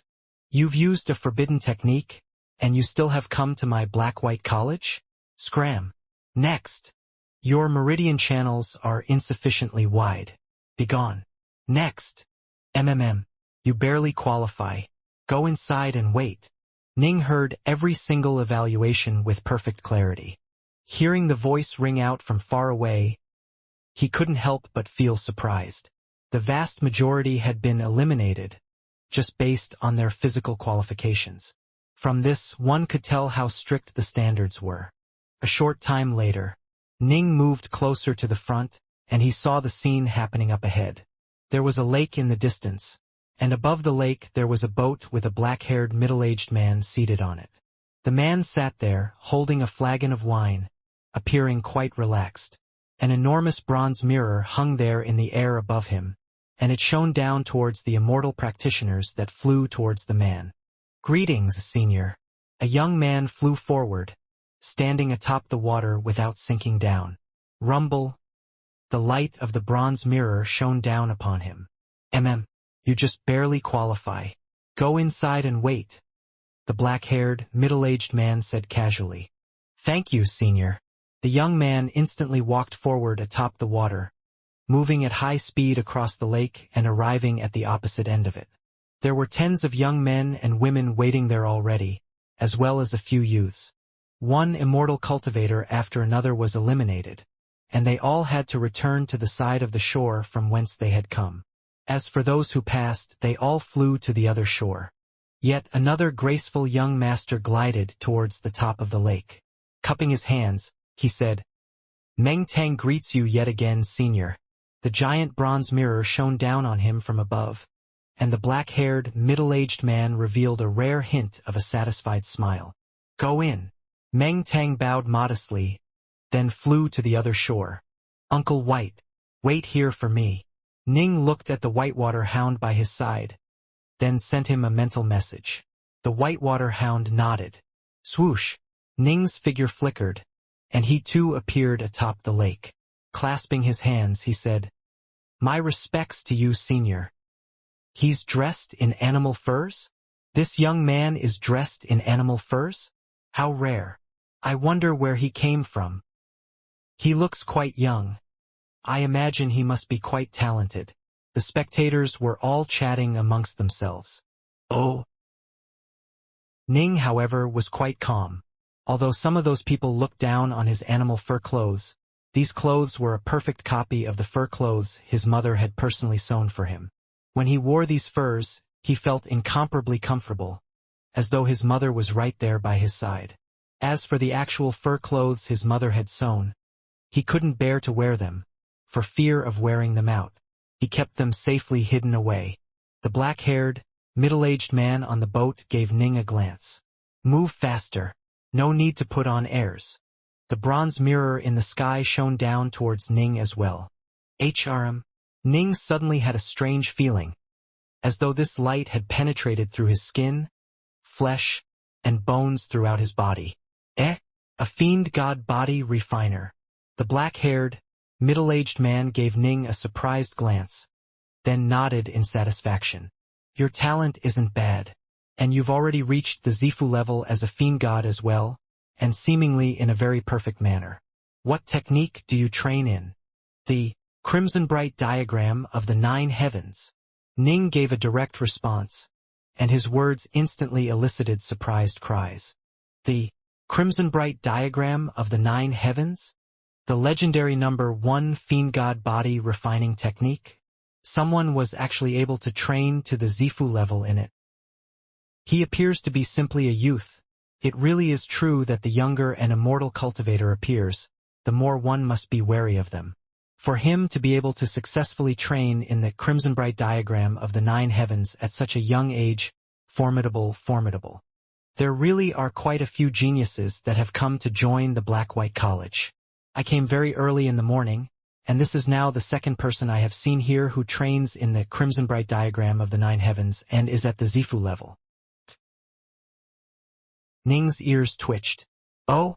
He wasn't the only one here who had successfully trained in the Crimson Bright diagram of the 9 heavens?"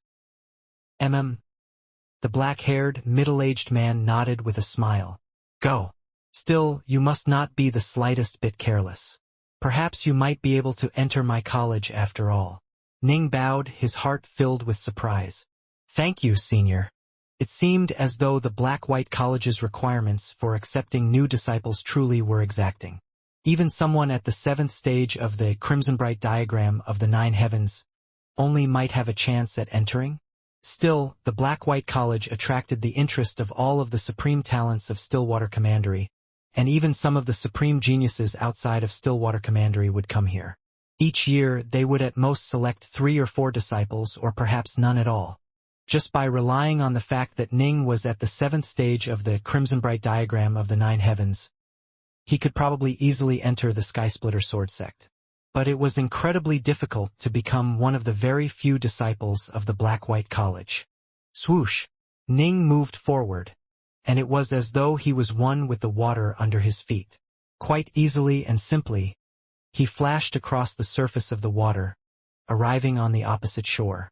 "Fifth bro, yet another practitioner of the Crimson Bright diagram of the 9 heavens has come."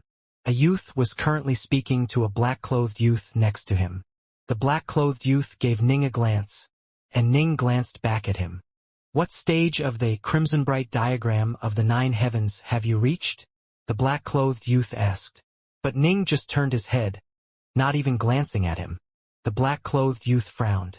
Within his clan, he was viewed as a peerless, heaven-favored genius. He was used to being pampered.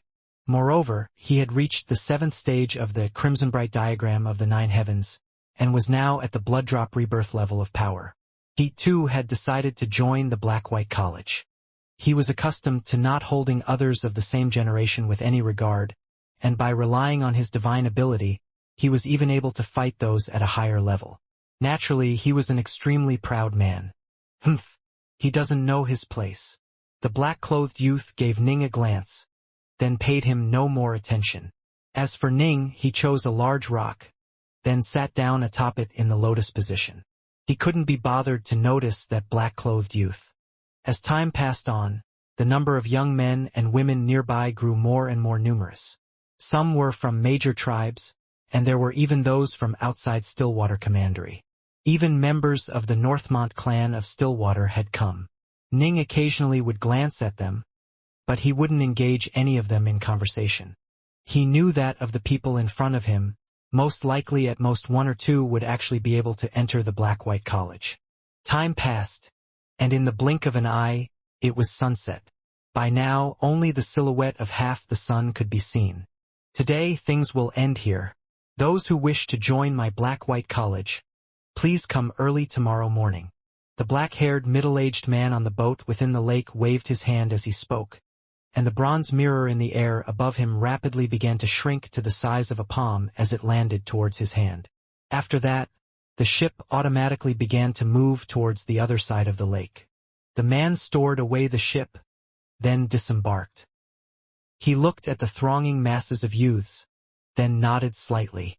"Those who are confident in themselves will generally come on the first day to apply for entry. The majority of those who were accepted by my Black-White College all came on the first day. A total of 962 of you have passed the preliminary selection process on the first day, but the number of which you who will truly be able to join my Black-White College can be counted on one hand. Thus, all of you must be incomparably cautious. You must put forth your full effort." "Yes." The 900-plus selectees all responded in unison. The black-haired man nodded. Follow me." Turning, he walked away. Instantly, this group of young immortal practitioners all moved to follow him. Ning turned to glance backwards, and he saw that on the other side of the lake, there were quite a few people still waiting quietly. These should most likely be the family, friends, and servants of the selectees. There was also a large whitewater hound who stood there, quietly staring towards this side. "Oh." The Black-White College, located within Stillwater City, took up an area with a circumference of roughly 900 kilometers. Amongst the various immortal practitioner schools, this was definitely one of the smaller ones. Still, 900 kilometers, in his past life on Earth, one of the trillion minor worlds, it would be comparable to a local county. As for Stillwater City, the very heart of Stillwater Commandery and a place where countless powerful experts gathered, it was larger than entire countries back on Earth. Given that it was roughly comparable to a county in size, strictly speaking, the Black-White College couldn't be described as small per se. And within the Black-White College, there was even a small mountain range. Ning and the rest of his group, under the guidance of the black-haired man, quickly advanced more than 100 kilometers, arriving within a gorge. "Halt!" the black-haired man said. The 900-plus individuals all came to a halt. "Arise!" the black-haired man suddenly barked. "Rumble!" This wide, spacious gorge had a perimeter of many kilometers. Suddenly, from far away, a curtain of clear water could be seen, which had formed into an enormous grand ceiling formation. This grand ceiling formation was extraordinarily large. Not only did it cover the entire gorge, it even covered several of the nearby mountain peaks. Naturally, the 900-plus selectees were trapped within it as well. Rumble, rumble, rumble. Multiple mechanical noises rang out. From within one of the caverns within the region covered by the grand ceiling formation, multiple giant shadows suddenly flew out. 810 of these shadows flew out consecutively, halting in midair. These were 810 dragon heads, all of which had their mouths open wide as they stared down below. A grand construct formation. A grand formation formed from more than 810 constructs. Some of the 900-plus immortal cultivators below instantly began to call out, quite a few of their faces ashen. Swoosh! The black-haired, middle-aged man charged into the skies, flying to the top of those 810 dragon heads. At the same time, 5 additional figures flew out from the cave next to him, each with powerful auras. There were a total of 6 figures, including the black-haired man. 5 men, 1 woman. All of them stared downwards. "Listen up," the black-haired man barked. "Afterwards, the Grand Golem formation will launch attacks. What all of you need to do is endure the attacks and charge into the skies, and to arrive at this cavern by my side. You have as much time as it takes for a stick of incense to finish burning. If you do so, that means you've succeeded. But if no one manages to reach this cave before the stick of incense is burnt up, that means none of you are qualified to join my black-white college." Some of the 900-plus youths below were confident, while others were nervous. Still others just waited quietly. Hiss! A stick of incense appeared out of nowhere within the black-haired man's hands, and then it was immediately set alight. At the same time, those 810 dragon heads simultaneously began to glow with a dazzling azure light. And then, from the mouth of every single dragon head shot out rays of azure lightning. The sound was thunderous. Boom! Boom! Boom! One bolt of lightning after another rained down upon them. It was as though 10,000 bolts of lightning were descending at the same time. "It begins now," the black-haired man barked at them. Given that the dragon heads had begun to vomit lightning, and that the stick of incense had already been lit, everyone knew that it had begun. Charging into that cave won't be easy. Ning raised his head, giving it a glance. In his heart, he instantly realized that because the 810 dragon heads were next to the side of the cave, if one wished to enter it, one would have to fly directly past those 810 dragon heads, which were constantly raining thunderbolts downwards towards them. Down below, given how much space there was, each person wouldn't have to face too many thunderbolts. But the closer one flew towards the cave, the more tightly packed the thunderbolts would be. Bang! Ning, wielding his Dark North swords, chopped directly towards one of the encroaching thunderbolts. The Dark North swords were filled with elemental ki, and were capable of blocking lightning. So powerful! Ning felt his hands tremble violently. The power of this lightning is significant. Up! Let's go! Charge! Instantly, multiple figures mounted their magic treasures and, in unison, charged towards the sky. But the farther up they went, the more thunderbolts awaited them. They were only able to hold on for a few breaths, making it halfway up, then were knocked downwards by the dense rain of thunderbolts, forced to land again. Oh! The 6 primal Taoists of the Black-White College who were above the dragon heads watched on, chatting and laughing amongst themselves. Every one of these youths, how many do you think will enter the caves? A middle-aged man with a long beard laughed as he asked this question. A short, chubby, bald man chortled. Perhaps not even a single one. It shouldn't be that bad, a white-robed woman said with a laugh. There should at least be 3 or 4 who can enter the cave. Look, there's someone charging upwards. She shouldn't be too weak. Instantly, the other primal Taoists turned to look carefully. A black-clothed woman was charging into the skies, her body surrounded by multiple tendrils. When the lightning bolts struck against her, the tendrils and vines would actively go block the lightning, defending against one bolt after another. Soon, she made it to the halfway point, and moved closer and closer towards the formation of dragon heads. Half of the Grand Golem formation. The black-haired, middle-aged man suddenly spoke softly, and instantly of the 810 dragon heads, 405 of them focused on that black-clothed woman. Instantly, thousands of bolts of lightning wildly, completely focused on that black-clothed woman. Although those tendrils and vines struggled ferociously, they weren't able to do anything. Boom! Vines and tendrils exploded, and the black-clothed woman fell down from the skies. She couldn't even withstand half. The black-clothed, middle-aged man shook his head. The white-robed woman shook her head as well. She can't be considered a true genius. Ning was in no rush to charge forward. He watched for a period of time first. He watched as that black-clothed youth who also trained in the crimson-bright diagram of the 9 heavens charged upwards. As that youth moved extremely close to the formation of dragon heads, he suddenly suffered the attack of every single dragon head. As the youth slammed to the ground, Ning understood everything. At the very bottom, you only have to meet an occasional bolt of lightning. The higher up you to, the more bolts will strike you. If you pass the halfway point, you will suffer an attack from half of the dragon heads. And, when you are extremely close, you will suffer mass attacks from all the dragon heads. You have to be able to withstand the full might of all of the dragon heads in order to enter the cavern. At such short range, even if 2 or 3 people joined forces, upon suffering the full brunt of the attacks of the dragon heads, whether or not they work together becomes of little importance. Ning understood this principle. When they were extremely close to the dragon heads, the amount of space for maneuvering was too small. The myriad thunderbolts would form a nearly complete, solid attack. A web of lightning would completely surround that entire region, and to pass, one would have to charge through. There were no shortcuts around it. Charge! After making sure that there were no other oddities, Ning's body instantly became surrounded by 6 full layers of water flame lotuses. At the same time, a flying sword appeared beneath his feet, and he immediately controlled the sword to soar into the skies.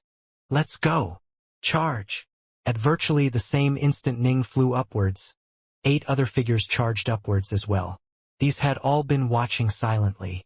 After seeing how the black-clothed man had, in the end, suffered attacks from all the dragon heads, they all realized that there were no shortcuts to be taken, and so had decided to charge. Charge! The black-clothed man, who had fallen down halfway, gritted his teeth upon seeing the others charge upwards. He too flew upwards yet again.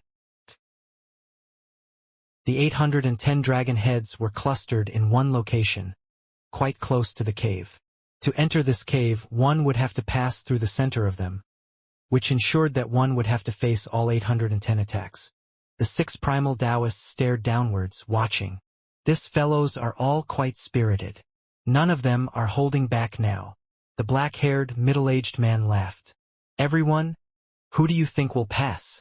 That fellow controlling the Azure Dragon construct. The white-clothed woman's eyes lit up as she stared at a white-clothed youth who stood atop an Azure Dragon. This white-robed youth was clearly quite young. There was still a hint of youthful shyness on his face, but the Azure Dragon construct under his control was incomparably nimble, occasionally dodging while knocking aside the bolts of lightning at other times. Within this grand ceiling formation of ours, one can only use a golem or construct which one personally made. The white-clothed woman continued, "Look at how he controls that construct. He's at the level where it is like controlling part of his body. He is the construct and the construct is him. He is absolutely a genius of the Tao of constructs. Right? Formidable." The others all nodded and assented. These primal Taoists were no ordinary primal Taoists. They were the primal Taoists of Black-White College. All of them were naturally extraordinary figures, and their judgment was impeccable. They could instantly tell that this white-clothed youth had astonishing talent in the Tao of constructs. "What do you think of the others?" The black-haired, middle-aged man laughed. "The others? I don't see anyone particularly outstanding. They are average." These primal Taoists all had extremely high standards. Although all of the others, Ning included, had displayed formidable abilities, there was nothing which could make these primal Taoists feel surprised. "Ha ha ha!" The black-haired, middle-aged man instantly began to laugh loudly. "All of you bury yourselves in training. We've asked you to come this time to organize the acceptance of new disciples, but you aren't aware of many things. As for this old Taoist, I collect news from everywhere, and know that there is a true genius in this group. Look over there. That fur-clad youth whose body is surrounded by those blooming lotuses of fire and water. Him! The other 5 primal Taoists looked over. The white-clothed woman said, "Although his lotuses of fire and water is quite marvelous, it can't be described as astonishing. What about him?" And indeed, the other primal Taoists didn't understand either. The black-haired man laughed. "He is dressed in furs, can create lotus flowers of fire and water, and uses a sword. 9 out of 10 says that he is that youth Ji Ning of the Carefree Caverns. A young, early-stage Zifu disciple who has already gained insight into a Tao domain." Gained insight into a Tao domain? The other 5 primal Taoists were all shocked, and they all lowered their heads, looking towards Ning, who had seemed so ordinary and unremarkable. 10,000 thunderbolts shot down simultaneously, crashing down towards the figures below. Those immortal cultivators, in turn, all flew for the skies, each displaying their own abilities. Layers of golden light appeared around some of their bodies, while others had illusory divine dragons appear about them. In this situation, the water flame lotuses swirling around Ning's body truly wasn't that special. "Go! Go!" A white-clothed youth was currently standing atop an azure dragon construct. The azure dragon coiled about, its body occasionally lashing out while its sharp claws swept out in each direction. Even its draconic tail whipped about. For now, not a single bolt of lightning was capable of drawing close to him. Azure dragon swings its tail. Azure dragon flies skyward. The white-clothed youth was gently mumbling a few words every so often, his eyes blazing with heat. Clearly, he was completely lost in controlling his azure dragon construct, and he appeared to be incomparably excited. Half the construct formation focus. The black-haired, middle-aged man hovering high in the air gave the order. Instantly, more than 400 of the dragon head constructs began to focus their lightning bolts down towards Ning and the others who were charging skywards. Awesome, wonderful, incredible! The white-clothed youth grew increasingly excited. The azure dragon construct he controlled was displaying all of its unique points and releasing tremendous amounts of combat power. It was able to effortlessly block all of the oncoming bolts of lightning. Bang! With but a twist of its tail, multiple lightning bolts were knocked aside by the dragon. But Ning was right by its side. The water flame lotuses swirled around Ning, who had the Dark North swords in his 2 hands. Those lightning bolts, despite being able to pass through the protective water flame lotuses, were easily blocked by Ning's 2 swords. Ning's sword light flashed forward like water, moving with ease and grace as he blocked all of the bolts of lightning. Eh? Ning's face changed. 3 bolts of lightning had suddenly attacked him, and they were too close. They instantly arrived, catching Ning, who had been unprepared, completely off guard. Watertight. Ning's swords instantly changed directions, hurriedly moving to block those lightning bolts. At the same time, Ning couldn't help but give that white-clothed youth close to him a glance. Just now, he had been affected by the actions of that youth. The white-clothed youth was currently looking towards Ning as well, and a look of embarrassment was on his face. He hurriedly sent, I'm ashamed. It was accidental." Seeing how the white-clothed youth was sending a mental message, even at a critical time like this, Ning actually felt kindly disposed to him. He sent back, "No worries. I'll be more careful in the future." The white-robed youth sent back, "Just be careful. We're about to face the combined attacks of all those constructs," Ning said with a laugh. The two were both able to converse mentally at a time like this. Clearly, they still had energy to spare. They continued to fly higher. The outlines of the dragon heads up above them grew increasingly clear. The 810 dragon heads were clustered together quite tightly, and of the group that had charged up alongside them, 2 had already been struck down. Only 8 figures were able to continue to fly upwards. The entire construct formation, focus. The black-haired, middle-aged man gave the order once again. Bang, bang, bang, bang, bang.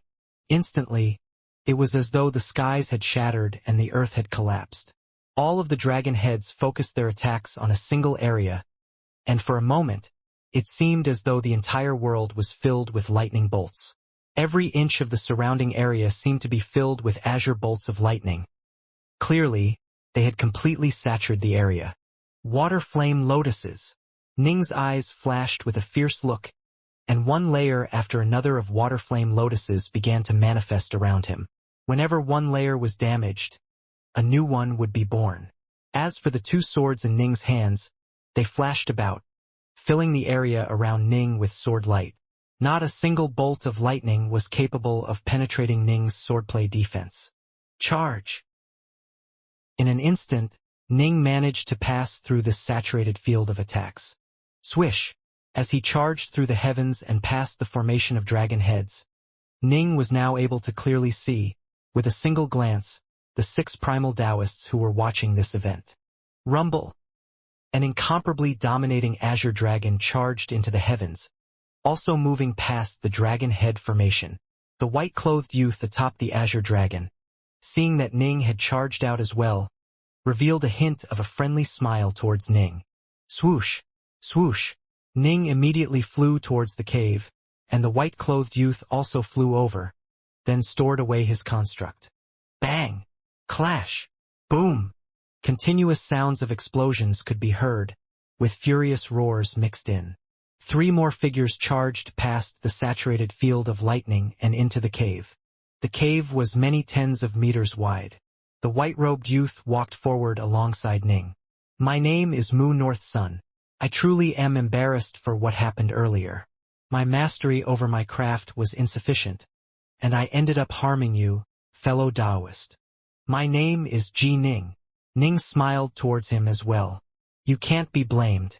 You were trying to enter the school just like me. How could you be careless? The white-clothed youth hurriedly nodded. Ning could clearly sense that this white-clothed youth seemed slightly immature. By the looks of him, he was even younger than Ning himself. Most likely, he had reached the Xianxia level even before Ning had. He immediately asked, Brother Mu, I'm 16 years of age this year. How old are you? 14. The white-clothed youth, Mu North Sun, gave an honest response. Instantly, the other 3 youths who had charged into the cave had changed looks on their faces. The 3 of them looked towards Ning and North Sun with incomparably complicated looks on their faces. Monsters. One was 16, while the other was 14. How young were they? And yet, these 2 had actually broken through the lightning construct formation before everyone else. The black-clothed man even had some injuries on his body. He gave Ning a hard look. This person named Ji Ning is only 16, but he's already at the Zifu level in terms of the Crimson Bright diagram of the 9 heavens. In addition, he was actually able to charge in with ease. I had to make 2 attempts before succeeding. Earlier, he had been the first to try to charge in, but had ended up failing on his first attempt. It was only after seeing him fail did Ji Ning and the others make their charge. He had immediately charged in behind Ning, and then followed the azure dragon construct of the white-robed youth, North Sun, in charging past. With the azure dragon construct blocking some of the lightning, things had been slightly easier for him. Still, it had only been slightly easier. He still suffered an injury in order to enter. It truly was hard. The white-clothed youth, North Sun, glanced downwards then sighed. This grand lightning construct formation truly was hard to pass through. The Black-White College really lives up to its reputation. Ning looked downwards as well. Below them, the other immortal cultivators were still continuing to charge upwards, time and time again. It is hard, Ning agreed softly. However, the vast region controlled by the Stillwater Commandery holds many geniuses. Swoosh! Yet another figure passed through the blocking field of lightning. Slashing forward in a lonely arc, it landed at the entrance to the cave. This was a violet-robed maiden whose face was like the frost and the snow. Judging from the look in her eyes clearly, she had been arrogant since she was a child. Still, every single person who was able to enter the cave was a true talent. A few moments later, the time has come to an end. The black-haired, middle-aged man spoke out in a high voice, and instantly, the 810 dragon heads came to a halt. Those immortal cultivators who were in midair still wanted to fly upwards, but, all of you go down.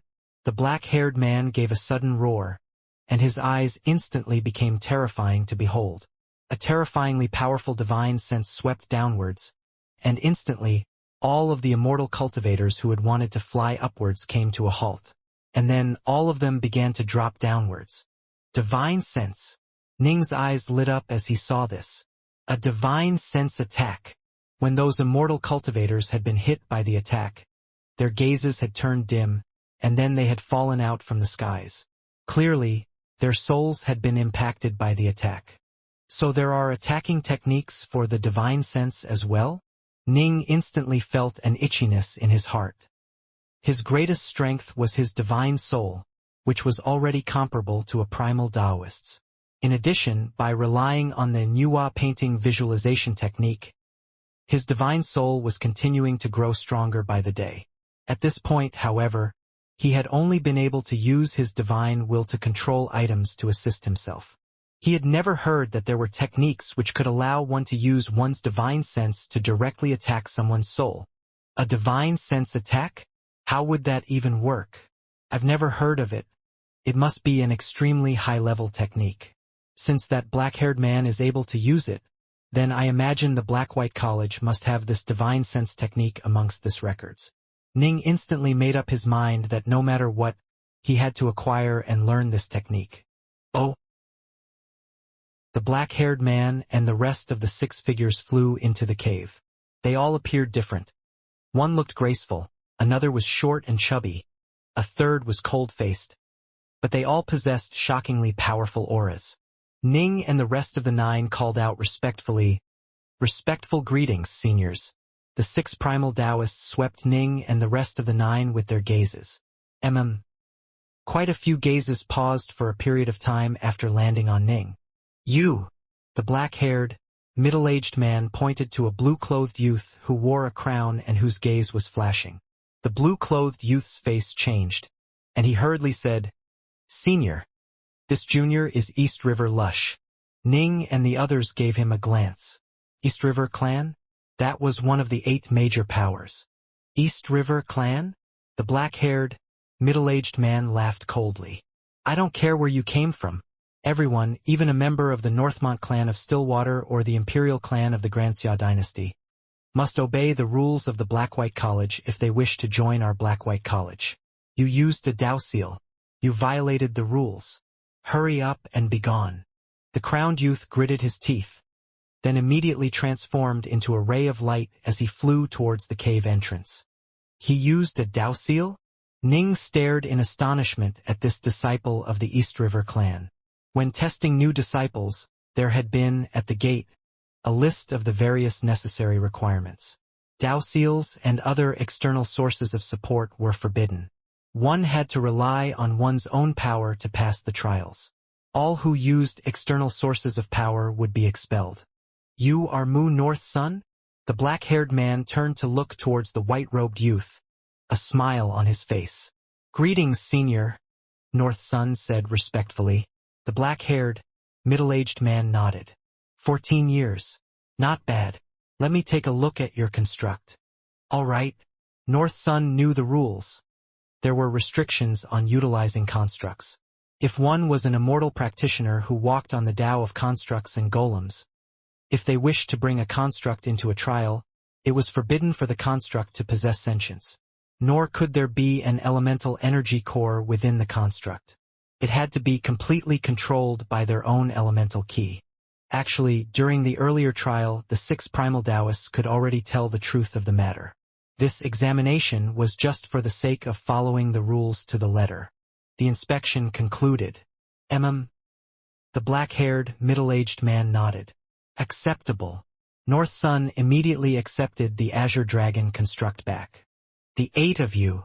The black-haired, middle-aged man swept Ning and the other 7 with his gaze. "You've passed through the first test. Next is the second and final test. As long as you can pass it, you will become a disciple of our Black-White College. If, however, you are unable to pass, I'll have to ask you to all leave." The second and final test? Ning was surprised. Even that black-haired youth who had reached the 7th stage of the Crimson Bright diagram of the 9 heavens had just barely passed the first test. And yet there was a second follow-up test? Chong, child. one of the 6 primal Taoists, that white-robed woman, spoke out. The black-clothed youth said respectfully, "Aunt, once you reach the 9th stage of the crimson-bright diagram of the 9 heavens, you will definitely be able to enter our black-white college. But you are only at the 7th. The white-robed woman shook her head. "I can't wait any longer. I'll need at least 10 to 20 years to reach the 9th stage." The black-clothed youth replied impatiently. The white-robed woman shook her head. "You won't be able to pass the final test." "Aunt, I wish to try." The black-clothed youth gritted his teeth. How could he casually give up at a time like this? His response caused the white-robed woman to shake her head. As one of the managers of this recruitment effort, Fairy Huayun naturally knew how difficult the final test would be. This junior of her clan, Huachong, had no chance of success at all. "The 8 of you follow me," the black-haired, middle-aged man said. The 6 primal Taoists began to walk in front, while Ji Ning and the rest of the 8 followed from behind. Ning glanced sideways at the nearby black-clothed youth. The youth's eyes were filled with defiance and madness. His aunt was Fairy Huayun. Her status in the Hua clan was extremely high, and although the Hua clan had an immortal guarding it, since Fairy Huayun was a primal Taoist of the Black-White College, her combat prowess was definitely comparable to an immortal's. He had to honor and respect the words of Fairy Huayun. But he also had to enter the Black-White College. He, too, wished to be like his aunt and be a member of the Black-White College. "I have to enter. The Tao of the heavens ensures that one will always have a chance." The black-clothed youth gritted his teeth. "Oh."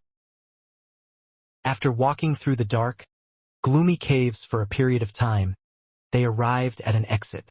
Up ahead, there were 9 different entrances. "Halt," the black-haired man said. Ning and the other 7 all came to a halt.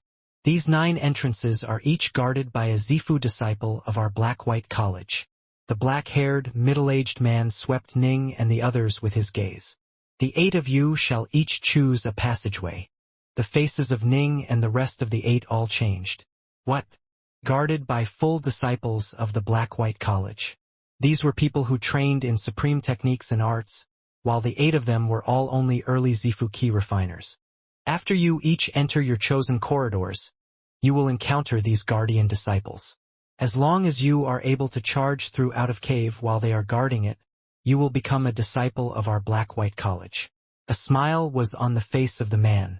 "Don't worry, these Zifu disciples on guard are only permitted to use a single type of technique, while all of you can go all out. In addition, there is no need for you to defeat the guardian disciple. You only need to charge out of the cave.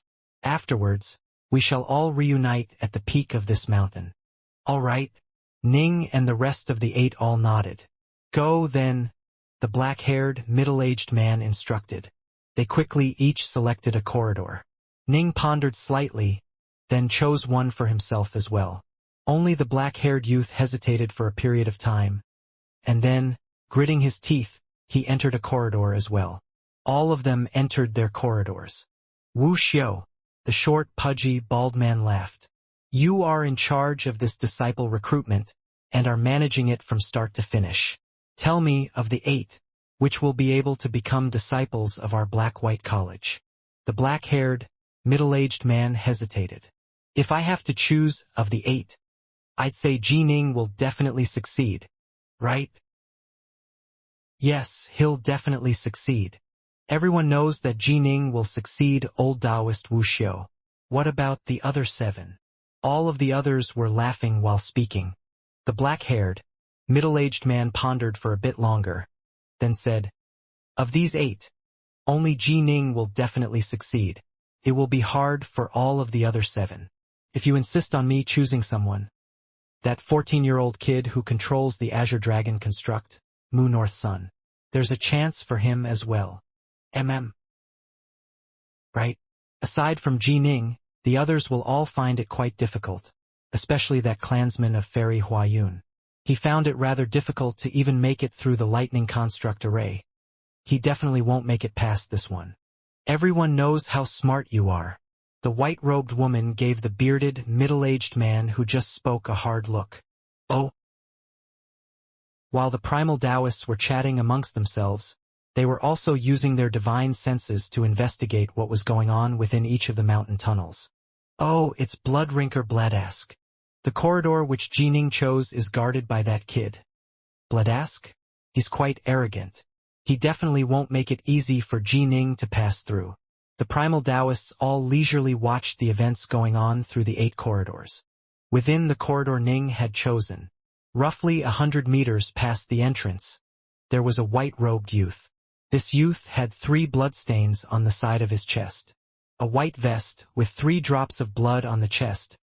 Only the genius disciples who had acquired the legacy of the Bloodrinker clan were qualified to wear this.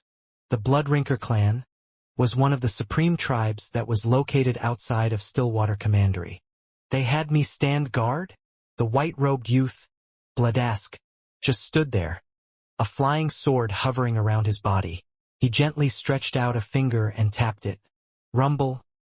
A sword hymn instantly filled the cave. He couldn't help but close his eyes, revealing a look of enjoyment on his face. No matter how much of a genius you are, you can forget about successfully passing through the tunnel I have chosen. Bloodrinker Bladask's arrogance made it so that he definitely would not permit any juniors of the early Zifu disciple stage to successfully pass through his cave. A single sword. They only permitted me to use this single sword. Still, it will be enough. The white-robed youth tapped the sword again, and the sword hummed out in response, as though it were behaving coquettishly towards him. He couldn't help but smile. Since the day he was born, he had held a wooden sword as he slept. His parents had named him Bladask, and in the past 30 years, he had focused all of his efforts on his blade. He was at the point where he was his blade and the blade was him. Although he was in possession of the consummate skills of the Bloodrinker clan, the clan had still sent him to the Black-White College of Stillwater Commandery. He had lived up to their expectations and had entered the Black-White College. He's coming. The white-clothed youth sensed the impending ripples. Suddenly, he heard a resigned voice ring out from outside. 9 corridors, 8 contestants. Mine ends up being the only one with no selectee. My fellow disciples, I hope that none of you will let these juniors make it through. Don't worry, Senior Apprentice Brother Ox. Junior Apprentice Brother Ox, how sad for you. You've waited all this time for nothing. Senior Apprentice Brother Ox, although I'm only permitted a single magic treasure, these juniors definitely won't be able to pass through. One voice after another rang out in response. Bladask also shouted back, Junior Apprentice Brother Ox, please wait just a moment. After I turn back this kid, we'll go back together. Footsteps rang out. Bladask immediately stared forward carefully. He saw, from afar, a figure emerge from the depths of the tunnel. A youth with delicate, handsome features emerged, holding a sword in each hand, dressed in furs, and a smile on his face. Junior. Bloodrinker Bladask tapped the flying sword in front of him, and the sword hummed in response. Bladask said calmly, in the future, remember this clearly. The one who prevented you from entering the Black-White College is me, Bloodrinker Bladask. I am... Ning was about to say something, but Bladask interrupted calmly. No need to tell me. We won't meet again. You don't need to give me your name. Ning frowned. How arrogant. Since this was the case, then he might as well just go ahead and win this quickly and cleanly. Let the lightning descend, Bladask called out softly, and as soon as he did, that flying sword in front of him began to emit a thundering sound. One bolt of lightning actually appeared in the surrounding area, all swirling around that flying sword, then flooding towards Ning with shocking power. The strength of this blow alone was far superior to the power of Adept Su Li and the Monoceros. The sword seemed to have transformed into countless bolts of lightning, striking at an astonishing speed. Let the lotus flower bloom. Ning had a faint smile on his face. Instantly, water flame lotuses appeared around him. One layer after another of the flower bloomed. A total of 6 layers of flowers appeared. Crackle, crackle, crackle. The sword of lightning cut directly through all 6 layers, but its speed had clearly dropped somewhat. Ning's Dark North sword swept out in a deceivingly simple manner, deflecting that powerful, vicious sword blow to one side. Such power! Ning frowned slightly. It had appeared as though he had received that blow with ease, but in reality, his hand had cracked slightly at the point between his thumb and index finger. So you do have some ability. It is useless, however. Bladask suddenly let out a loud roar. Thunder God's hell! The flying sword continued to hang there in midair, but around it, one violet bolt of lightning after another appeared. These bolts of serpentine lightning zigzagged into the shape of a prison, and a powerful pressure filled the entire caverns. Feel proud that you were defeated by this technique of mine, Bladask said coldly. Go! Boom! The Thunder God prison technique flew rapidly towards Ning. The Black-White College's disciples live up to their reputation. With but a single flying sword, he's still able to unleash such power and activate so much of the energy of the world. Ning mentally sighed in praise as made one flying sword after another appear in the area around him. In total, 729 flying swords emerged.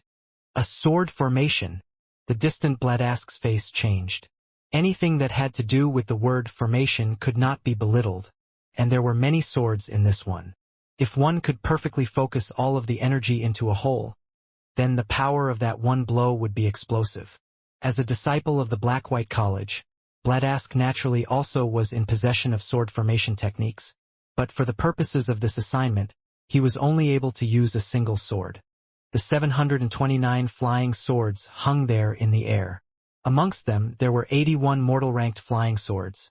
They included the 9 Yang sword formation swords that Ning had acquired from the underwater estate, and the 72 flying swords Ning had acquired after killing Adept Suli. Although he had some other mortal-ranked flying swords as well, there weren't enough of them, and they were all varied and different in nature. Thus, Ning didn't use them. The 9 flying swords of the 9 Yang swords served as the core formation base, while the other 72 mortal-ranked flying swords, all of which came from the same origin, swirled around them, forming a grand formation of 81 flying swords. They, in turn, guided the 600-plus unranked flying swords. Rumble.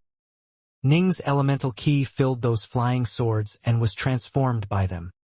His divine soul, which was at the divine sense level, was completely capable of controlling all of these swords, and soon, in front of his chest, a shocking, awe-inspiringly powerful sword light appeared.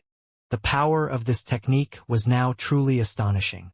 The reason why it was so strong was primarily because of those 9 incredibly rare flying swords he had acquired from the underwater estate.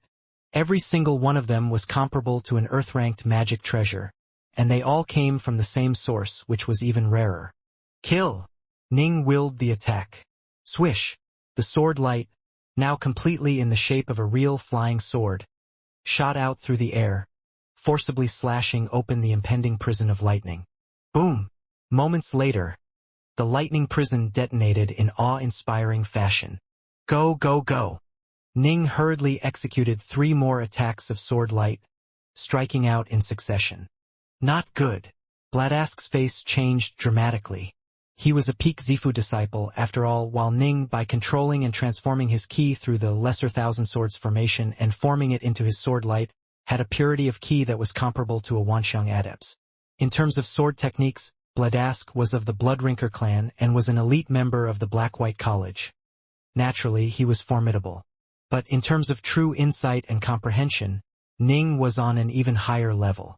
Thus, when Ning activated his Lesser Thousand Swords formation, Bladask actually was at a disadvantage. Polaris. Bladask had no other choice. In an instant, 7 flying swords appeared, flashing with lightning.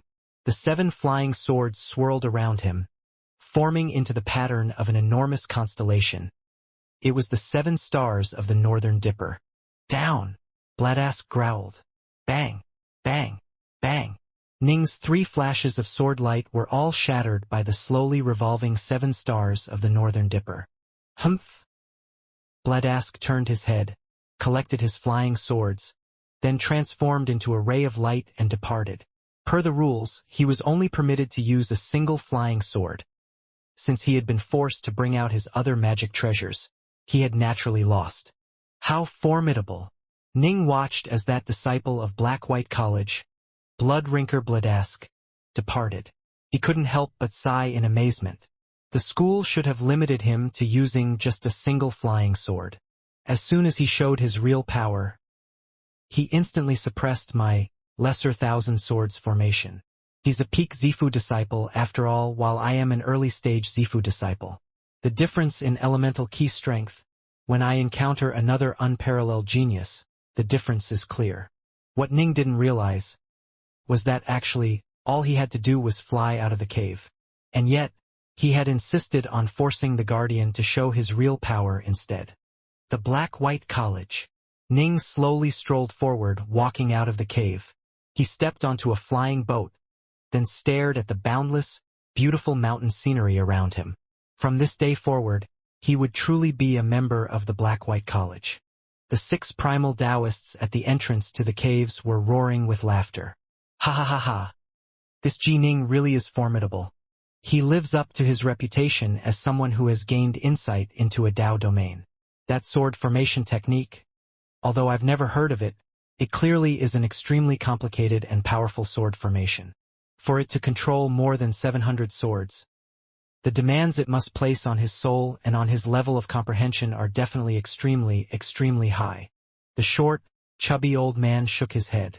He, an early-stage Zifu disciple key refiner, was able to force the peak Zifu-level Bloodrinker Bladask to release his own sword formation to block it. Bladask didn't have any face to remain after that, and so he immediately left. Right? Formidable. He clearly could have just charged out of the cave, but he insisted on fighting one-on-one, fighting to the point where he forced the Guardian disciple to voluntarily retreat.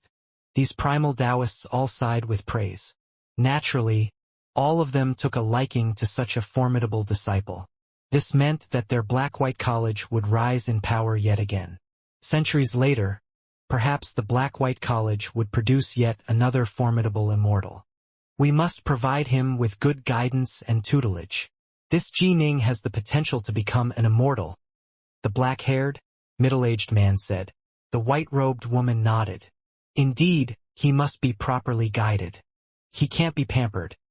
If we end up ruining this piece of unpolished jade, that would be a huge waste. Tutelage was an art all its own. Geniuses were naturally endowed with arrogance and pride, and the path of immortals was that of the 3 calamities and 9 tribulations. One would grow up in the midst of battle, and there was no way one could avoid establishing grudges with anyone. All these things could possibly result in a genius perishing. Oh! Ning rode atop his boat, moving straight to the very peak of the mountain. A total of 8 people went for the trial. I wonder how many passed. Ning continued to wait there. I wonder if that Mu North Sun was able to pass or not. Of the others, the only one who Ning had spoken with was North Sun, and he had quite a good impression of him. Swoosh! From afar, a ray of light flew towards Ning, followed by yet another ray of light. Hey, someone passed? Which cave was it? Which of our fellow disciples was guarding that cave? Ning stared into the distance. He could just barely make out the appearance of a disciple of the Black-White College. That disciple gave Ning a few curious glances, then departed. Moments later, whoosh, that distant ray of light shot over. It was an azure dragon construct. Mu North Sun. Ning was surprised, then immediately clasped his hands. Congratulations. Felicitations. Same to you, same to you. The white-robed youth, North Sun, landed and stored away his construct, his face filled with joy. Brother Ji Ning, you truly are formidable. I was nearly defeated, but in the end, I finally managed to charge out of the caves. But you were even more formidable. You made it out so quickly. Ning could sense the joy radiating out from North Sun as he spoke. His eyes were filled with excitement as well. Success. I finally become a disciple of the Black-White College. If Mother finds out, she will definitely be very happy. Right? Ning nodded, his gaze growing distant. If his own mother knew that he had become a disciple of the Black-White College, she would definitely be proud as well. Father, Mother, just wait and see. Ji Ning will definitely have my name be spread throughout these vast lands. I will become one of the supreme existences of this world. Definitely. Those disciples of Snowdragon Mountain who caused your deaths. I will definitely execute them all. Ha ha ha. 6 figures flew out in an arcing pattern, laughing as they did so. They instantly arrived at the top of the mountain. It was the 6 primal Taoists. The short, pudgy, bald one laughed. This year, our black-white college has taken in quite a few disciples. 2 at once. The black-haired, middle-aged man said, "Today's only the first day. We still have 2 more days." Humph. Everyone capable of joining our black-white college is a true, unparalleled genius. Geniuses like that are all supremely confident. If they were to join, they would make us their very first choice. Thus, they would come on the first day. The short, pudgy, bald man shook his head. It's been so many years. How many people ended up joining our black-white college on the 2nd or 3rd days? If they did, it was only because they were delayed slightly and unable to make it. The black-haired, middle-aged man looked towards Ning and North Sun. Ji Ning, Mu North Sun. The 2 of you, starting today, are now the disciples of our black-white college. Ning and North Sun both felt surges of joy in their hearts. The grand ceremony of formal apprenticeship will occur after the next 2 days of recruitment are finished. The black-haired man waved his hand, and 2 insignias appeared. One side of each insignia was white, while the other side was black. This is the insignia of our black-white college's disciples. You can bind it now, and in the future, you will be able to freely enter many of the locations of the black-white college without being attacked by the various restrictive formations within. All right. Ning and North Sun each accepted an insignia. They naturally were able to easily bond it, and upon doing so, Ning could immediately sense that there was a grand formation throughout the entire black-white college. He could sense that this was a terrifying formation indeed. It encompassed the entire college, and he could sense that it acknowledged him. Ning felt as though this insignia was quite similar to the control talisman for the underwater estate. A disciple of the black-white college. Ning looked at the insignia. How many people desired this insignia? That Huachong, the black-clothed youth who had also trained to the 7th stage of the Crimson Bright diagram of the 9 heavens. He had failed in the end. There were also several other geniuses who were even more talented than Huachong, but they had been eliminated as well. Only Ning and North Sun had been accepted as disciples of the black-white college. Oh. Wuxia will let you make the arrangements for their residences. We're going back now. The bearded, middle-aged man grinned. Yes, we're leaving. The other primal Taoists immediately flew into the air, quickly departing. The black-haired, middle-aged man waved his hand. A mist instantly arose, lifting up the 3 of them. Let's go. The black-haired Wu Xiu immediately guided Ning and North Sun to fly forward. The entire black-white college is divided into multiple areas, and it has many rules. Wu Xiu waved his hand, then took out 2 books which he tossed to them. This book has the rules of our black-white college, as well as some other things which you must know. You must memorize everything within it. Ning and North Sun accepted the book. Lowering their heads, they saw just 2 words on the book, black and white. Atop the peak of a small mountain, there was a graceful little villa. There were multiple buildings surrounding it, but at the peak of this little mountain, Ning was the only person present. From today onwards, I am the master of this peak. Ning stood in midair, staring down at his mountain peak. Because the black-white college had so few formal disciples, one could choose any mountain one wanted to become one's estate. Ning thus selected this one, giving it the name Dark North Peak. Dark North. This was also the name of the swords he wielded. They symbolized that he would embark on a path of his own. Dark North. This also was the place where his parents had met and fallen in love. This was a way of memorializing his parents. Father. Mother. Ning was silent for quite some time as he reminisced. And then, he turned his head and immediately flew towards the skies atop his flying boat. Oh! Soon, he arrived at the formal gates to the black-white college.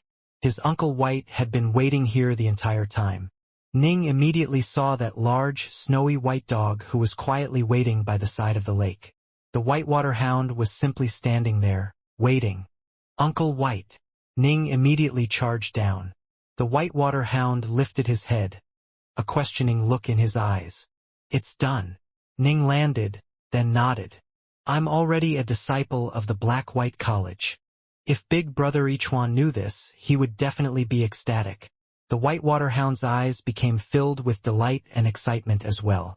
The Black-White College. What sort of a school was this? The status of a formal disciple of Black-White College was far higher than that of a Wanxiang adept of an ordinary school. Right at this moment, "Ha ha ha, Brother Ji Ning, you only have eyes for this spirit beast of yours. You didn't even notice me." A voice rang out, and Ning immediately turned to look. There was a carriage parked before the gates, and Northmont Baiwei was descending from that carriage. "Brother Baiwei." Ning immediately went to greet him. Baiwei said, "I expected that you would definitely become a disciple of the Black-White College, so I predicted that you would return at around nightfall." "Sorry for making you wait so long, Brother Baiwei," Ning said. Baiwei's eyes radiated excitement as he spoke. "Not long at all. You have no idea how happy I was as I waited. Especially towards the end, when those other geniuses emerged, like Huachong, Lu Shualian. They have been famous for quite some time now, but in the end, all of them had been eliminated." Ning nodded gently. "Huachong and the others you mentioned, they should have been eliminated after the final trial." Ning had a fairly deep impression regarding Huachong, who also had reached the 7th stage of the Crimson Bright diagram of the 9 heavens and whose aunt was a primal Taoist of the school. "No matter what, they all slunk away in defeat," Baiwei said. "In the end, the Skysplitter Sword Sect, the 100 Flowers Fairyland, and the other schools will still accept many disciples. Given their talent, they can easily enter. Only the Black-White College, unless one is truly a supreme, unparalleled genius, they won't accept them. Even the most talented of geniuses must undergo a thorough examination. Given their pride, of course they came." "What a pity! What a pity!" There was no hint of pity on the face of Baiwei at all. All he had on his face was a look of schadenfreude. "Right? How many disciples did the Black-White College accept this time?" Baiwei hurriedly asked. "Today was the first day. They took in 2 disciples," Ning replied. "I was one. Another is named Mu North Sun." Baiwei nodded lightly. "Mu North Sun? This is a name I've never heard of before. It seems as though some of the backwater, out-of-the-way areas will occasionally produce a supreme genius from time to time. When you are free, why don't you bring this Mu North Sun over? We'll meet and make friends with each other." "Easily done," Ning nodded. Baiwei said, "I came for 2 reasons. First, to congratulate you on becoming a disciple of the Black-White College. Secondly, to ask you for some help." Ning laughed. "As long as I can help, I will." Baiwei looked at Ning. "Here's the situation. You should know that formal disciples of the Black-White College are permitted to bring in 10 retainers with them, right?" Ning nodded. 10 retainers. To be a retainer of a disciple of the Black-White College was far more alluring a position than being a disciple of an ordinary school. This was because the retainer would live within the Black-White College. Even though it would be very, very hard for them to acquire any techniques, anything they did acquire would be supreme, top-tier techniques. "Loan me 3 of those positions," Baiwei said. "You should know that I have many family and friends. There are many that I will find hard to reject once they ask me to help." Ning laughed. "Why the courtesy? Of the 10 positions, you can take 9 of them. Just leave one for me. That one." Ning thought back to Meng Rock, who he had encountered on the road to Stillwater City. He knew that after Rock had used a forbidden technique, he had definitely harmed his own foundation. He would most likely find it hard to join any school.